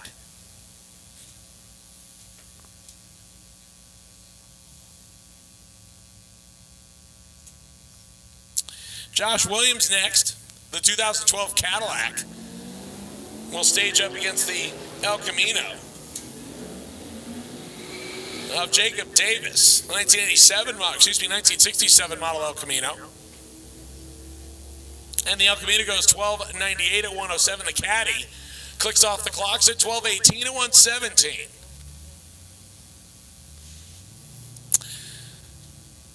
Second generation Ford Lightning coming up next on the right side of the racetrack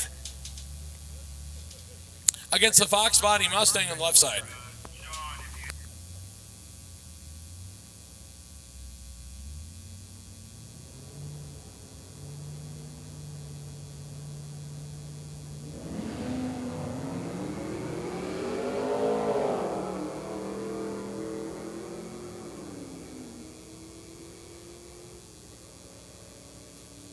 The Lightning out in front on the right-hand side. And Jared Tillman slowing to a 1248 at just 82 miles an hour. 1305 at 110 on the left-hand side for Russell St. John in the 89 Mustang.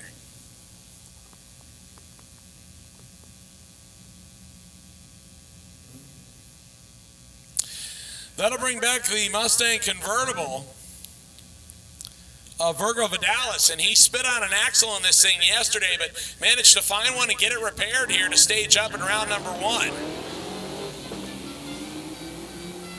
The General Lee once again letting us know it's in the water box. And if for whatever reason I didn't hear the horn, the burnout is very acceptable. Justin Himma goes 1169 at 114 right side, 1371 at 102 left side. Wearing all the proper attire as a General Lee should, left-hand side of the racetrack. This is a bullseye challenge car of Thomas Ryder, 69 Charger. I believe it even had the push bar and everything on it. It's got the right wheels and it does a good burnout, so I'm good with it. 1319 at 102 for the Charger, 1265 at 108 on the right-hand side. For the 1980 Camaro of Frank Bruno. Really clean looking Malibu coming up left-hand side. Yeah, these were only built from 1978 to 1981 in the two-door variety. The rest of them are all four doors and station wagons. So Rick Schalling, the 79 Malibu, small block underneath the hood, and he finds lack of traction.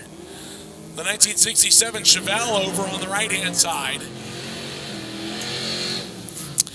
It's also a dollar-your-own car. That's a Brian Wonke. And Wonke gets there with a 1285 at 107, 1275 at 116. Higher speed, but obviously the lack of traction slowed down the G-body over on the left side.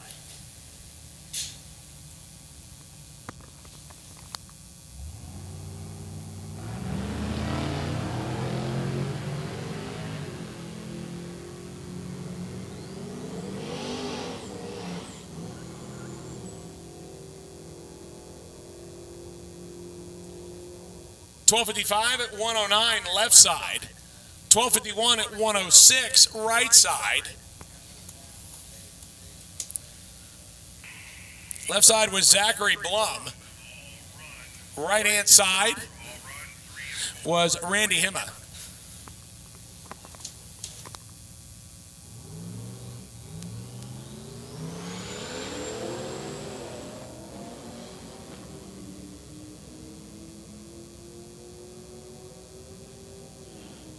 All right, attention in the pits, attention in the pits.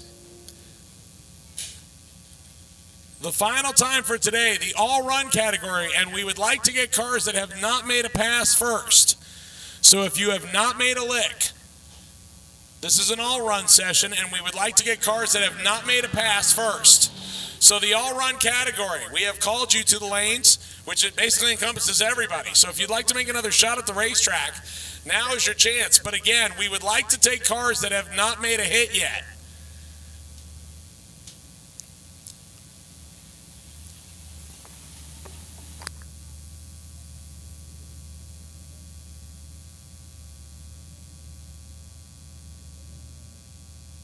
So once again, the all run final.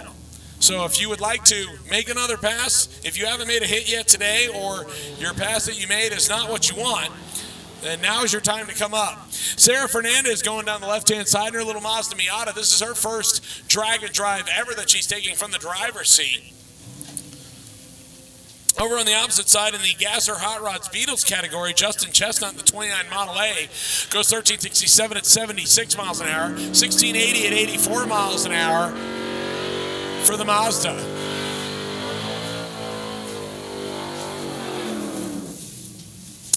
This is Ben Mads coming up next, as it says on the rear window, because him and his wife, Amber, they're just happy to be here. They got off the wait list at the last minute, and they are out here with their LS-powered Camaro. Normally bracket racers up at Gainesville Raceway, and they're out here having a good time on sick week. Pulls the front wheels off the ground as he leaves the starting line. Lined up against the Mustang over on the right-hand side.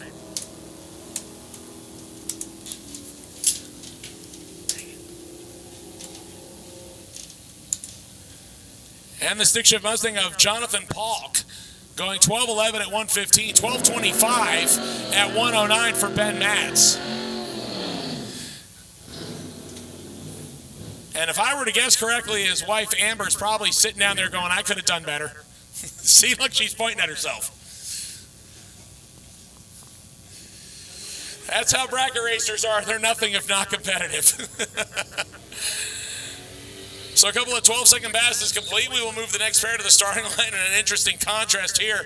The Mercedes on the left-hand side and the C3 Corvette with the carburetor sticking through the hood on the right-hand side.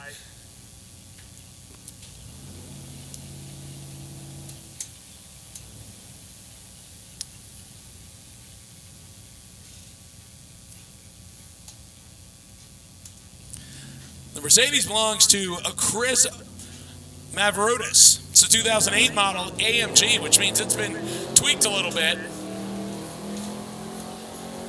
Should run a little faster than a standard Mercedes. Scott Guthrie behind the wheel, the 74 Corvette. And the Corvette will get there first, 1191, 118. 1275 at 110 for the AMG.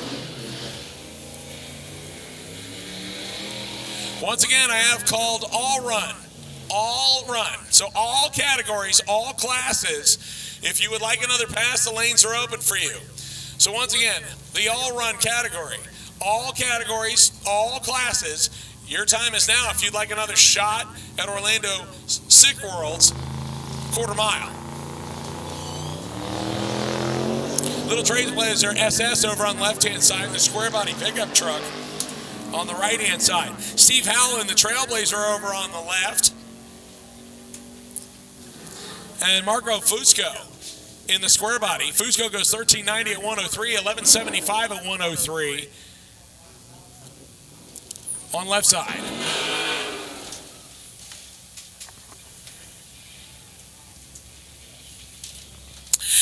Daniel Greco in the 5th gen Camaro coming up left-hand side of the racetrack. Right-hand side is Richard Fetter. Or Felfer. Pfeffer, I guess? Yeah, it looks like Pfeffer. 2004 model.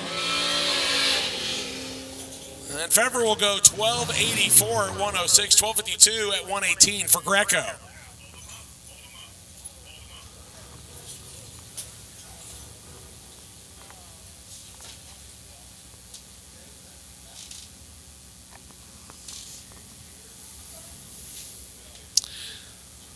So Mike Crook giving the signal left-hand side that there will be a single for the pickup truck. The stick shift ride of Dan Lavelle, the 2002 Sierra. Not finding the hook that he wanted off the starting line, but still will motor down. 1318 at 105. So the hot rod unfortunately having some trouble.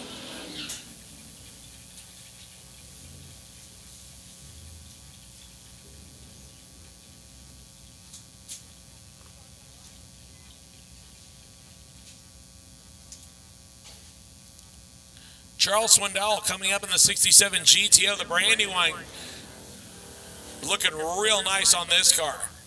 It's got all the right badging and chrome in it. Just the big tire conversion, a little trailer hitch on the back, of course, for the tag-along trailer. On the right-hand side, the four-eyed Mustang.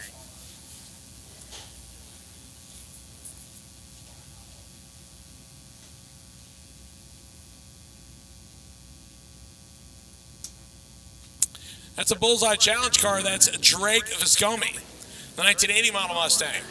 And Drake gets off the starting line. The GTO did not get into the beams in time, so they're going to back him up and give him another shot at it. Mustang grabs the next gear, 12.56 at 113. And as soon as the top end gets clear, Mike Crook will give the OK signal to put the GTO back in the beams.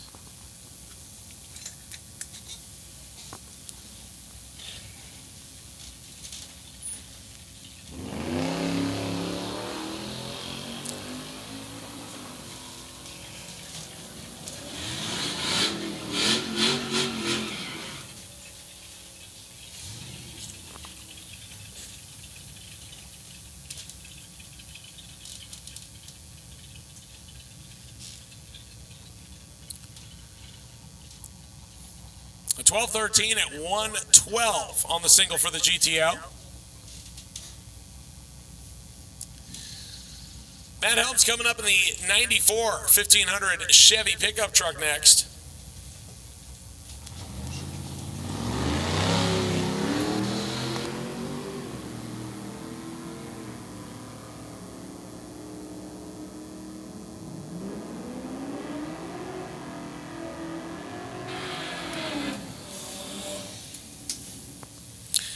Against Joey Moore's 69 Camaro, and Moore goes 15.31 at 96 miles an hour. The truck goes 12.18 at 110. Once again, all run, all classes, all groups. If you would like to make another shot, the lanes are open for you. Once again, all classes, all groups, the all-run session. You can come to the lanes at this time if you want another shot at the racetrack. Nicholas Wader coming up in the Dodge D100 pickup truck, left-hand side. Right-hand side is Eric Inglet in the 91 MR2, and Inglet goes 11.80 at 110, 13.20 at 103 for the pickup truck. Here comes another one of our VWs. Brian Clark, the 73 Beetle, staging up against the Camaro driver on the right side. Adam Green in the 79 Camaro.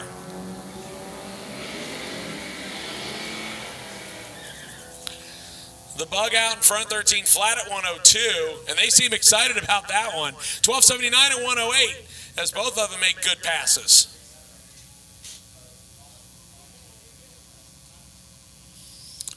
Little Dodge Dart next, and a Malibu station wagon. Our next pair.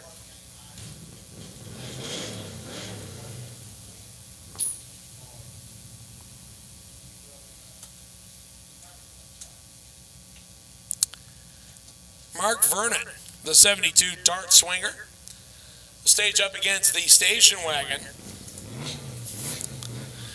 of Nesbitt Bertram, the 1980 Oldsmobile. It's actually not a Malibu wagon, this is an Oldsmobile. Should be a Cutlass Cruiser, I believe.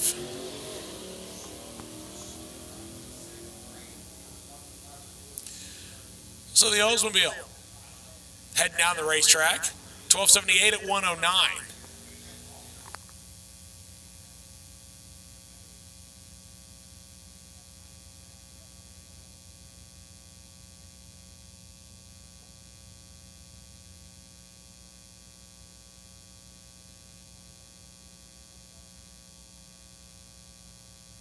Fortunately, it looks like some problems for the Dart. And unfortunately, we'll go down the racetrack the wrong way, get pushed back. As looking like he was having some trouble with it staying running, possibly the carburetor loading up. But see if you can get it fixed and get it back in line for the all-run session.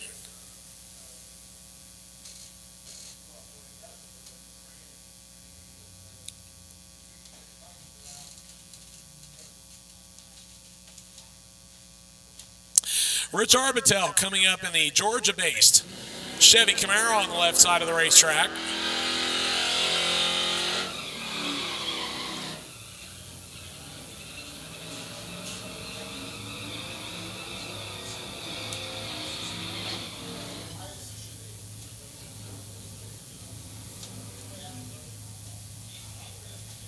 We'll stage up against the full-size F-150.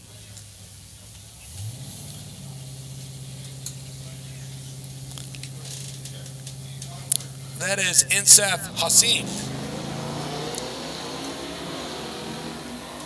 Better reaction time going to the Camaro off the starting line, but then the pickup truck starts to make some power and pulls around. And looks like we'll get to the top end first as well. 1303 at 107. 1411 at 97 miles an hour for Arbitel. How about the wicked Falcon Gasser coming up next on the left side of the racetrack with the nose high stance. That's Chris Salted, the 1965 model Falcon. Little small block V8 underneath the hood for it. And he's shifting gears in it as well. And unfortunately for the right-hand side, Eric Sanchez having trouble with his Toyota 1372 at 101 for the Falcon Gasser.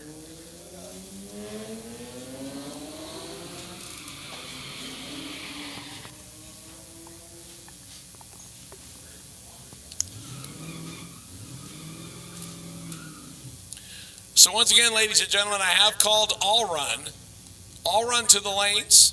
So all classes, all groups, all run to the lanes.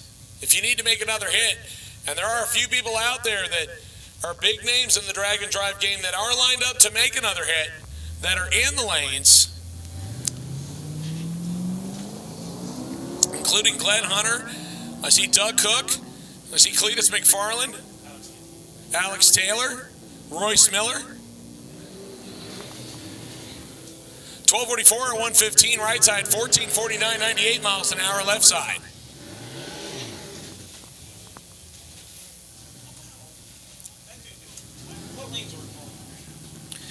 Lester Chatley coming up next, 1967 Beetle over on the left side.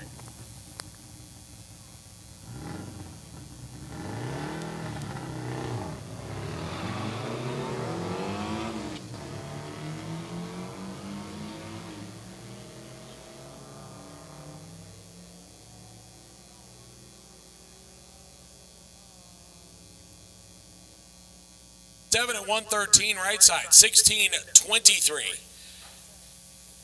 at 71 miles an hour and some smoke as well. Over on the left side as the VW decided to let the smoke out. I've always been told you keep the smoke in. Don't let it out. No, ever. Ever, ever, ever, ever, ever. So we are going to double check that because a decent amount of smoke. Last thing we want to do is send somebody down a track that could be a little bit slick. So we're going to double check one more time before we run out the remainder of our D group. And then we have some fast cars waiting in the wings as we run our all-run session. Once again, for those of you that have not turned in your time slip yet, time slip turn-in is available on the top floor of the tower. You will go all the way up the steps to turn in your time slip.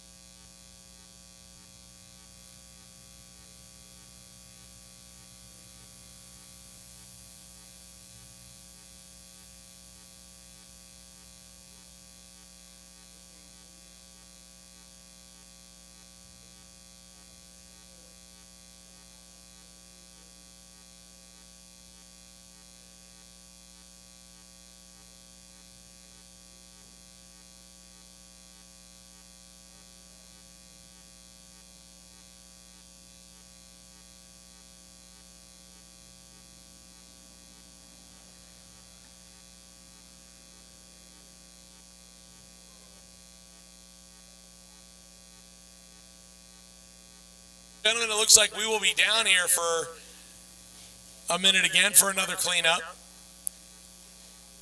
As I told you, you don't let the smoke out. That's a no-no. He let the smoke out, and you see the result. So once again, we're going to be on hold here for just a minute while we do this cleanup.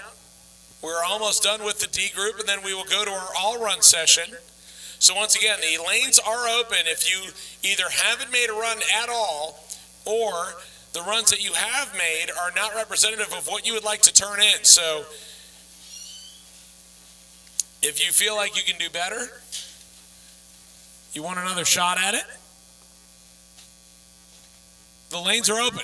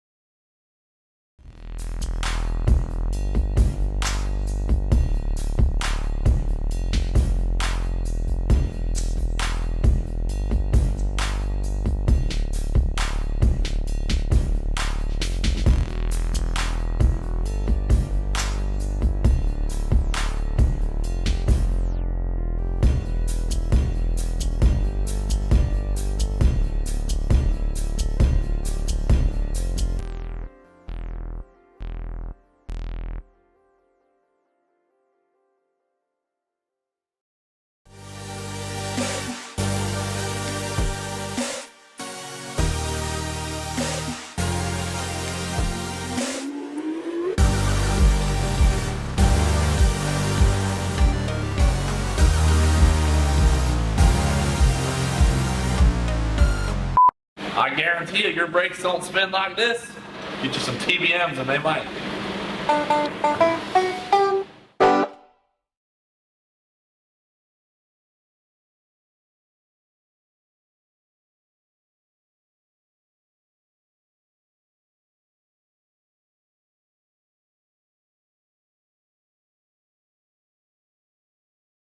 Also, shout out to TBM Brakes, Precision Turbo and Engine, VP Racing Fuels, Nitrous Oxide Systems, Mickey Thompson Tires and Wheels. They are with us the entire week, and if you need any rubber or need tires changed, Mickey Thompson actually does have the equipment as well as the stock to help you out. SCT Flash, Dodge, as well as the Radford Racing School. So thank you to all of those great sponsors for being part of the 2023 edition of Sick Week.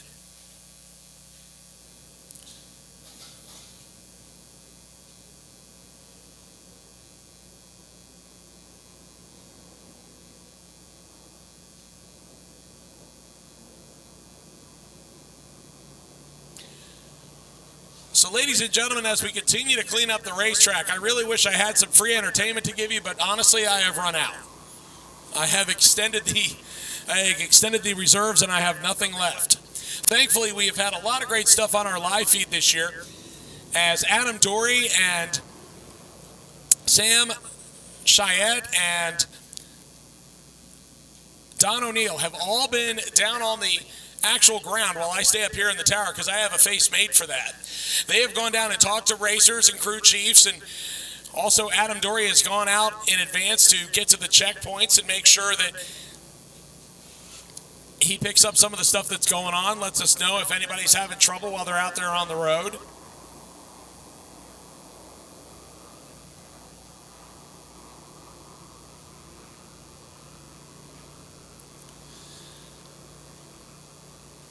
So it looks like we're doing a little bit of scraping work on the starting line while they continue to clean up at about the 8th mile mark.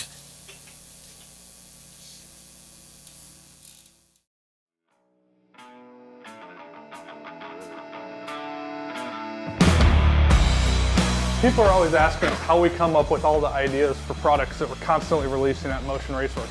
Basically, our engineers are just solving problems that we find on our own builds. From there, we take that idea, engineer a solution, combine some American-made material, and put it into production. We machine our parts to perfection so it's easy for you and us to use them and make power with them.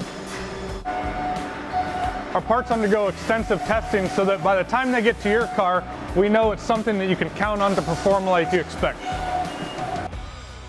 During assembly, our parts undergo careful inspection to make sure the quality you get is something we can be proud of. Our sales team becomes more knowledgeable about our products by working on their own projects at home to help better serve you as our customer. Our shipping department carefully boxes your parts so they show up the same way we send them to you. Oh yeah, they're car guys too. People want to know how we come up with all these parts because we live and breathe it.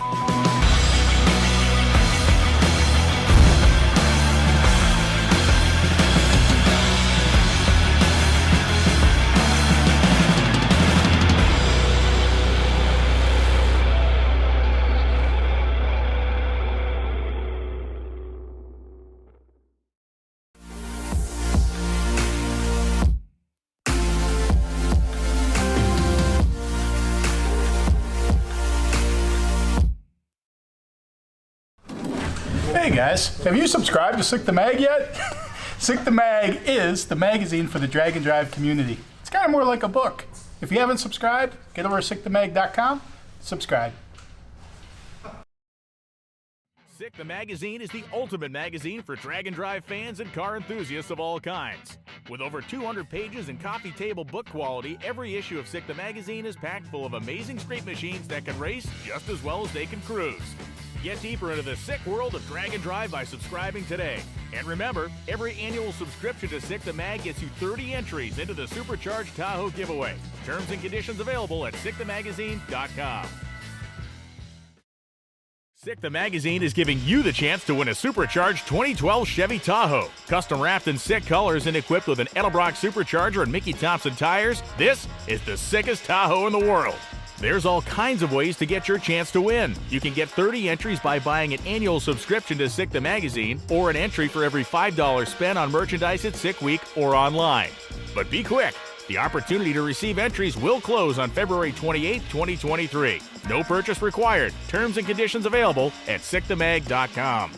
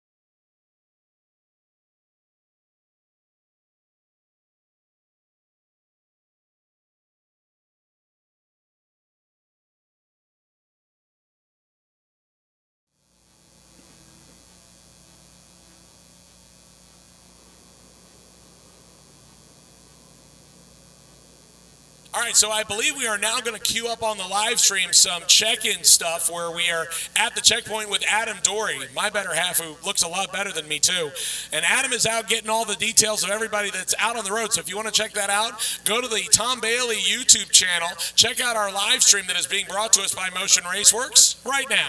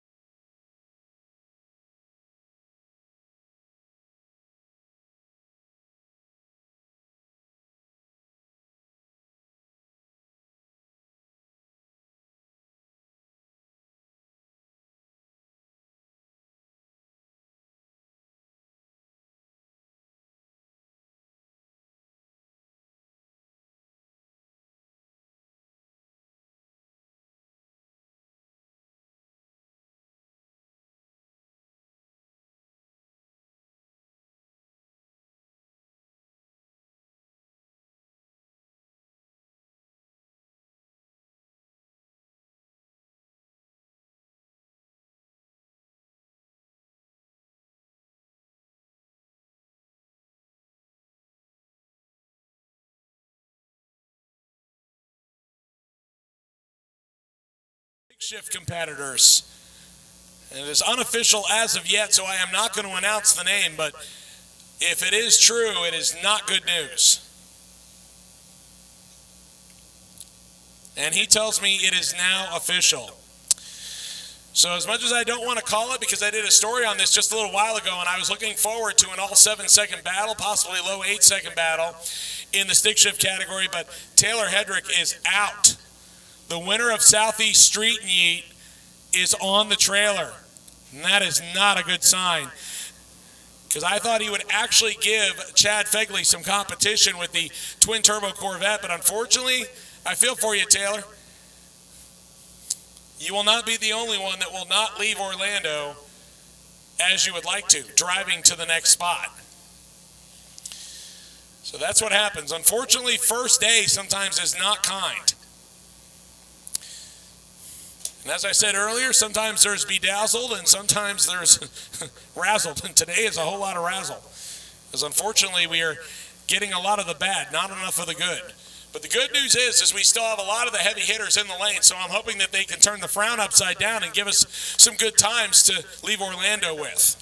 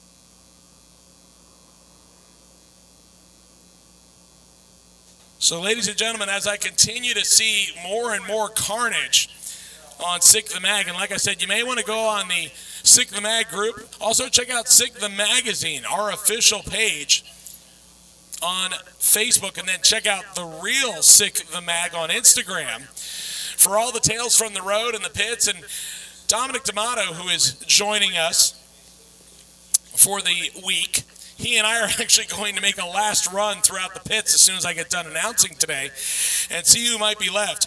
And as much as I think some people might be eating from the bowl of soup of loneliness thinking that they are actually done for the day and they're all by themselves, I have a feeling that it will be several dozen more.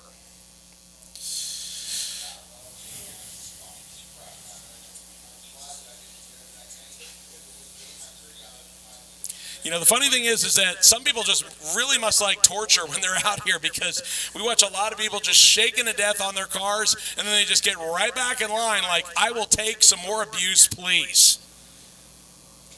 It's the better way of saying, I'll go down with a smile. Like, I'm going to keep trying, but I'm going to smile as I fail doing it.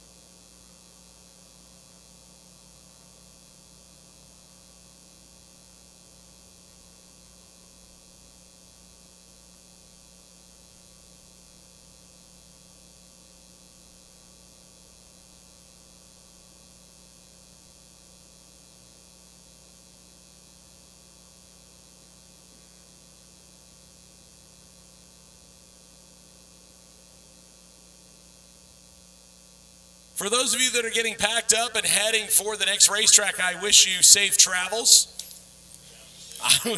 I would be wishful thinking if I wished you travels with no traffic, but welcome to Florida.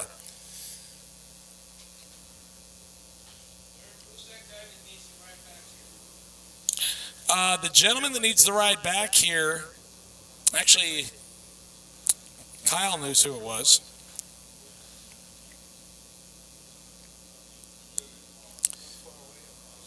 He was at the first checkpoint. So once again, racers helping racers coming up here.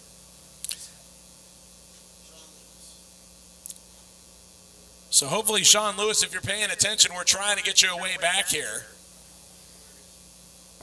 He is at our first checkpoint. So hang on a second, I'm going to help out somebody up here.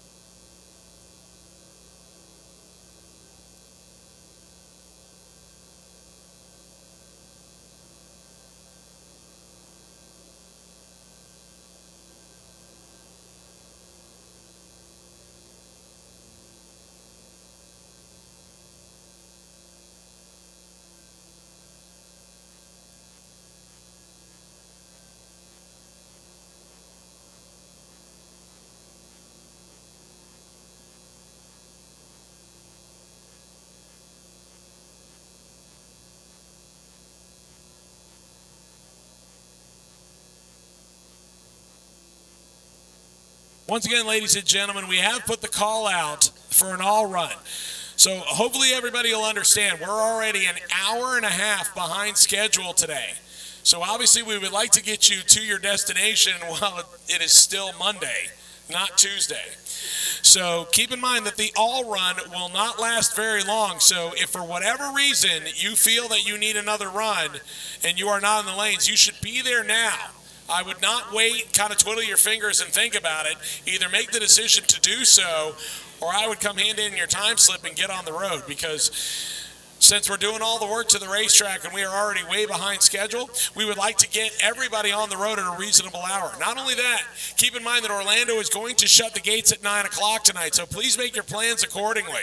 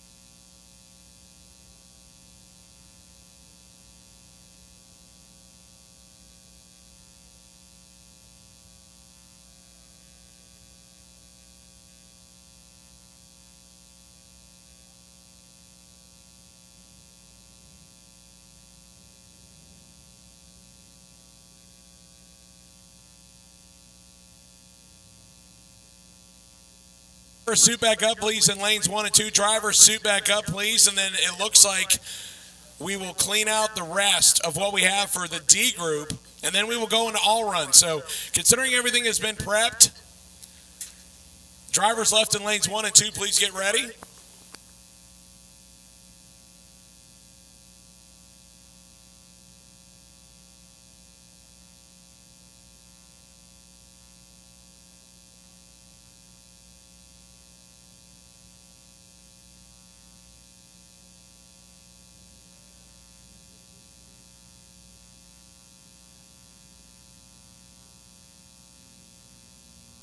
We will once again finish lanes 1 and 2 and then do a re-prep. Lanes 3 and 4 will follow, so make your plans accordingly. Lanes 3 and 4 will follow lanes 1 and 2 that are in the water now.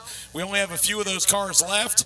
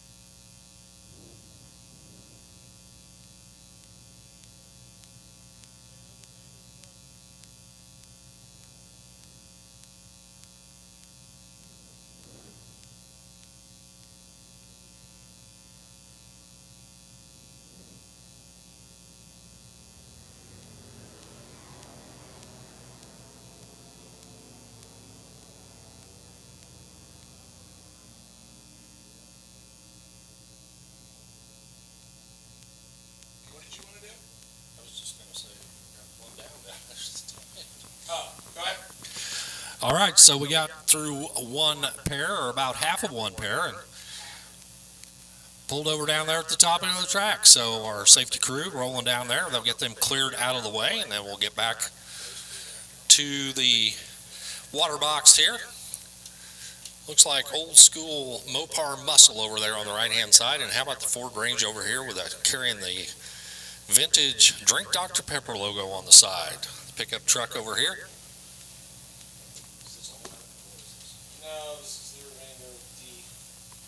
So we're finishing up our D class category here. And you see the reds on. We've seen way too much of that, just as an opinion. But we'd like to get everybody down the track, give everybody a chance to make at least one run today. So that's what the purpose of the all-run session is either give somebody a chance to make it down the track that hasn't, or we got a handful that would like to better themselves, but still at the end of the day, you got to turn in a time slip to stay in competition, and that's on the third floor here of the tower. So we will get you taken care of, and just a heads up, I'll tell you right now, because I'm going to say it on the mic, or Derek's going to say it on the mic. When the final pair goes down the track here to finish up day one, you'll have 30 minutes after the final pair to turn in your time slip, and if you don't make it, you're SOL. I have a bad feeling they may shorten it. Yeah, and 30 minutes may be pretty generous because they've been pounding away at it all day, just like a bunch of us have here today. It looks like we're rolling down there at the top end. We should get the signal here in just a second, and that's what our starter does out there. giving them a signal to fire them up so we can head them down track. And Derek Putnam's going to take the microphone back and throw me out. Now, Warren Evans has done way too much work here in the last couple of days as he is trying to make everything work great on the streaming. So, ladies and gentlemen, if you like some of the new functions that we've added in here this year, I would highly ask you to consider leaving some positive or constructive feedback, because Warren has really done a bang-up job here, adding in some new people, a lot of new functions to our live stream. Tom said he really wanted to take this to the next level, and for this only being our second year, granted, I'm a biased opinion, but I think we're doing a pretty jam-up job. So, yep, don't worry, Warren. I'll make sure I get your raise over to you in pennies as soon as I can accumulate those funds. So the Ford Ranger and the nicely weathered Mopar over on the right-hand side. Hey, weathered is in, so I'm all about that. The 1969 F100 Ranger of Jacob Rayburn. Little small block V8 over on the left-hand side.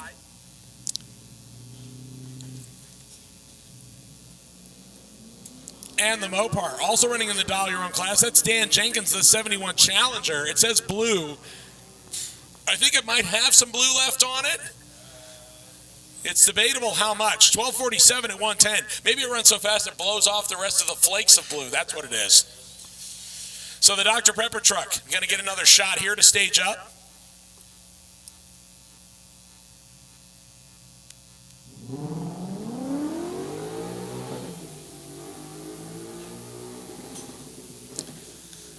And unfortunately, the pickup truck sounded like it's having some problems between gears, but it will make it to the finish line. 1352 at 108 miles an hour. Sounded like it's got a lot of RPM. Another slightly weathered pickup truck on the finish, and the little 72 Dodge Dart Swinger coming back on the left-hand side of the racetrack.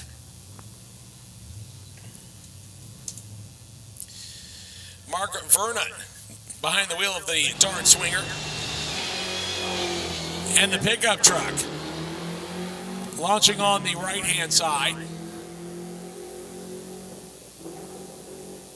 Trying for fourth and can't find it. 1294 at 98 miles an hour, and unfortunately I don't even have a number, so I can't tell you who it is. And some smoke at the top end of the racetrack from the pickup truck as well. So we're going 2 for 2 here. And a little bit more smoke, unfortunately, at the top end.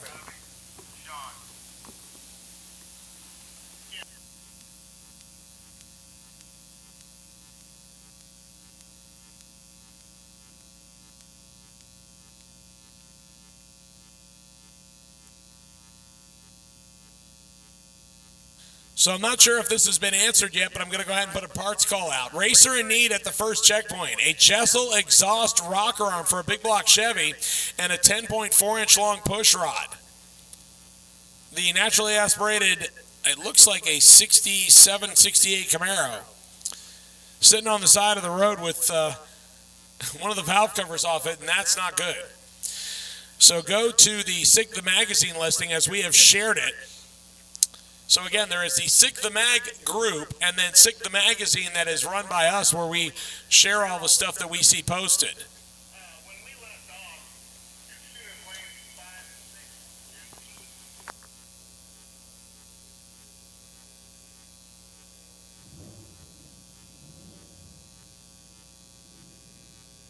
It looks like an ex-police cop cruiser coming up left-hand side. You notice the extra stoplights and the little spotlight. This could have possibly been what they call a sergeant car. Jonathan Torvik, the 2009 Crown Victoria. Nice little sleeper hot rod with the Jegs wheels on it. The Honda Civic coming up on the right-hand side.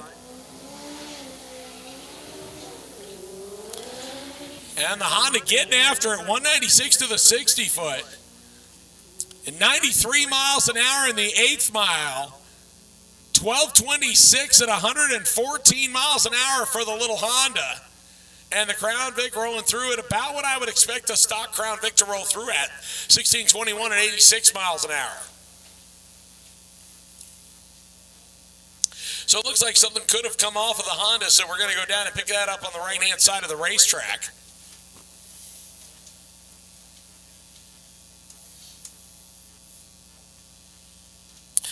Janice Robertson Wicks coming up next.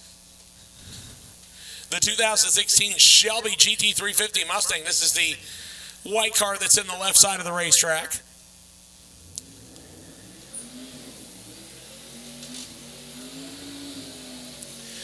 And the turbocharged Ford pickup truck coming up on the right-hand side. Does a great burnout, but it doesn't really help me much when I'm trying to see what the number is. I really wish drivers would work with me on that. Glenn Morton, the 1977 F100. This one says blue, and most of it is still there.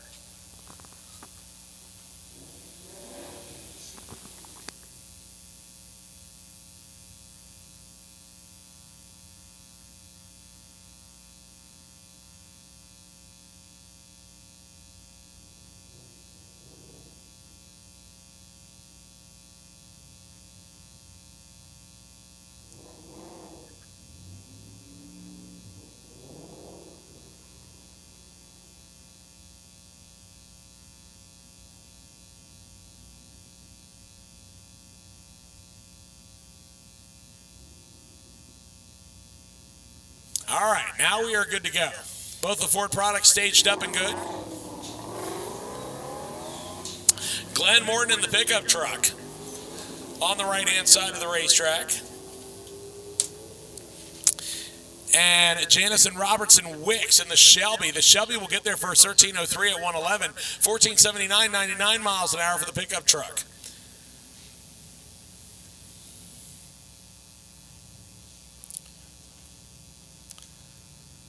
Mike Washington checking in on the live stream. And no, Mike, I did not say Chevy. I said Shelby.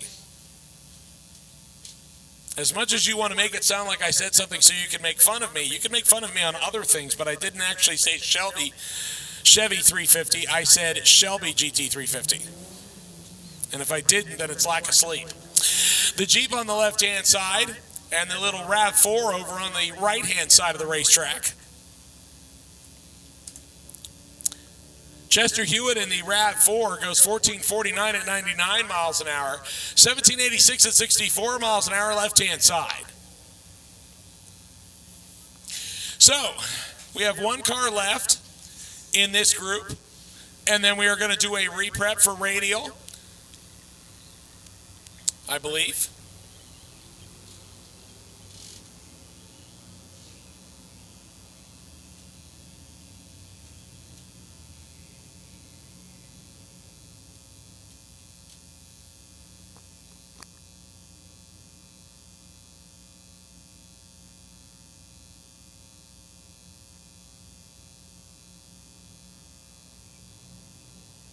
So the Camaro driver just taking the tree, and that keeps you in competition. You do not actually need to make the run.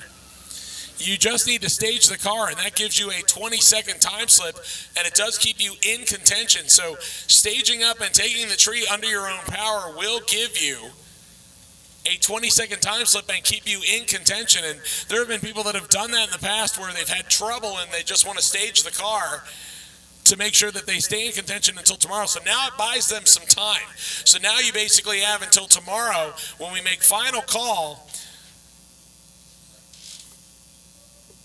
And then if you do not make it at that point, at least stage the car under its own power, then we will have the issue of now you're officially out. But as of right now, Camaro driver is good to go. So radio prep getting ready to go down, ladies and gentlemen. And we do have a good number of cars down there. I see Colin G, Dustin Trance.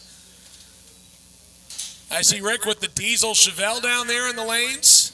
The turbo Challenger sitting right behind him. I see Glenn Hunter in the Pro Street 56 Chevy. Royce with the Supercharger as big as the rest of the 65, 66 Mustang down there.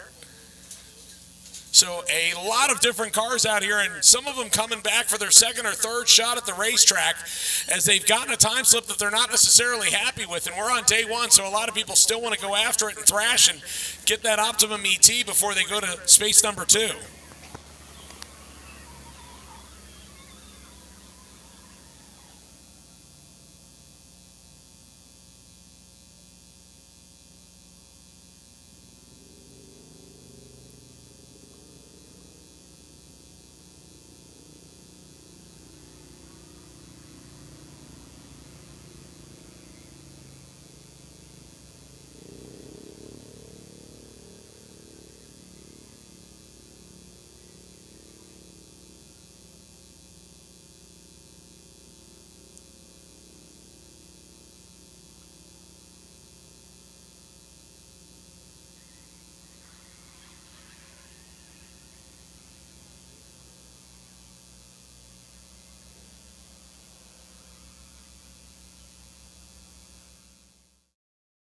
Sick the Magazine is the ultimate magazine for drag and drive fans and car enthusiasts of all kinds. With over 200 pages and coffee table book quality, every issue of Sick the Magazine is packed full of amazing street machines that can race just as well as they can cruise. Get deeper into the sick world of drag and drive by subscribing today. And remember, every annual subscription to Sick the Mag gets you 30 entries into the Supercharged Tahoe giveaway. Terms and conditions available at sickthemagazine.com.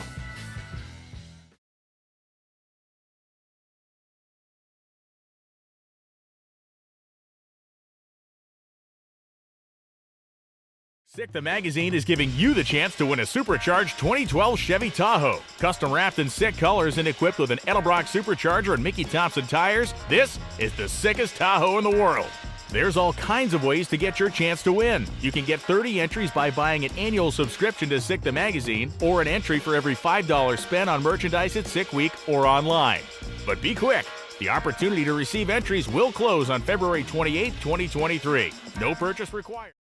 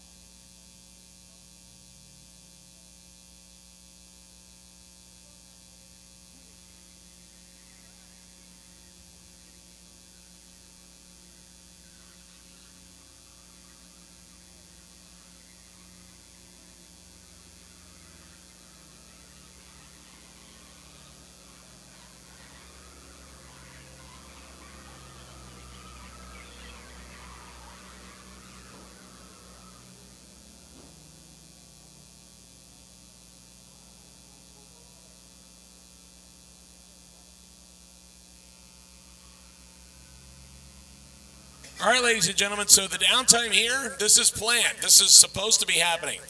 This is the radial prep we're doing to the racetrack. Says we have some heavy hitters that are coming back. We got some 6, 7, and 8 second cars in the lanes. We want to make sure that everything is good to go. We want to give them the best optimal surface as we are starting to get the sun down. It won't be too long before Orlando may have to kick the lights on. And again, as I talked about earlier, please make your plans accordingly, as Orlando will lock the gates at 9 o'clock tonight. So please make sure you make your plans accordingly. If you're going to take your motor or your transmission or your rear end and make it look like a yard sale in your pit area, I would highly suggest you consider doing it where it could be rolled to somewhere else, because we realize that there's some of the employees here that would like to get home for the evening. And you putting the 5th year on your ring gear and it suddenly shattering could have been pre-planned.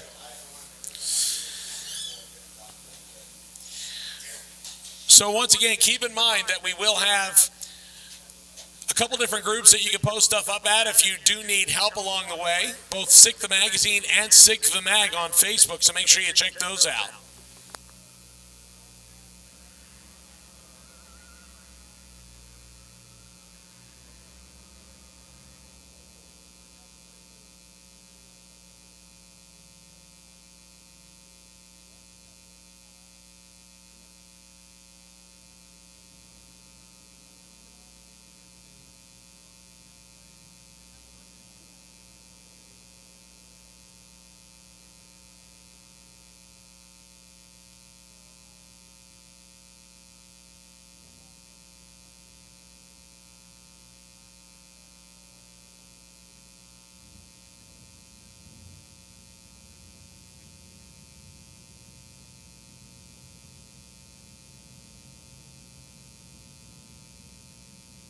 All right, ladies and gentlemen, if you are still on the grounds, now is a good time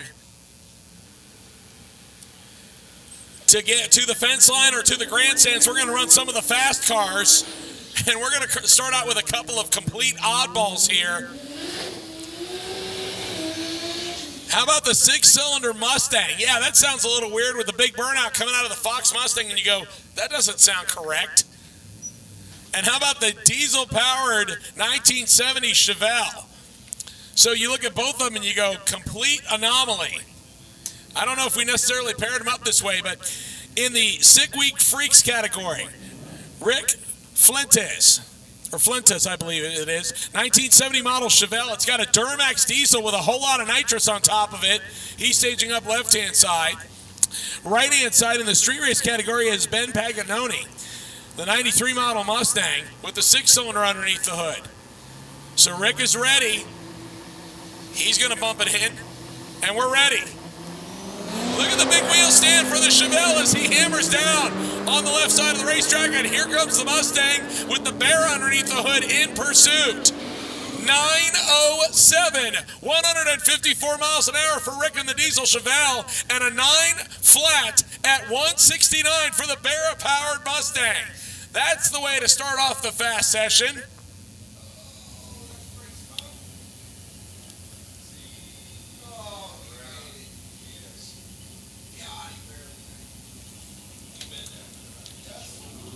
So the turbocharged Challenger coming up next. Lining up with John Dotson. Dotson looking for a good run out of that Malibu, and he's on his way to one. Top end says right side, 778 at 180 for John Dotson, and a 1067 at 141 miles an hour for the turbocharged Mopar. 141 miles an hour makes me think that nothing went wrong with the car. It might have just had some tire possible rub. So it looks like everything is clean, and we're going to move to our next pair. A couple of guys who have been doing drag and drives for a while. Glenn Hunter in the 56 Chevy and Aaron Schaefer in the single turbo Camaro. Schaefer is looking for an 8.50. That's what he wants. Glenn Hunter is looking for anything with a 7. So far, he hasn't had a good time getting a hold of the racetrack. A little bit of tire chatter, and he gets it up on 2 wheels. Hunter is on a pass this time. 729 at 193 for Glenn Hunter, and unfortunately an 847 with a 9 at 164 for Aaron Schaefer. He can't turn that time slip in. It needs to be 8.50 or slower. But a 729 at 193 for Glenn Hunter. That's a big sigh of relief for him. With a 128 60 foot, that Chevy shoebox was boogieing.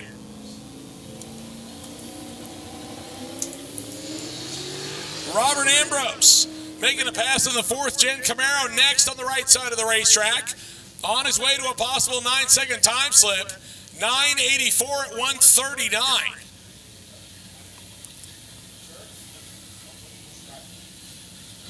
The 69 Firebird and the Toyota Cressida, the right-hand driver, coming up next.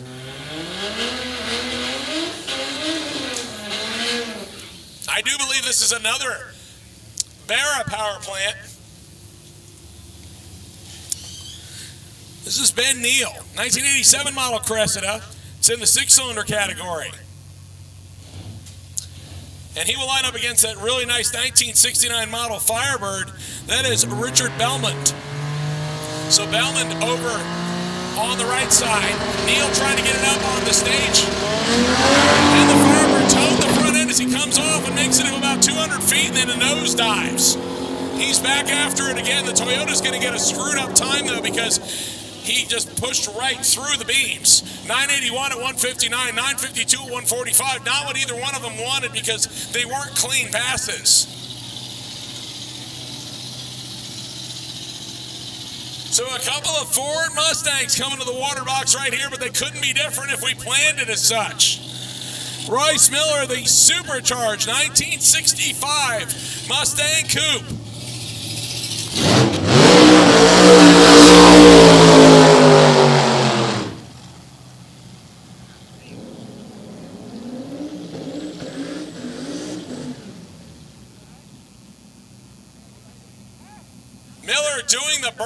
the 330 foot mark, and this is a former Rocky Mountain Race Week champion.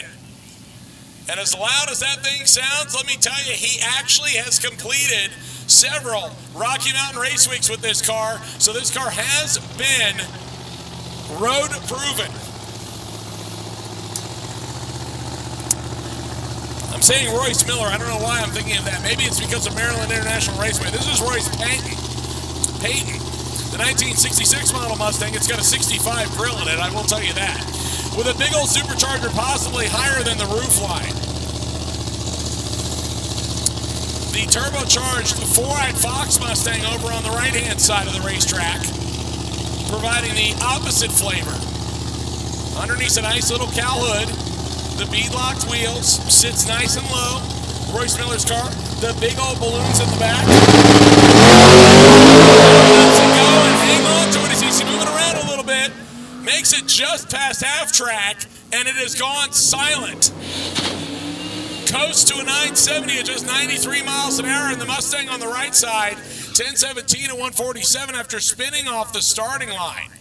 So neither one of them making the pass that they wanted to, and Royce Payton, unfortunately, made it to about 500 foot mark, and then the car quit. 520 at 110 is what he ran in the 8th mile, so it was on a good lick, and then for whatever reason, the car went silent. It might have popped the blower or something happened where he couldn't make a full hit.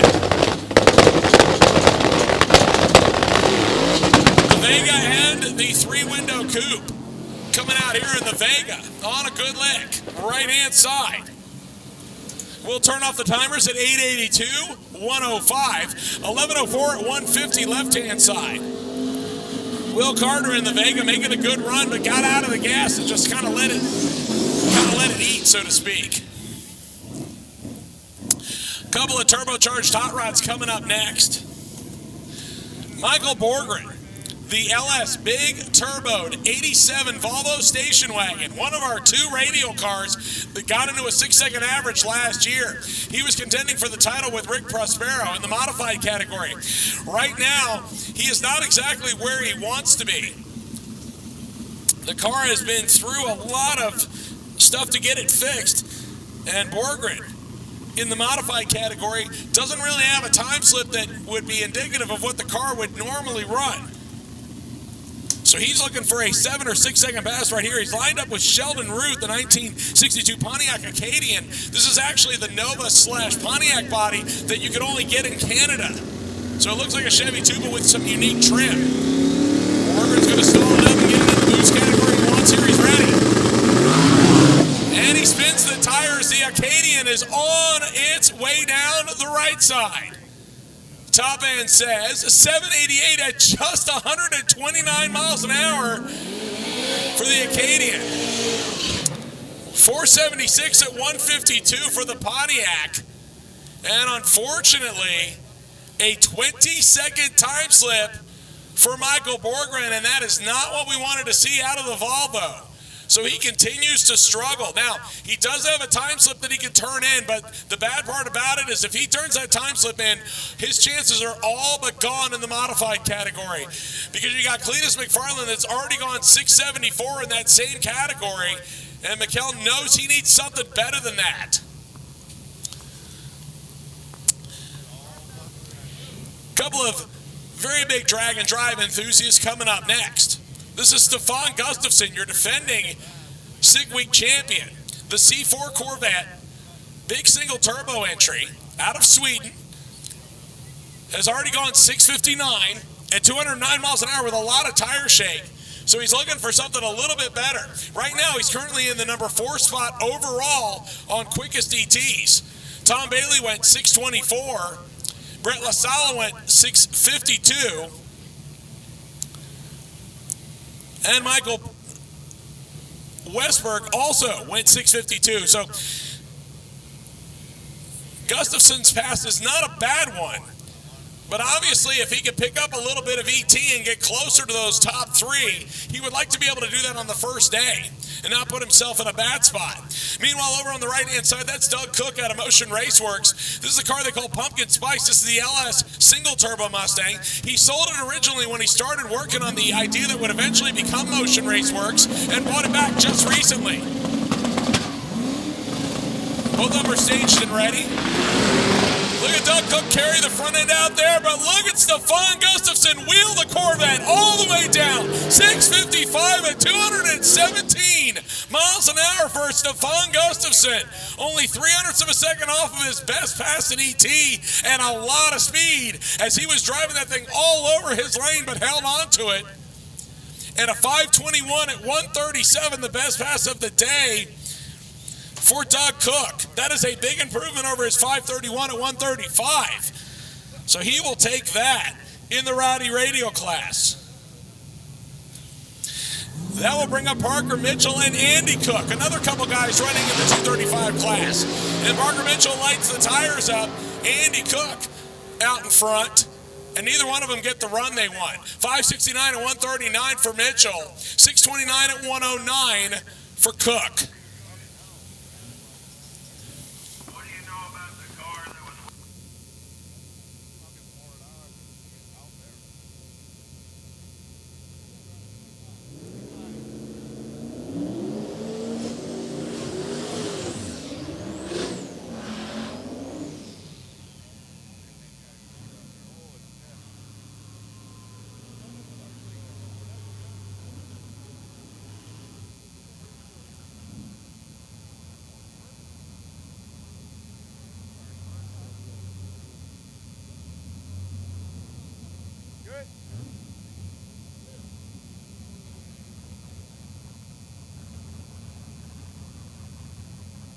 All right, ladies and gentlemen, here comes our next pair.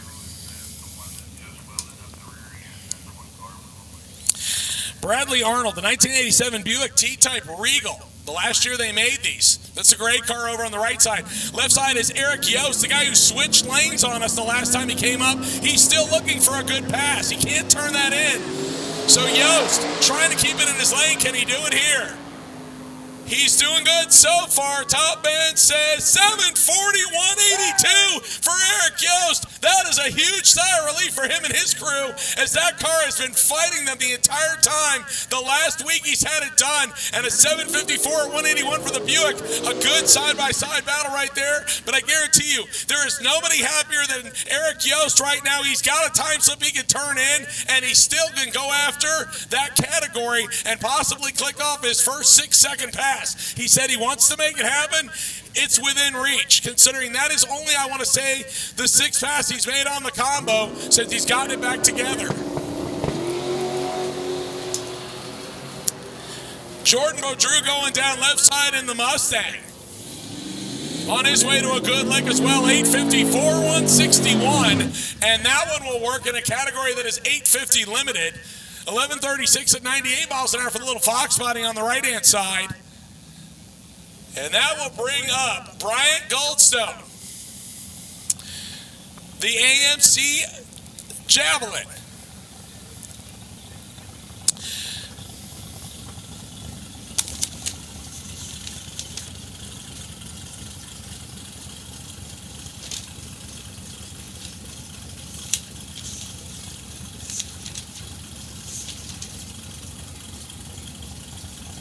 .557 cubic inches of big block Chevy with twin 94s underneath that long Javelin hood. All right, ladies and gentlemen, lanes are closed. Do not enter the staging lanes. Lanes are closed. Do not enter the staging lanes. We are done. We will run what's left. Staging lanes are closed. Do not enter the staging lanes, ladies and gentlemen, as we are already way behind schedule.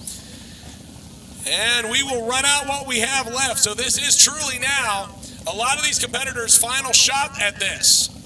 So Goldstone has not made the pass he wants yet. A lot of the big tire cars suffering from tire shake earlier today have had to wait to get back around. Goldstone normally looking for something in the 6s. He needs one right here. Let's see what he gets. A little bit of tire shake and he hangs on to it. 108.60 foot. 442 in the 8th mile. Here comes the 6. 674 at 211. Bryant Goldstone just knocks one out of the park right there with no other shot available, and he will go back to the pit area with a big smile on his face as he finishes the first day with a 674 at 211 for the AMC driver.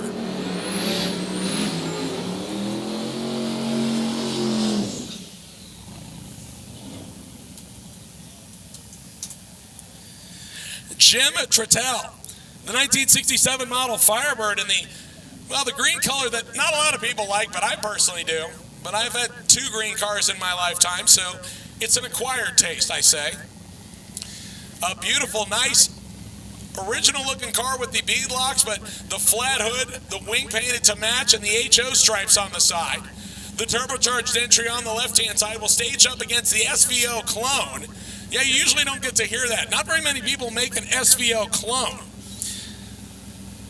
But Raymond Hoopy did. This is a 1982 model Mustang, and he added all the SVO tricks and tips to it with the double wing and everything in the back.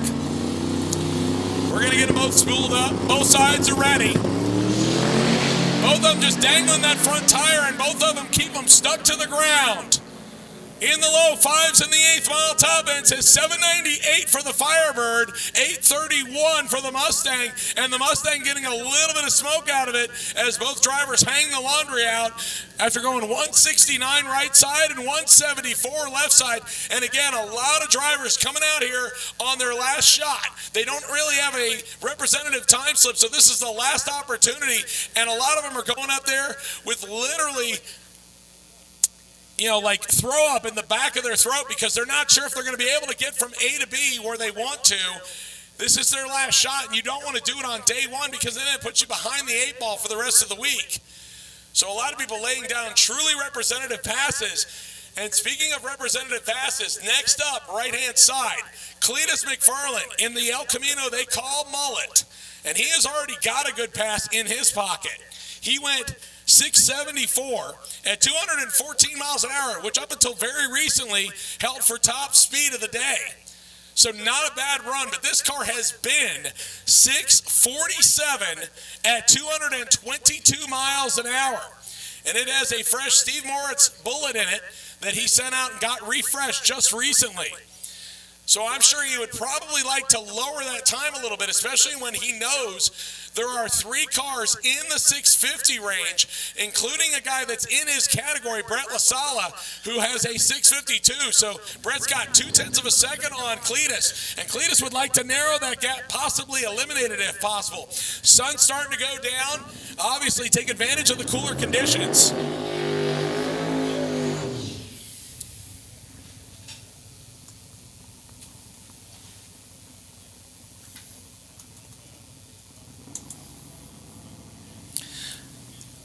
Pablo Mini in the Acura Integra sitting behind the water box.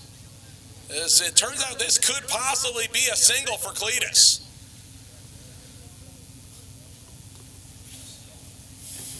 So the head shoe at McFarland Racing rolling up, right-hand side.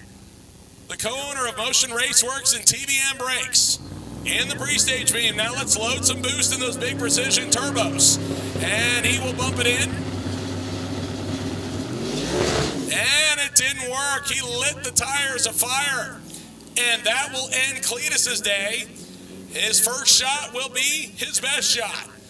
674 at 214. Not a bad pass, but he goes in to tomorrow at Bradenton Motorsports Park. 0.2 of a second behind Brett LaSala.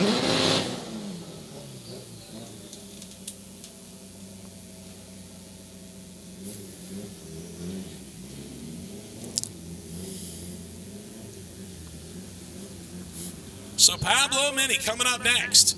Left-hand side, the Integra, front-wheel drive car with the parachute on the back. He is running in the Dial Your Own class.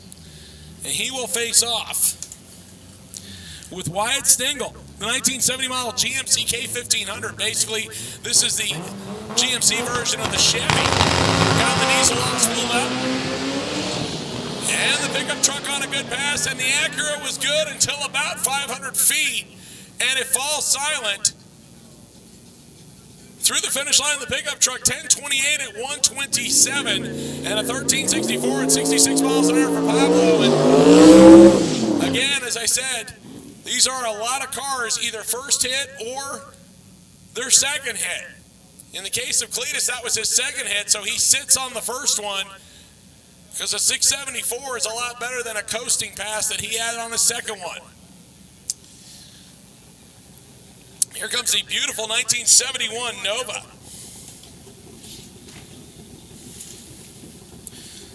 of Grubby, Craig Grubner. 540 cubic inches of big block Chevy with twin 94mm snails on board. And this car, another one that had to deal with a ton of tire shake.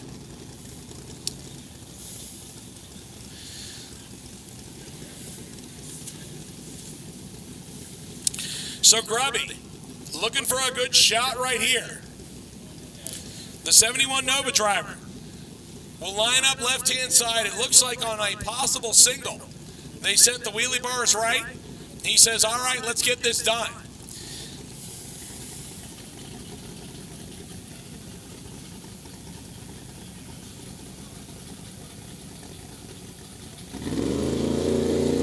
Let's load some boost. Load it in. And here we go. Oh, and he lights the tires afire. The complete opposite of shaking the tires. He spun the tires. He's going to run it out the back door anyway. 801 and a booming 194 miles an hour. Not the pass he probably wanted, but it will get him there. It's better than having a tire shake and coasting pass.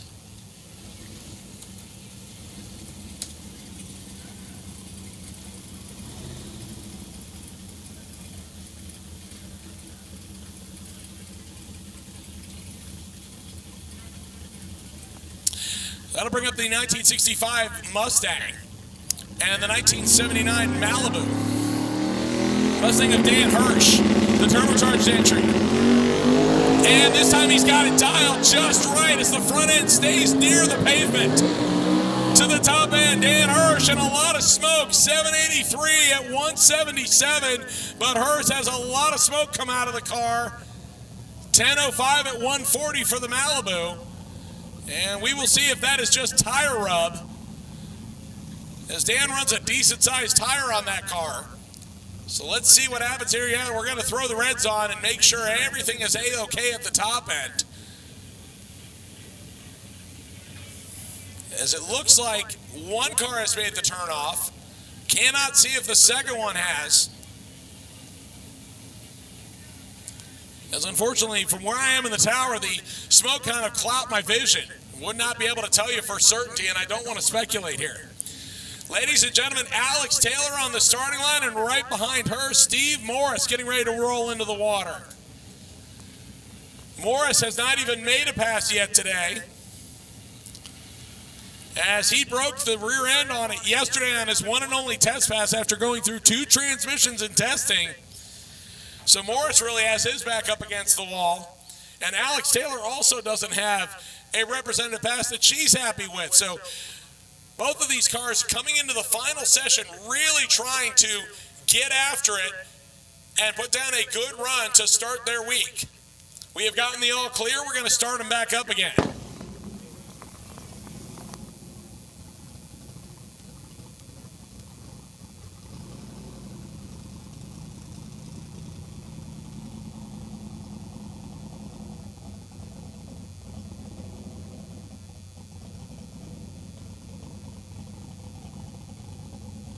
So Alex Taylor, who previously in drag and drive competition used to campaign a 1968 Camaro that said Bad Marrow, it was a twin turbo LS. She got it into the 7s and decided she wanted to build a purpose-built car. So her and her dad, Dennis, put together this 55 Chevy, staging up against the Trans Am, and Alex looks like she's got a hold of the track this time. To the finish line for Alex Taylor. 696 at 205 for Alex Taylor. Ladies and gentlemen, put your hands together. That is Alex's first 6-second, 200-mile-an-hour run in drag and drive history. And after everything they've had to go through, that one will give a big sigh of relief for both Alex and Dennis Taylor and Nick Taylor. After all the struggles they've gone through, a 696 at 205 for Alex Taylor. That is the right way to end off day one for her.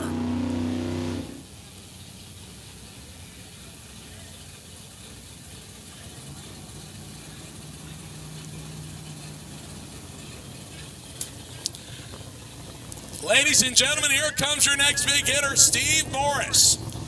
In the Buick Roadmaster station wagon, he is renamed the Boostmaster wagon. At a gnarly 3,600 pounds, an all-steel configuration, this has one of his SMX setup engines. This is water-cooled. Big twin turbos underneath the hood. He changed them out recently from last year, and this wagon has been in the 650 range, but not this year. He has had all kinds of trouble with it, and obviously going to the starting line with a big question mark, as yesterday he made a test pass and had a 1:10.60 foot time, and then the car fell silent. So they have been through this car a lot to try to get it back. Morris will load up some boost. They carry the front end out. Hang on to it, Steve. This one also looking good. Top end says 674 at 213 miles an hour. Talk about a shot at the 9th inning with the bases loaded. Steve Morris, his only pass of the day, 674 at 213 miles an hour for Steve Morris, and that will give him a sigh of relief. And now, ladies and gentlemen, 7 cars in the drag and drive of the year so far in the 6-second range. We will bring up 2 Camaros next, both of them 1968 varieties, but that's where the similarities end. Clint Sadowski left side, the former Major League Baseball pitcher. This is a small block LS with a single turbo on the small tire. He has been 792 already. On the other side, 709 cubic inches of naturally aspirated big block Chevy for Doc James McIntyre. But this car has not made an A to B pass yet today, so he is at the bottom of the 9th inning. He has to deliver right here, or he will possibly be out of competition in NA, as far as the car will have too slow of an average. And McIntyre looking good so far. Sadowski lights the tires, and McIntyre to the finish line. 785 at 143 with the parachute out early, and James McIntyre avoids the crunch and does not get thrown out at home plate. 491 at 141 at the 8th mile, and McIntyre lifts and throws the laundry early and gets into the 7s within a 10th of his best run ever, and will survive to day number 2 with the quickest NA pass of the day. All right, a couple of Ford Mustangs coming up next, both of them LS powered, so sorry Ford fans, but both of them decided to go with the LS power plant. Right hand side is Matt Moore out of Moore Chassis. Left hand side, Dustin Trance.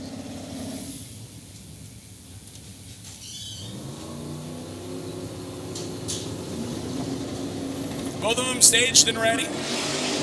They are both off the starting line good. 124.60 foot left side, 131 right side. Trance looking for an 850 and goes 854 at 158. Moore goes 548 at 129 to the 8th mile, and that's good. He's running the Rowdy Radial class, so he will take that number.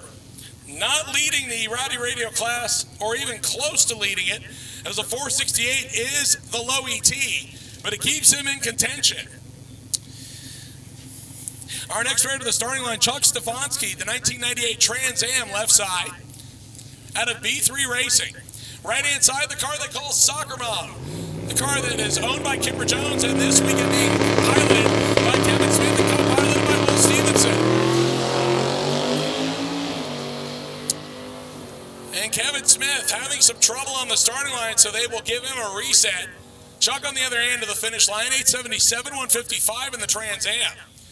So Kevin will get another shot at it, as this car only has a handful of data on it since completely changing the combination to a 388 cubic inch motor from Texas Speed. This is an all-new build for them. They put the steel fenders and doors back on the car from last year. Kevin with a 129.60 foot looking for a 7. Will he get there? 802 at 180 miles an hour, a lot of speed out the back door, but not the 7-second digit at the front that they wanted, but still a good pass for Soccer Mom. And Kevin Smith will turn that slip in, no doubt. And they will pack the car up and head for Bradenton Motorsports Park in a late evening, unfortunately. A couple of Chevrolet pickup trucks will come to the starting line next. Left-hand side. is Joe Barstow. He's in the late model rounded nose Chevy pickup truck. Meanwhile, on the right-hand side, that is Mike Clift. He's running the Unlimited Iron class. Twin shoots off the back of that one, and he comes off the starting line with authority. 131 60 foot. Looking for an 8-second time slip and goes 9:03 at 153, just missing it. 10:20 at 136 for the pickup truck on the left side.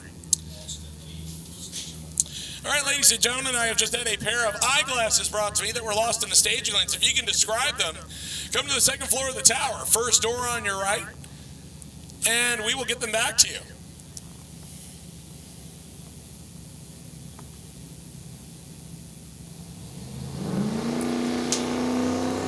Colin G coming up with the 235 Rowdy Radial Malibu wagon, staging up against the Mustang on the left side, and both of them knock the tires off. So neither one of them will improve, and they will coast to the finish line. As we can now start to see the rear of the staging lanes, we are running through the last session of cars.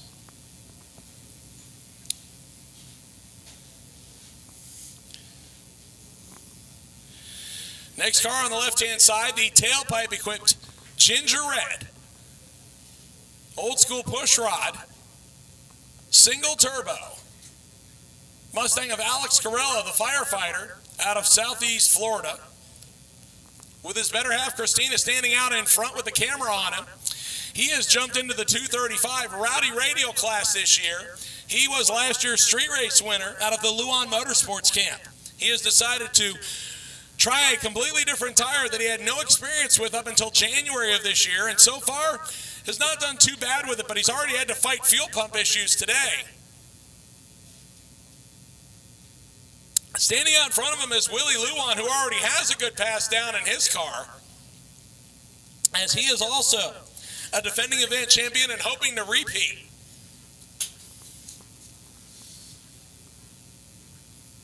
There's a little bit of cleanup happening on the right-hand side of the racetrack, and Luan is going to go up and take a look at it.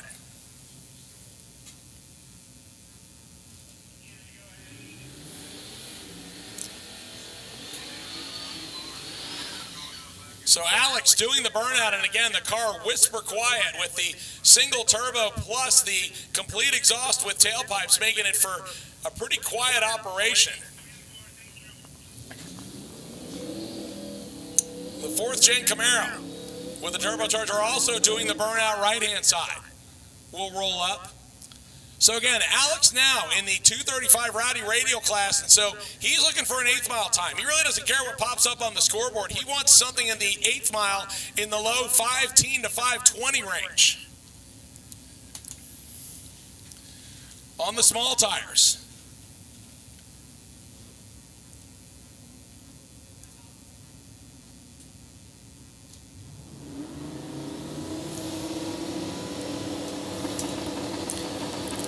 Doug Sandwick also running the 235 tires. Alex getting after it. A 5:23 at 136 for Alex Corella. A 5:75 at 132 for the Camaro, but not a bad lap for Alex Corella. 5:23. A 5:23, and I'm sure he'll be happy with that after the struggles he's had to go through today. The Camaro, on the other hand, 5:75 at 132, only 4 miles an hour difference, but 5/10 difference in the speed. And that is all in the 60-foot as Alex Corella belted out a 127 60-foot, and that's where all the time was made up.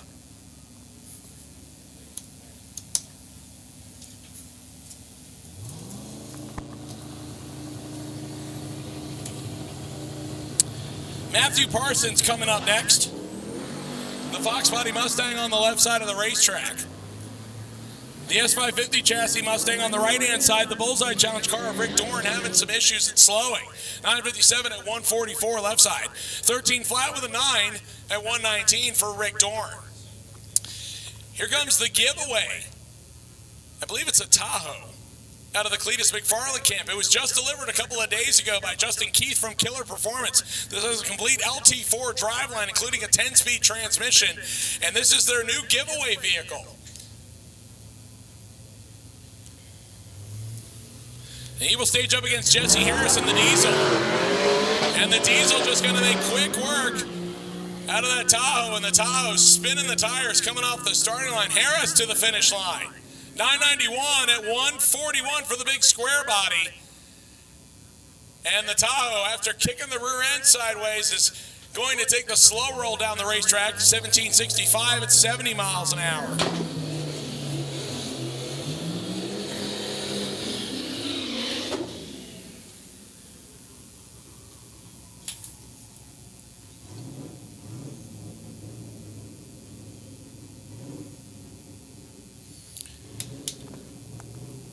Our next car, Chad Fegley, who earlier went 801 at 194, but this car ripped off a 767 with the man pedal yesterday. He would like something in the sevens.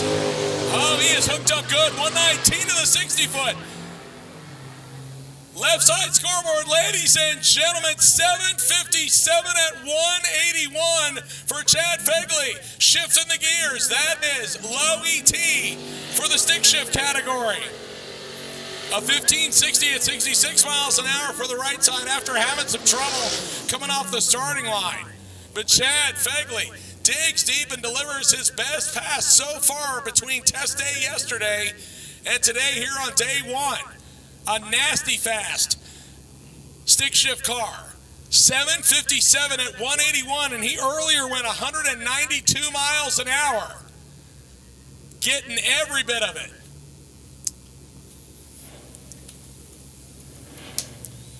Back around for our next pass, Brittany Sammartino with the Silverado over on the right-hand side. The Pontiac G on the left-hand side on the other hand. That is R.F. Hosen, the 2008 model Pontiac. The Pontiac out in front of the Chevy pickup truck, 982 at 135, a 1028 at 132 for Brittany. That is a good pass. I'm sure she'll be happy with that. The 75 Dodge Sport coming up again on the right-hand side of the racetrack.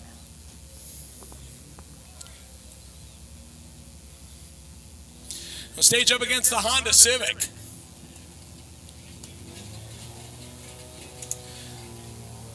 Rob Courtney in the 95 Civic. Courtney getting after it, 159 60 foot, which for a front-wheel drive car is pretty solid.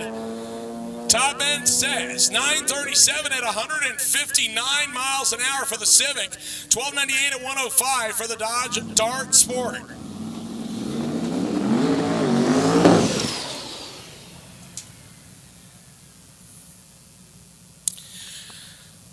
Frank Webb, and probably one of the most sinister looking 1978 Fairmont Futuras I've ever seen. I talked to him in the tech line yesterday. This thing is packing a 598 cubic inch big block Ford power plant.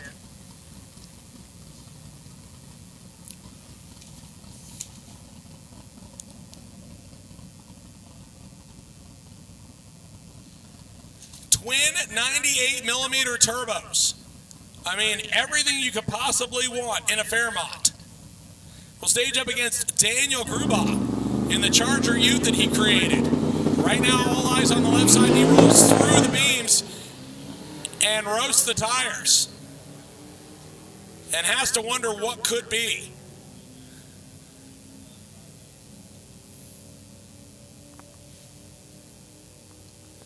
$13.86 at 102 on the right side of the racetrack. And unfortunately, for Webb, that could have been a shot that he wants back.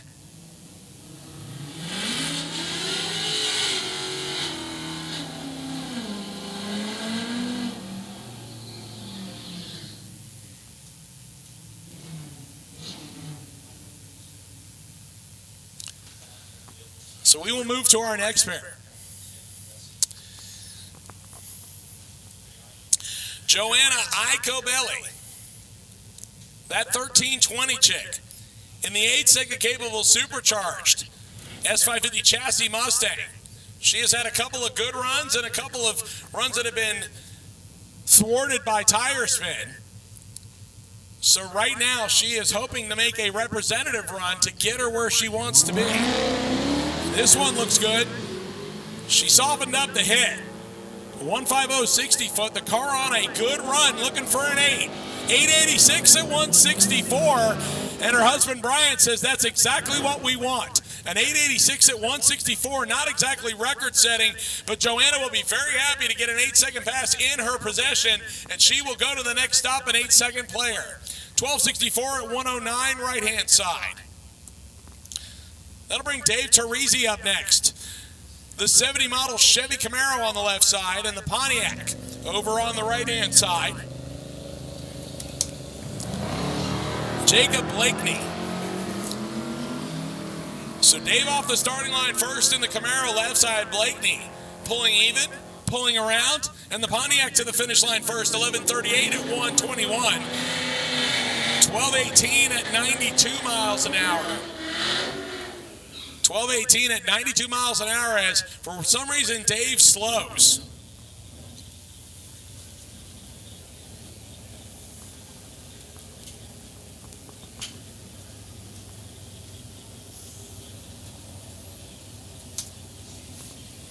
The Dial Your Own category, John Moore, 2011 Crown Vic. The raised style stance with the LS underneath the hood. Will stage up against the 6th Gen Camaro over on the left-hand side. That belonging to street race combatant Craig Douglas, 2017 ZL1. And the ZL1 continuing to have trouble as it comes off the starting line and then slows. The Crown Vic to the finish line, about a 10:16 at 127. That's a good lap for him. And the Camaro continuing to have trouble, 14:17 at 82 miles an hour. And that will end his day off with a question mark. Now, he has a time slip he can turn in, but unfortunately, that's probably not what he wanted. The car sounding like it had a lot of potential, but unfortunately, just not what he wanted out of it.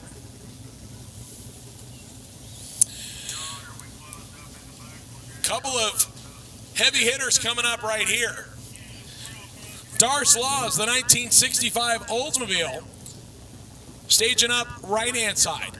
And a beautiful example of a C2 Corvette, 1965 model. This is Kelly Harvey. And Harvey already made a pass today, but based on what I've been told the car should run, has not run in according to what it should be. Should be in the 7-second range. Now, that's just what I've been told.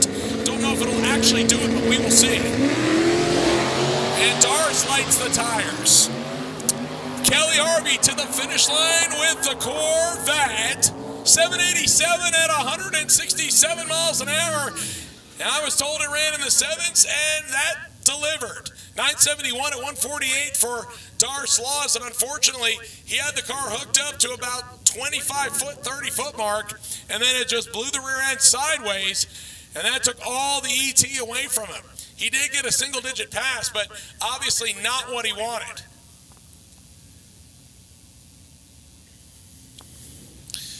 That will bring up the turbocharged Nova right-hand side. I believe this is Mark Actron. Car has been living near the 850 range. He will stage up with the Mustang in the Bullseye Challenge. This is Drake Viscomi.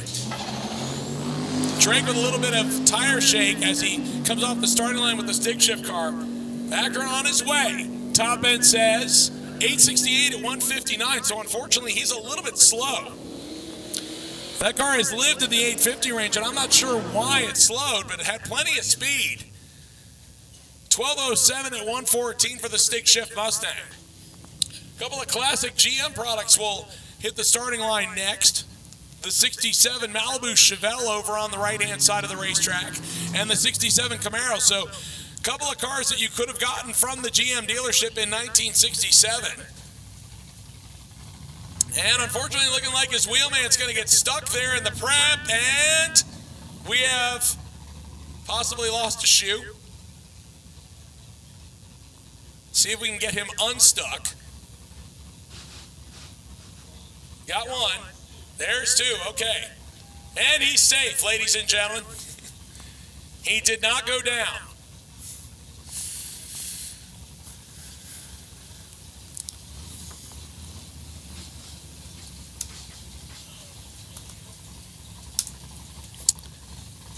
So Sammy Tovanen, the 67 Camaro driver on the left side.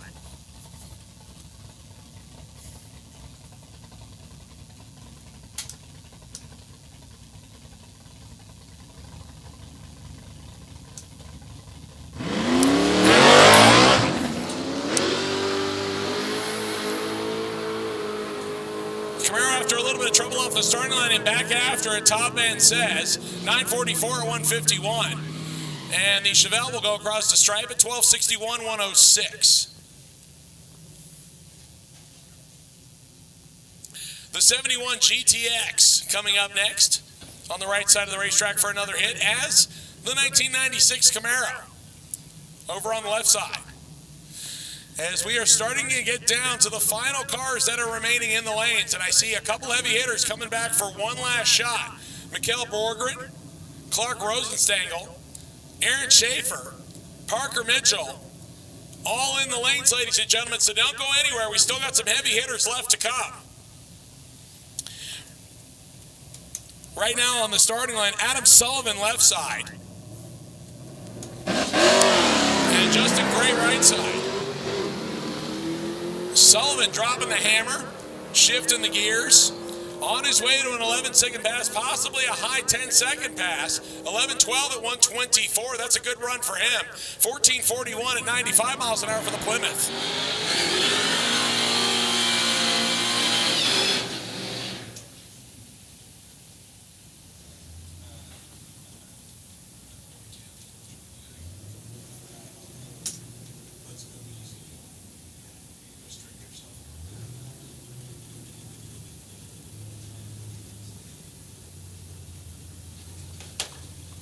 Couple of pickup trucks come to the starting line next.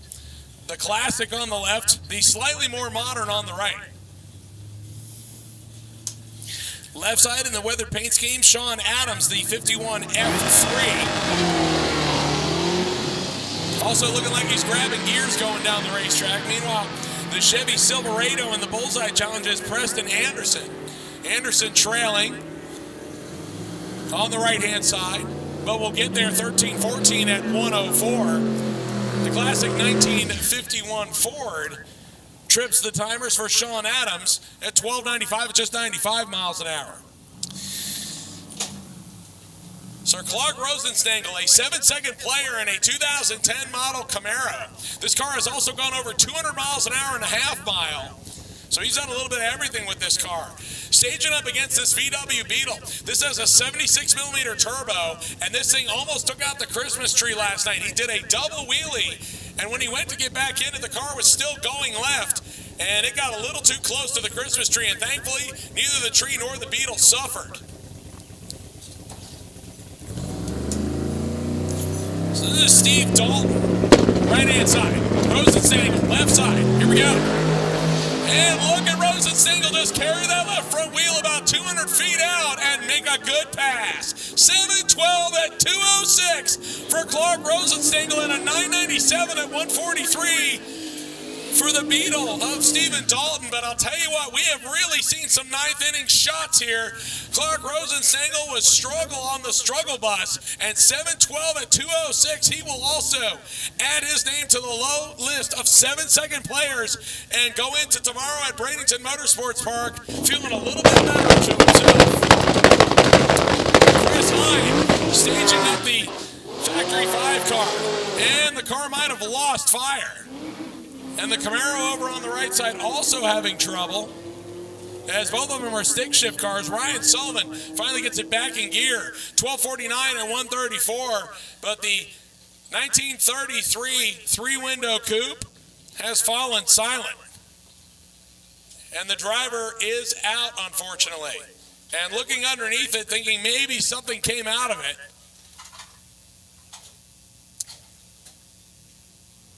So we're going to be on hold here for just a minute. So we're going to send a four-wheeler down.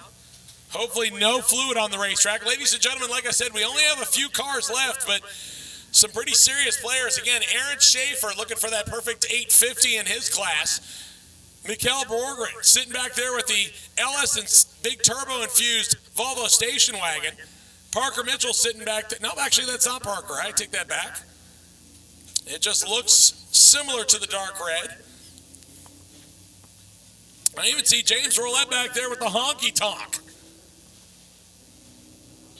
All right, we have been given the cue that everything is A-OK, no fluid on the racetrack, so just a few cars left to go.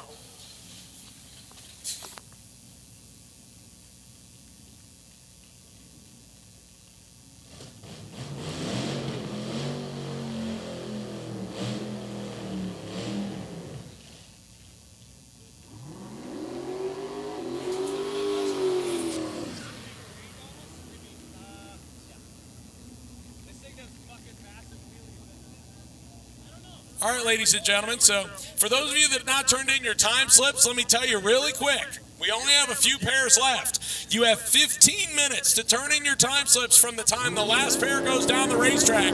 Do not get caught with your pants down and not get your time slip in. Jordan Boudreau going down the left side in the Mustang.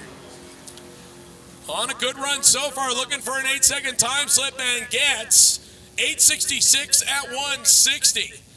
That should be good. And then once again, we only have a few cars left, so if you are still sitting on a time slip that has not been turned in yet, I would ask that you drop everything and come to the third floor of the tower and hand that in. You need to go all the way to the top. Make sure you get that to Tanya and her team.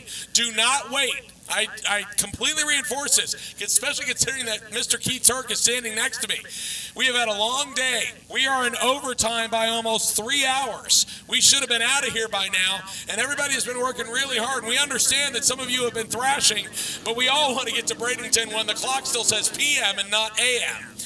So if you have made your pass and you have decided what you want to turn in, I suggest you drop everything and walk that to the third floor of the tower immediately. We will shut that gate 15 minutes after the final pair, and I will tell you that there are less than 3 pairs remaining in the lanes. So do not wait. No matter where you are on Orlando's property, you should be able to make it to the tower within 15 minutes, especially if you start right now. Speaking of starting right now, this is pretty much the finish line for Mikkel Borgren. Mikkel has already made a couple of passes, but it has not been representative of what that 6-second Volvo can do. He's been on the struggle bus as well.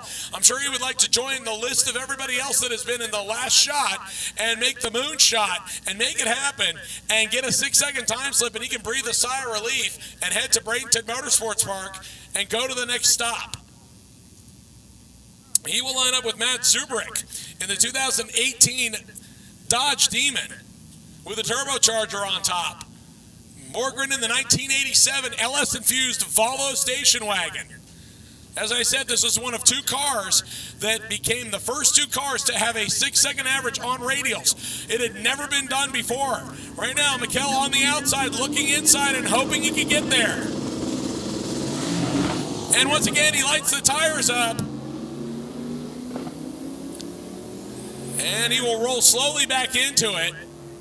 And looks like he might run it out the back door. 11:34 at 147, 11:99 for the Demon. And unfortunately for Borgren, that is not the time slip he is going to want to hand in. As when we saw him in Tech Line yesterday, he literally looked like he was standing up on probably 3 hours of sleep for the last 3 days. So he is not off to the best start for his sick week, but you know how it is. I mean, you never know what could happen as we go. We've got a lot left. David Deal in the 2001 Mustang over on the right side of the racetrack, in the 67 El Camino on the left side. Deal doing the deal and trying to save the run and pedaled it a bunch, and the rear end came around and said hello. And he says, I don't want to show that much of that side to that side of the racetrack, so he wisely backed out of it. 13:13 at 109 for the El Camino. Again, ladies and gentlemen, let me reinforce this again. If you have not handed in a time slip, you need to get to the top floor of the tower like yesterday. Like Keith Turk is giving me hand signals that make me nervous. Like a dad is disappointed in his kid.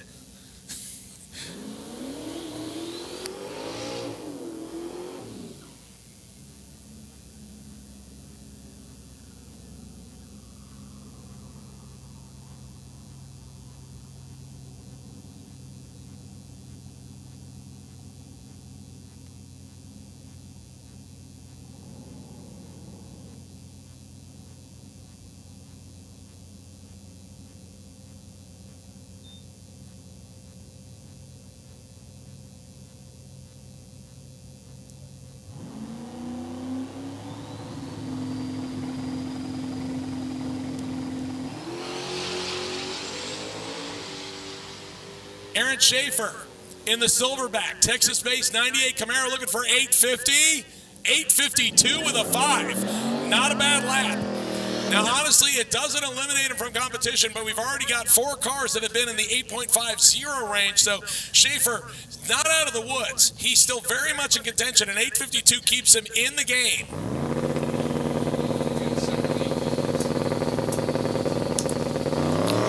This is Chris Reuser, the S10 pickup truck. He is running the Pro Dial Your Own category. To the top end, looking for a 10-second time slip. It goes 10:33 at 1:32. Here comes James Roulette, the Supercharged LS stick shift Impala that he calls honky tonk. He decided to leave the 8-second Mustang at home and instead opted for the stick shift honky tonk 4-door. And he likes to party, and I like it. I think it works out well.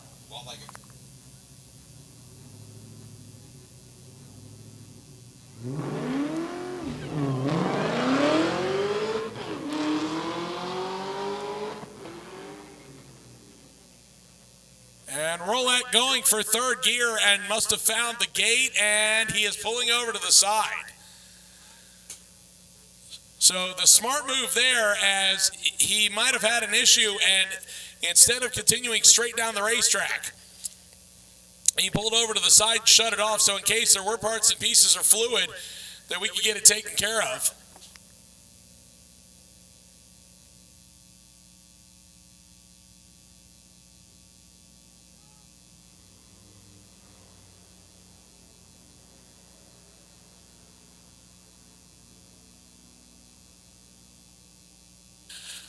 So the honky tonk looks like it made it through the finish line, or close to it.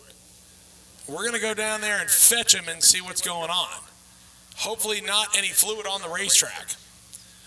And then the absolute final car was in the water and having some steam or smoke coming out of it.